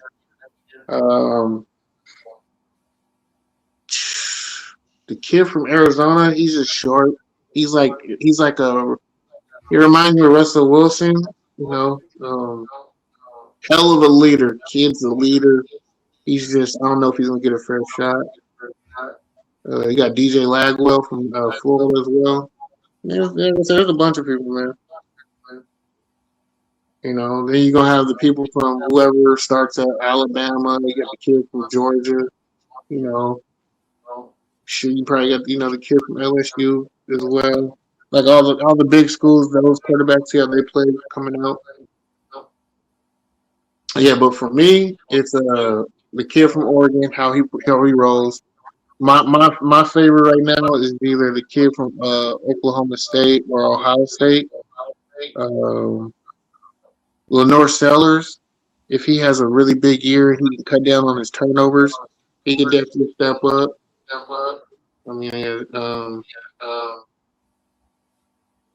Yeah, man, there's a lot of hard talent next year. It's just people only base it off of Arch Manning because the name and Dante Moore. But there's so many quarterbacks coming out next year. That's why I'm not big on freaking Fernando this year. There's so many quarterbacks who got his talent. Are they going to have more? You're saying they got their talent. I don't know about that.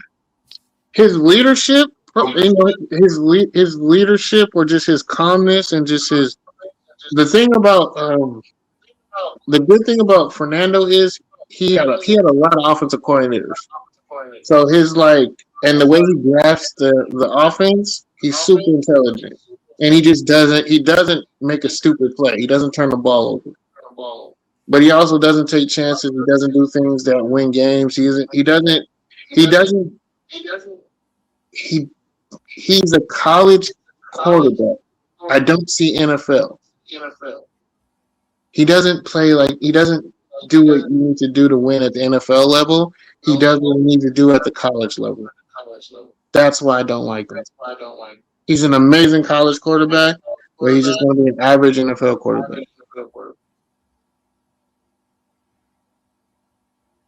Nothing he does will stand out. He'll just blend in and he'll look average. That's just my biggest thing. He does, for you to be the number one consensus All-American, unanimous Heisman, you have to stand out and look different than your competition. You don't. Like when I look at the tape and all that, yeah, he can make the throws, but it's just very pedestrian.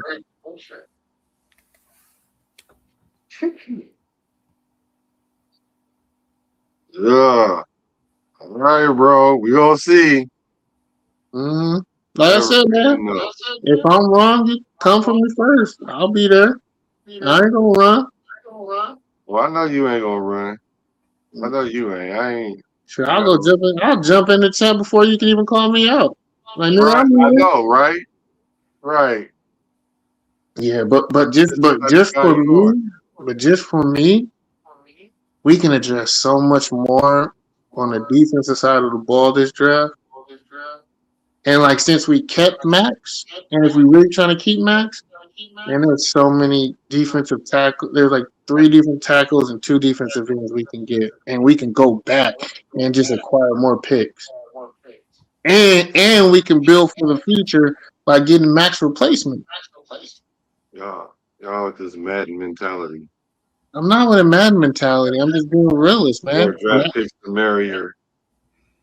Well, shit, you got the number 1 pick, and motherfuckers want that quarterback. You got bargain. You got bargaining chips. Hey, man, I know you want this kid. All I'm asking for is this. Let's negotiate. You know, that's the thing about getting a number 1 pick.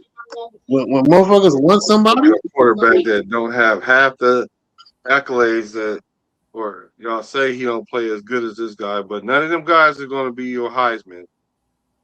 None of them. I mean, shit. You know, he won the Heisman in a great year. There wasn't that many standouts.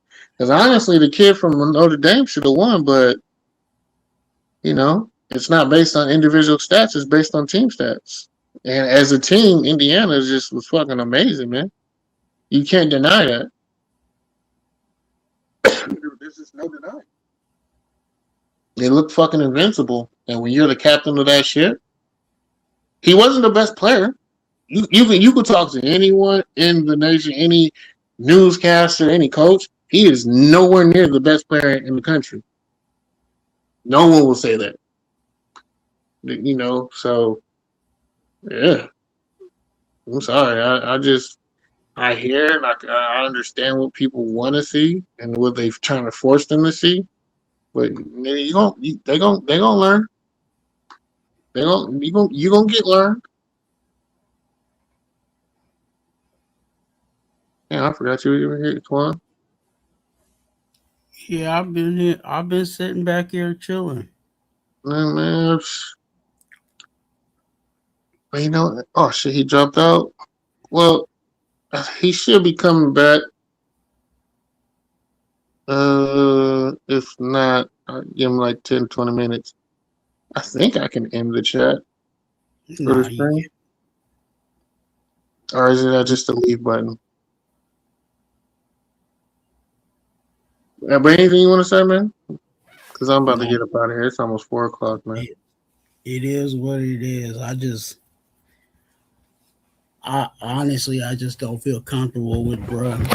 But I think he's pretty mid to my standards, especially to be the number 1 pick. When I look at number 1 picks, you know what I'm saying, and you start naming those guys, Andrew Luck, you know what I'm saying, Cam Newton, guys like that. They all had the team on. They all carried their teams. They literally put their teams on their back. And when they got in the league, they did the same thing. I don't think that's Mendoza. Not saying that he's not a good quarterback. Not saying that he's trash or anything like that. But I look at the value, and I don't think the value matches.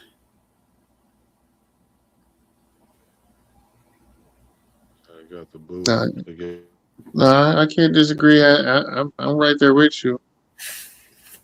I don't think he's worth the cost, and I don't think I'll get the same return on what I'm going to spend. You know, I use this analogy with Mendoza, and I said Mendoza is the The only girl in the club full of guys. Does it really mean that she's a 10 because she's the only girl in the club? Yeah, because it's zeros in the club right now, so it gotta be. There ain't no other options, right? So ain't no other options next year. I don't. Who? I don't. This year honestly is weird because like to my recollection, like almost every year when we get around to the draft, there's always at least 2 or 3 quarterbacks that could go and be that number one quarterback. It's not this year. There's last pretty year much wasn't even a good quarterback class last year either. What? Yeah, what do you mean? What? Last year we talking about Cam Ward, we talking about Shador, talking about Jackson Dart, talking about like y'all act like these quarterbacks last year draft Man, what about wasn't that good either. Cam Miller, man? What about Cam Miller? Oh yeah, don't forget Cam Miller. Can't forget that. Oh man, shoot. No, I said last year it was just top heavy for me. It was like the top 2, and then it's a drop off. So yeah, you're right. It was only it was 2, then it was a fall off. I think the quarterback position is just weird. Just even it's going to be this year, next year. No, next year is where it's at. Next year is where it's at. So next year you're going to have a lot of names, right? So eventually you might find a gem in 1 or 2 of them, but ain't none of them there that's bad enough for you to say, well, let's pass on them this year and see if we can make a run from them next year. We got an extra draft pick and everything, and like if we really need them, we'll use that draft pick to get them. Like there is nobody. Mm-mm. What you want to go after Manning? Like he ain't even really. He cool, but now that ain't because even getting the franchise quarterback don't guarantee anything either. It just guarantees your stability at the quarterback position until you don't perform.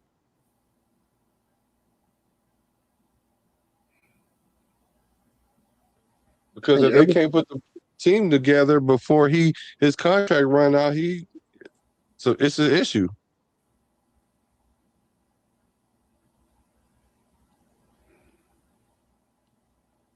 What up, Raider Nation? Jason, he said we have to keep stacking talent. We are a long way away.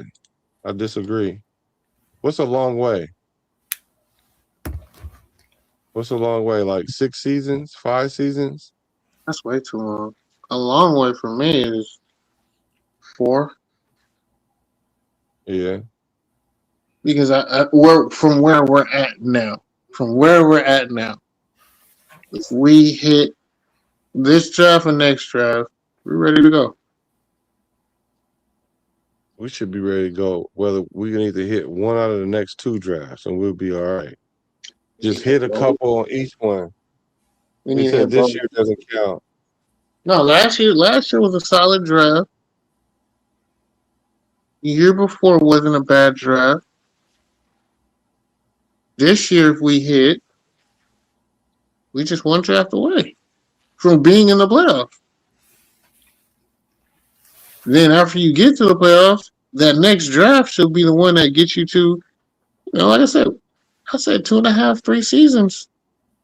He said not this year doesn't count though. Yeah, it does. It's the most important year. With the O-line, I mean, it counts in regards to drafting players, but this season's a wash. Yeah, we're not winning. Like for what? You said this season's a wash? Yeah. If you're not winning the Super Bowl, it's a wash. We just got a new coach. Our GM just finally decided to be a GM. So there's things that are getting built out. And let's talk about the whole removing the logo from the helmet.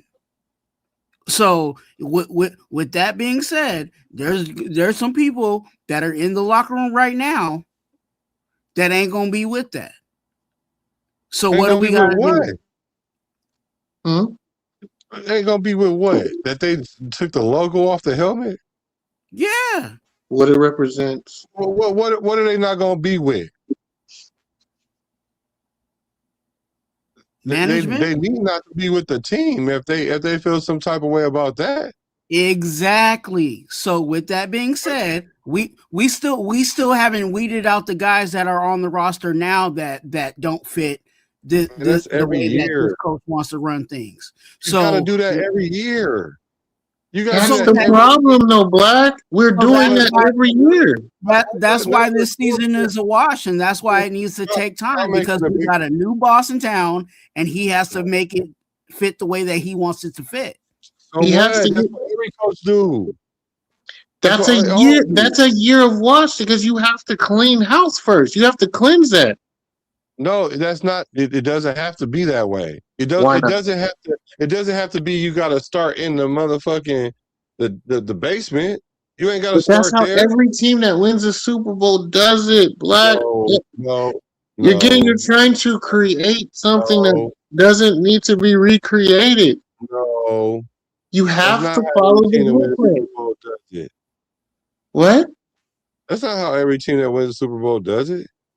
Philly had to rebuild and take it to the ground. Yes, they did. No, they didn't. They always had a defense the whole time.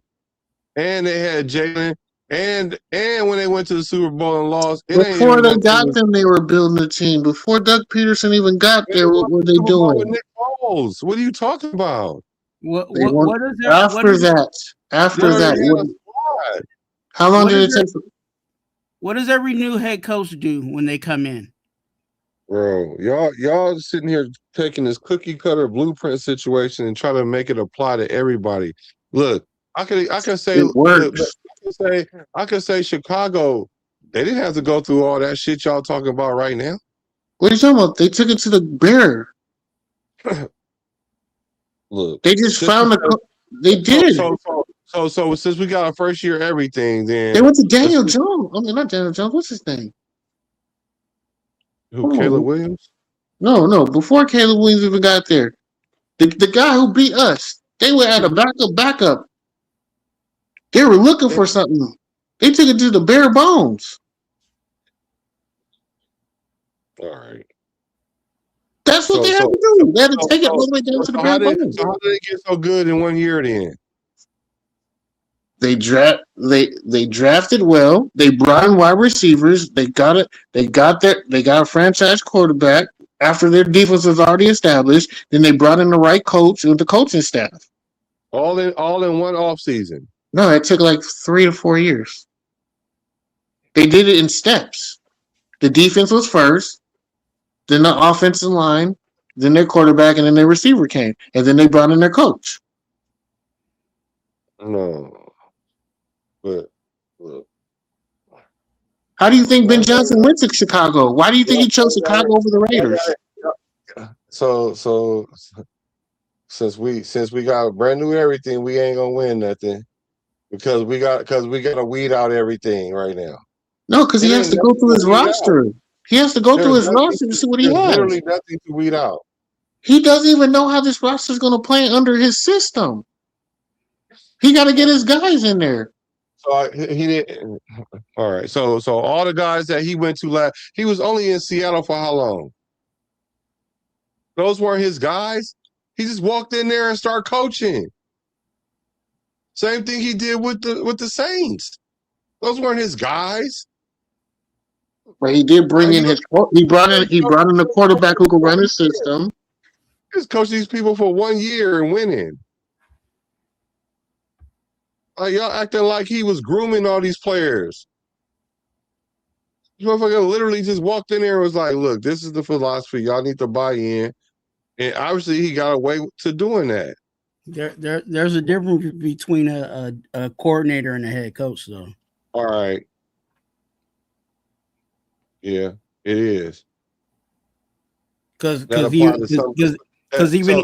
even with Pete Carroll that we saw last year, what happened? We brought in guys that fit his system, that fit what he wanted, and what happened to the guys that didn't work?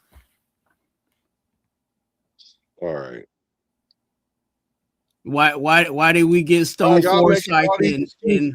I'm making all these excuses. Talk about so now it's different. Okay, it is different, but this coach is different. I don't understand why y'all don't see that.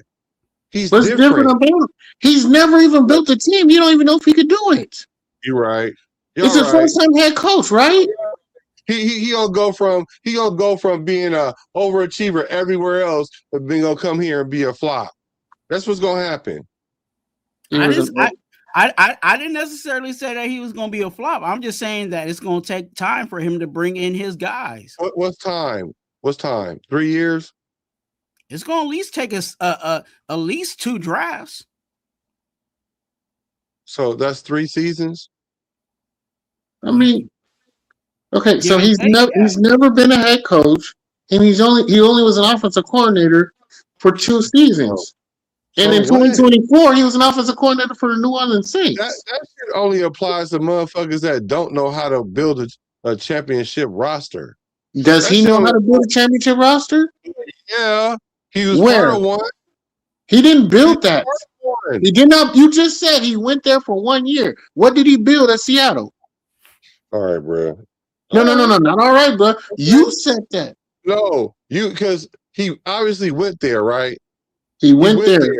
And not only did he go there, he led him to a Super Bowl, right? It ain't because. No, he did not lead anything.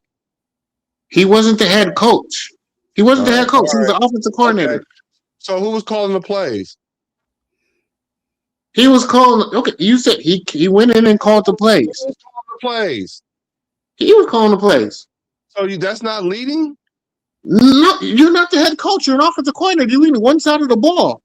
All right. Okay. That's one side of the ball. Remember, there's still special teams. There's also defense.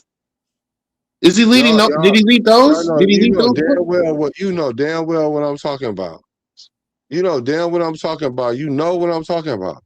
No, but you said build a team. You said also build a team. You know the quarterback is the leader of the team. You know that. You know that. Okay, so you're saying he's responsible for bringing him in? No, all I'm saying is, just like he's the leader of the team, the quarterback is the leader of the team, the offensive coordinator is the leader of the offense, right? So he led the offense, which we know the reason why they won wasn't because they had this hellified defense, was good. What? Listen to what I'm saying. Which the defense was good, but they wasn't gonna win with just a mediocre offense. Their offense was good, very good. In 1 year, and you telling me that a coach with the ability to come in and do that with average ass players, because don't tell me that Sam Darnold was him going into the year. Matter of fact, this motherfucker gets a bag of the MVP and don't even score a touchdown in the Super Bowl. Crazy how that works out when they want you to get your stats. Team, yeah, for sure. Oh, you weren't saying that when I said that about Fernando, though. No, in that situation, yeah. Sounds very similar. You said even if Kirk started 6 wins max, in your opinion. You said this draft and next year's draft, then we'll see what happened where we at. See, you can't be doing that. And y'all just got through telling me, well, the Raider fans ain't that patient. Like, we going to just do this, do that, and see what happens. That's what we've been doing. That's how impatient. They're going to be less impatient with him as a number 1 pick. That's what I'm saying. Him being a number 1 pick, they're going to want immediate results. And if we look, I not gonna understand. happen. I agree with you. The problem is he told everybody before we even drafted this motherfucker, rookie quarterbacks don't start over here. That shit sounds nice. It ain't no sounds nice. It That's what's gonna sounds happen. good. That's a good sound bite. That don't It mean ain't no shit when you. like that's what's gonna And that happen. don't mean a dog diddly doo shit if you're getting beat by 27 fucking points. He's not gonna start the year, man. Give it up. But that's the problem. That's gonna be a problem. As soon as if Kirk Cousins come out the gate 0-3, 0-4, hey yo, put that young motherfucker in. We're a 3-win team. We're a 3-win team. How the fuck we got a problem? Because we haven't won in 20 You have a plus problem years. with not winning when you motherfuckers ain't winning already. Because we haven't won in 20 plus years. People. So now it's Mendoza's fault. No, he wasn't even alive when we back then. Really? Like the fact that we ain't really been relevant since before this kid been alive is a problem. And that's why people are impatient. And that's why people aren't going to want to wait. Like, yo, this motherfucker was picked number 1. Why is he not in the game? Why are we running with bum-ass Kirk Cousins? Why are we just sitting on this? You'll be a stupid fan if you sit there and be like, why he ain't in the game? Start grumbling and shit about him and not being in the game. Like, and then these will be the same people that sit there and say, well, I just want us to just win. So I don't care what it takes for us to win. And we just got to be patient and not really trip off this first year in the record and all that shit. I was telling motherfuckers that shit last year about last year. Like, look, y'all can't be looking at the record because y'all trying to gauge the team and want them to be here when really we here. No, what they do, listen to Pete Carroll say, well, I win 10 games every time I coached. And then everybody was like, well, we win in 10 games, knowing damn well we wasn't nowhere near a 10-win game, a 10-win team. So now we live in a delusion. Now here we go with this shit. We get a number 1 quarterback. Instead of doing it right, we want to throw him out there. And then when he don't succeed, talk about, we had to see what we had. We drafted him number 1.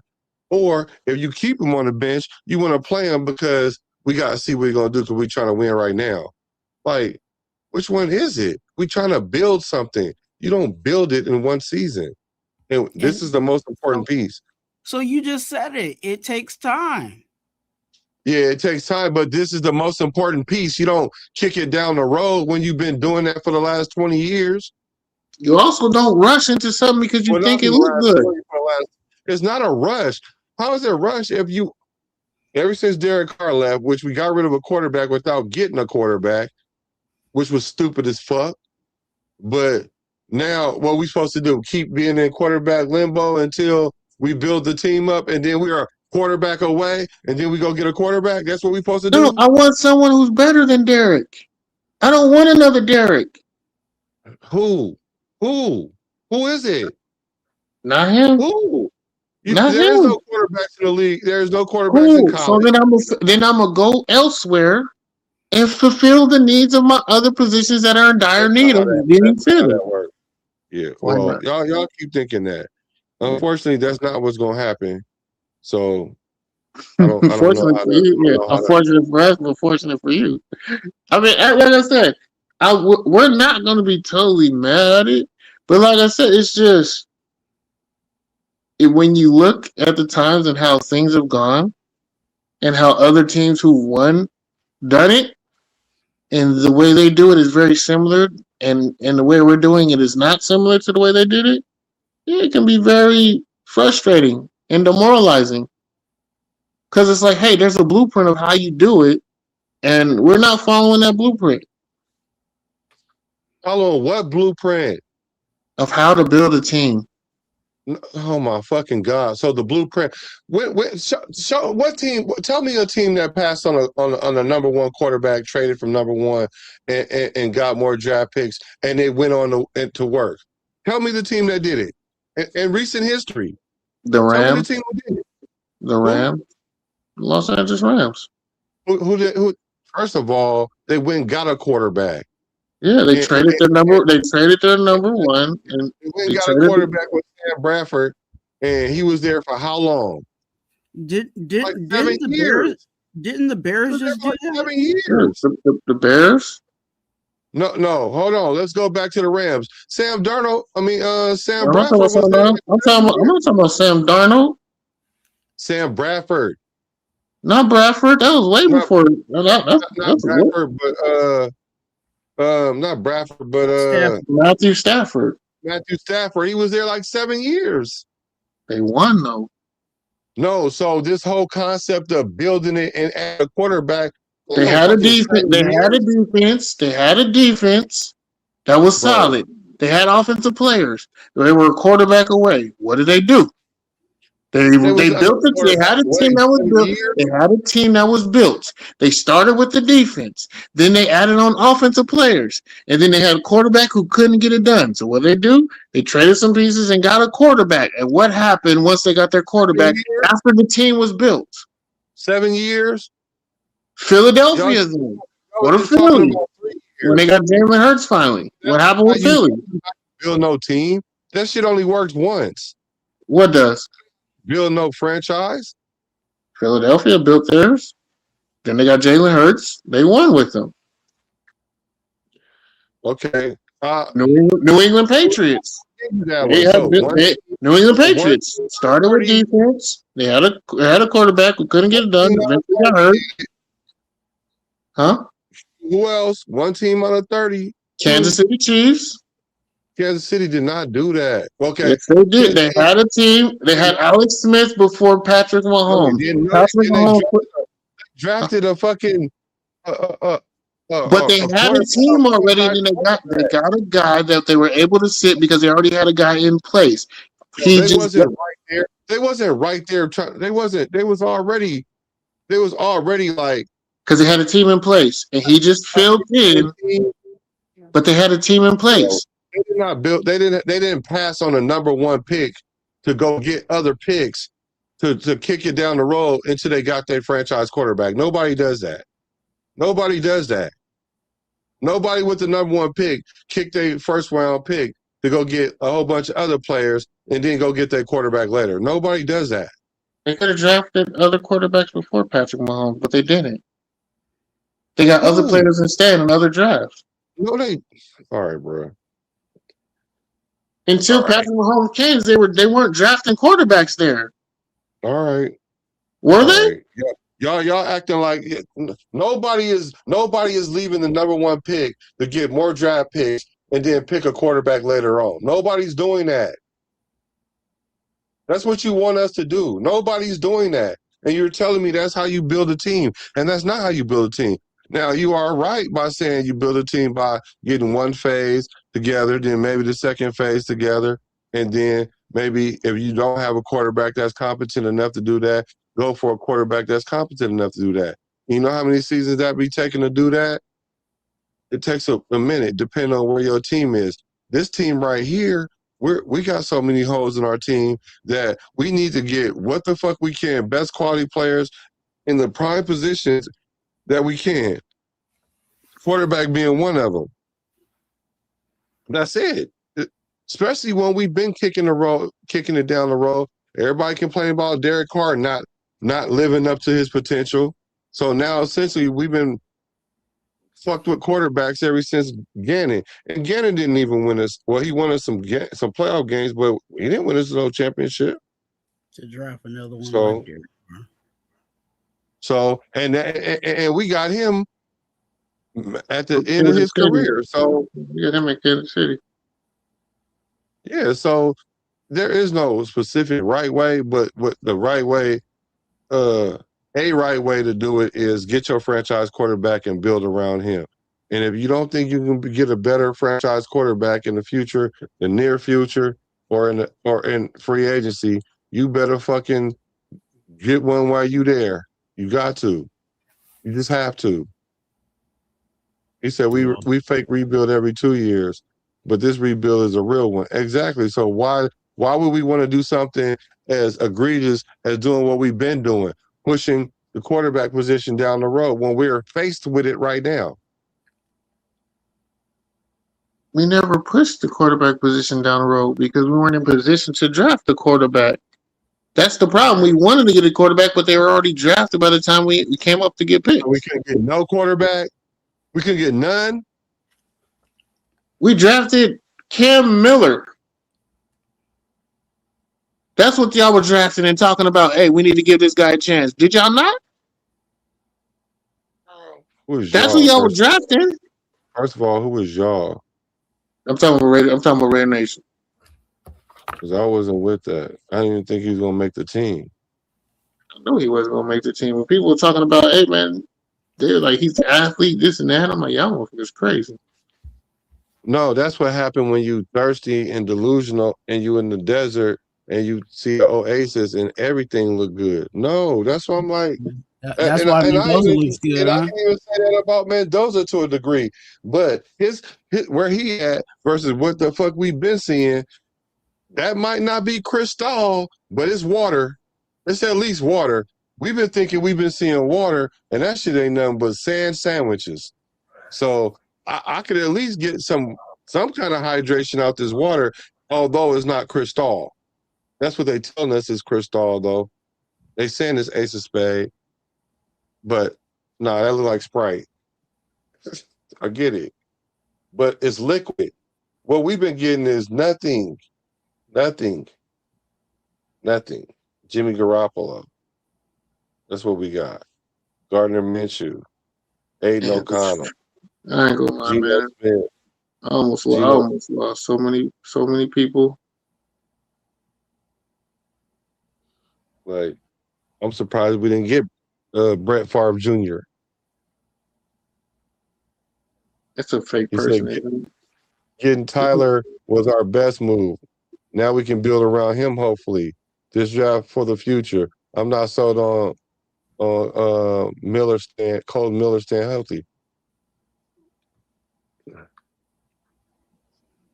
That's why you need to get a tackle.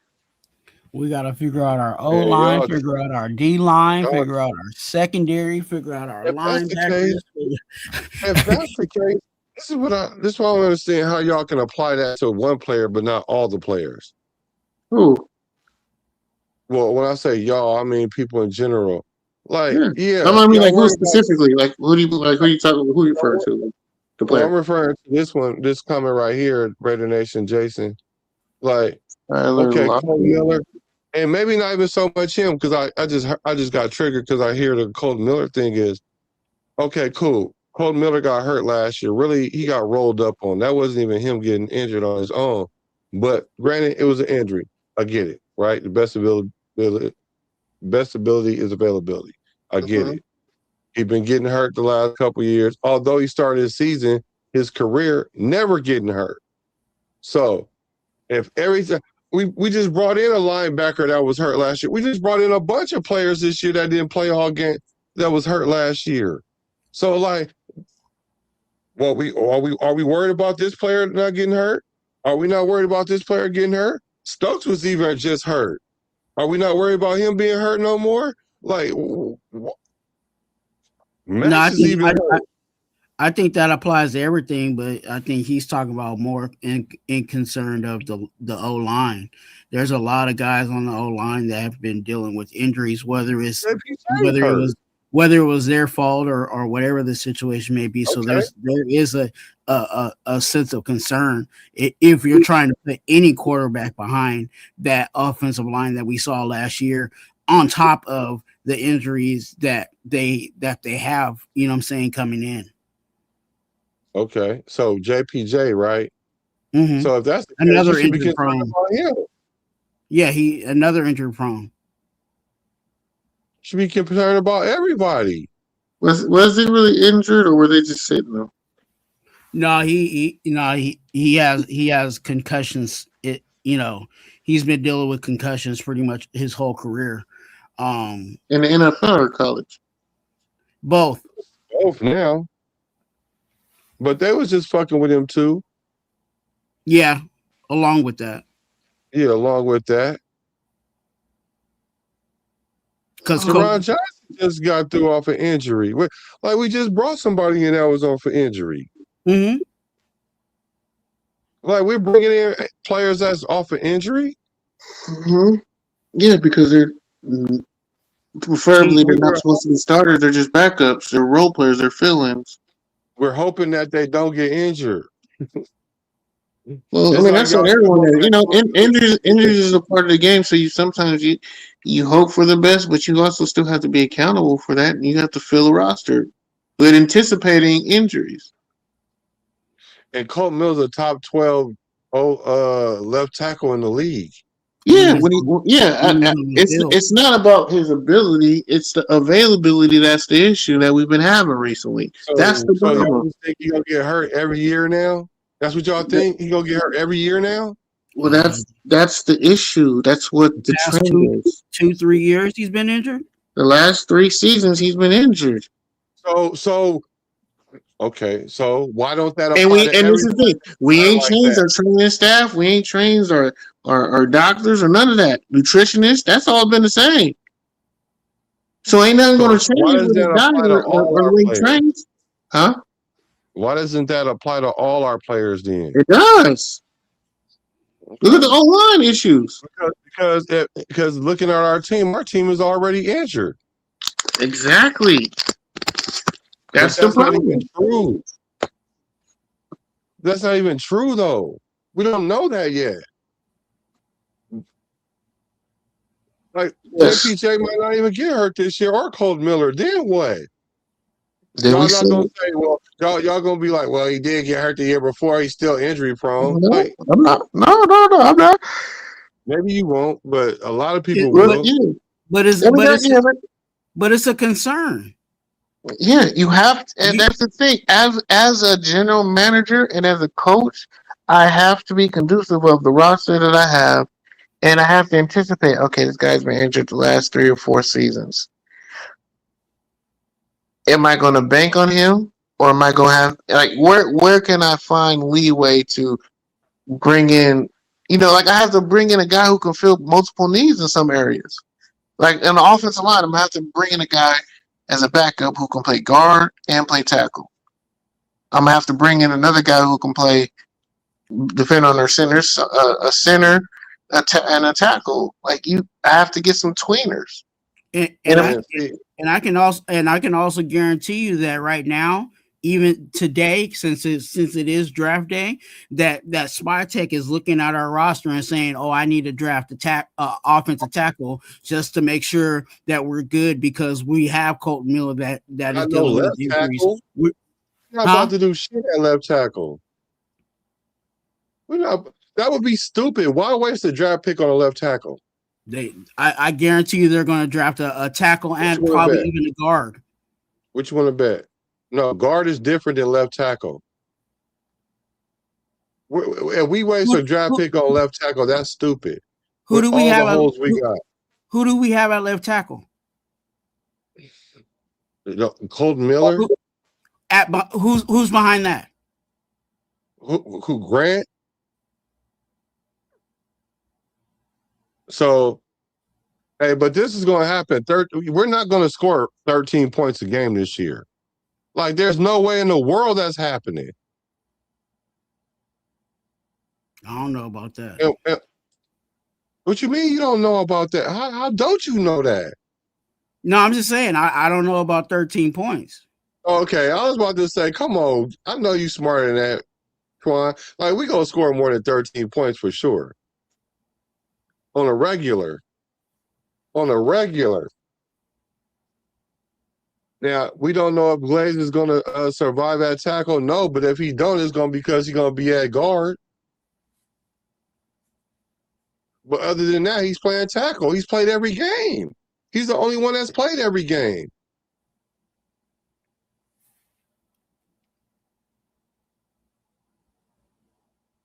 We're going to see. We're going to reconvene this after the draft. And then, because I might end up eating some of my words, or some things will be clearer. Yeah.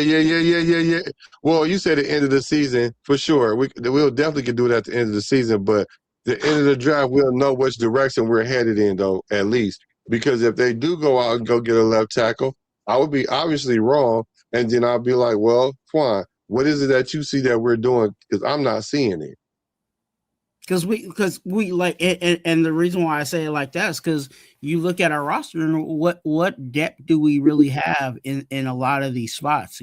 You can be happy with what our starters may be, and unfortunately some of the guys that are starters really need to be our depth pieces. But it is where it is where it is at this point. Not on our line. Not on our not at left tackle. Not where we need to use a draft pick for it. Now if we go out and get a left tackle in the 6th round or 7th round or something, all bets is off. Because I don't care who we get in those rounds. That's just depth for sure. But I'm talking about these main first 3 to 4 picks that we got out of these 10, these first 5. We're not going with a player that we already got a proven player there, whether he get injured or not.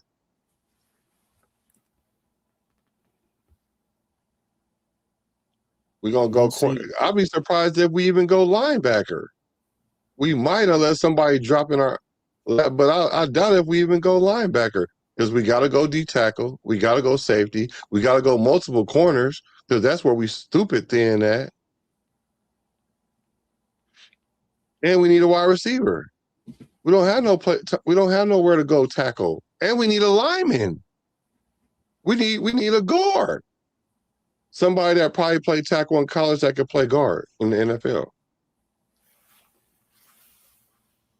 And this is what a lot of people are doing, Raider, Jason. They practice insanity, so they lowering their bar. You've been blind for years, but I like what we have done in free agency and can't wait till the draft weekend. Yeah. I'm telling you, get positive, get pumped up. Use that same energy that you had for the last 2 years, combine it and put it into this season. Because best believe, if this regime don't work, the Raiders is going to Mexico. I'm telling y'all. I mean, I like the moves that we've made transaction wise, but I know that it's going to take a whole lot more than what it is, and that's going to take and I'll say this, even after the draft, we're still going to have holes. Of course. I don't know why everybody thinks this is supposed to be a fix-all situation. It's not. That's why I don't understand why we're not patching up the situations that we do. And even if we're thin there, then we could at least make up for the thinness. We trying to bolster spots that we already got something overall already. Like, look, it might not be the best guy, but we got somebody that's at least competent there. Let's go fill a hole where we know we ain't got no competency, which is at the corner position or the free safety position. That's a need for right now for sure. Linebacker. Yeah. I'm going to let you brothers go. We did 8 hours. Dang. You did a job right here. Now we're going to go back. Yeah, I'm about to say, I was about to start down. Now I got to be up in like 4 hours. Yeah, I appreciate it, brothers. I appreciate those that still hung in there right now. We'll be with Raider Ben Shaw, I think, unless you're going to go do a draft. You know, I can pull up on your show. Hey, to be honest with you, I'm probably going to do a draft show because I haven't got invited to any. So, you know, I can't rely on other people to invite me to their show. Yeah. So you know, if I'm on there, you know, I know, you know, other content creators, they gonna be excited about the number 1 pick and not talk about the other teams in the NFL. So, I'll be most likely doing a live by myself. And you know, whoever's free to, you know, to come on and join, you definitely are welcome. But I'll be talking about everybody and then, you know, going pick by pick and talking players. So, but again, that might change again. If someone sends me an invite, then I'll just link my channel and we can do it that way. But at this point, at this hour, I haven't got any invites. So I got to do what I got to do regardless. No, well, that should be a good show, regardless, you know. Down to earth, reasonable. I think he just dipped out again. Now, for me, I won't be anywhere out. Honestly, I'm not even gonna be able to watch the draft in person. I'll be at work, so I'll probably be on later in the afternoon. I might, if you're still on there, I'll join yours or just be in the chat with people. Just hitting the like button and just supporting other people.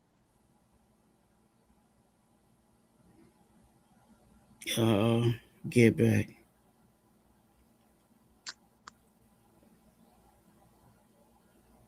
Mm-hmm. Yeah, hey, I mean, like I said, I know Jason said he might do one. Yeah, just let me know. It again, but I've this past couple of months I've been kind of doing me because it seems like everybody else is doing them, so it's all good. Where the black go? I don't know. He was dropping off. Yeah, because he gonna have to close this out. We ain't got no controls on it. Yeah, I was trying to see if they let me.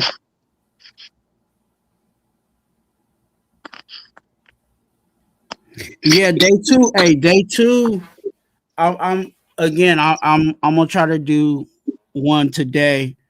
But if someone's doing day two, I'm also looking to do that because I'm more excited about day two than today.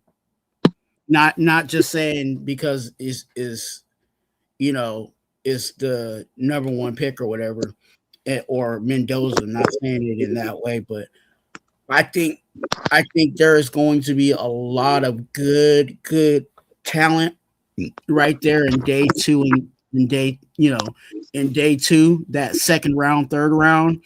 And if it was, if my perfect draft would be, we would move up a lot of those our fourth, sixth, and seventh round picks and get back up into day two. Because if you do that, then you could, really solidify some places of need with like starting talent and what I've been calling pillars, in those rooms. Yeah, that's what we need. Like I said, it's starting to see a little bit of a turn. We just need leaders, people who want to be leaders, and then go from there. Yeah. So hopefully, we'll see. Oh shit, it's less than 24 hours away. Yeah, we'll reconvene with it. Some people are gonna be proven right. Some people are gonna be proven wrong. Some of us are gonna be upset. Others are gonna be extremely happy. I just want, like I said, I just want us to have a winner, something to celebrate, something. I don't know. Yeah, no, you're right. But I'll catch y'all. Get some rest, brothers. Appreciate y'all. Yeah, you finally. We was trying to stall. Thank you for coming back to the end this. Yeah, I know the damn internet that kicked me off. Oh, okay. Bet, man. All right, It was fun, man. Appreciate y'all. Have a good night, man. And I would say go Raiders, but it's 4 in the fucking morning. I ain't waking up my damn neighbors. Yeah. Let's go, All Raiders.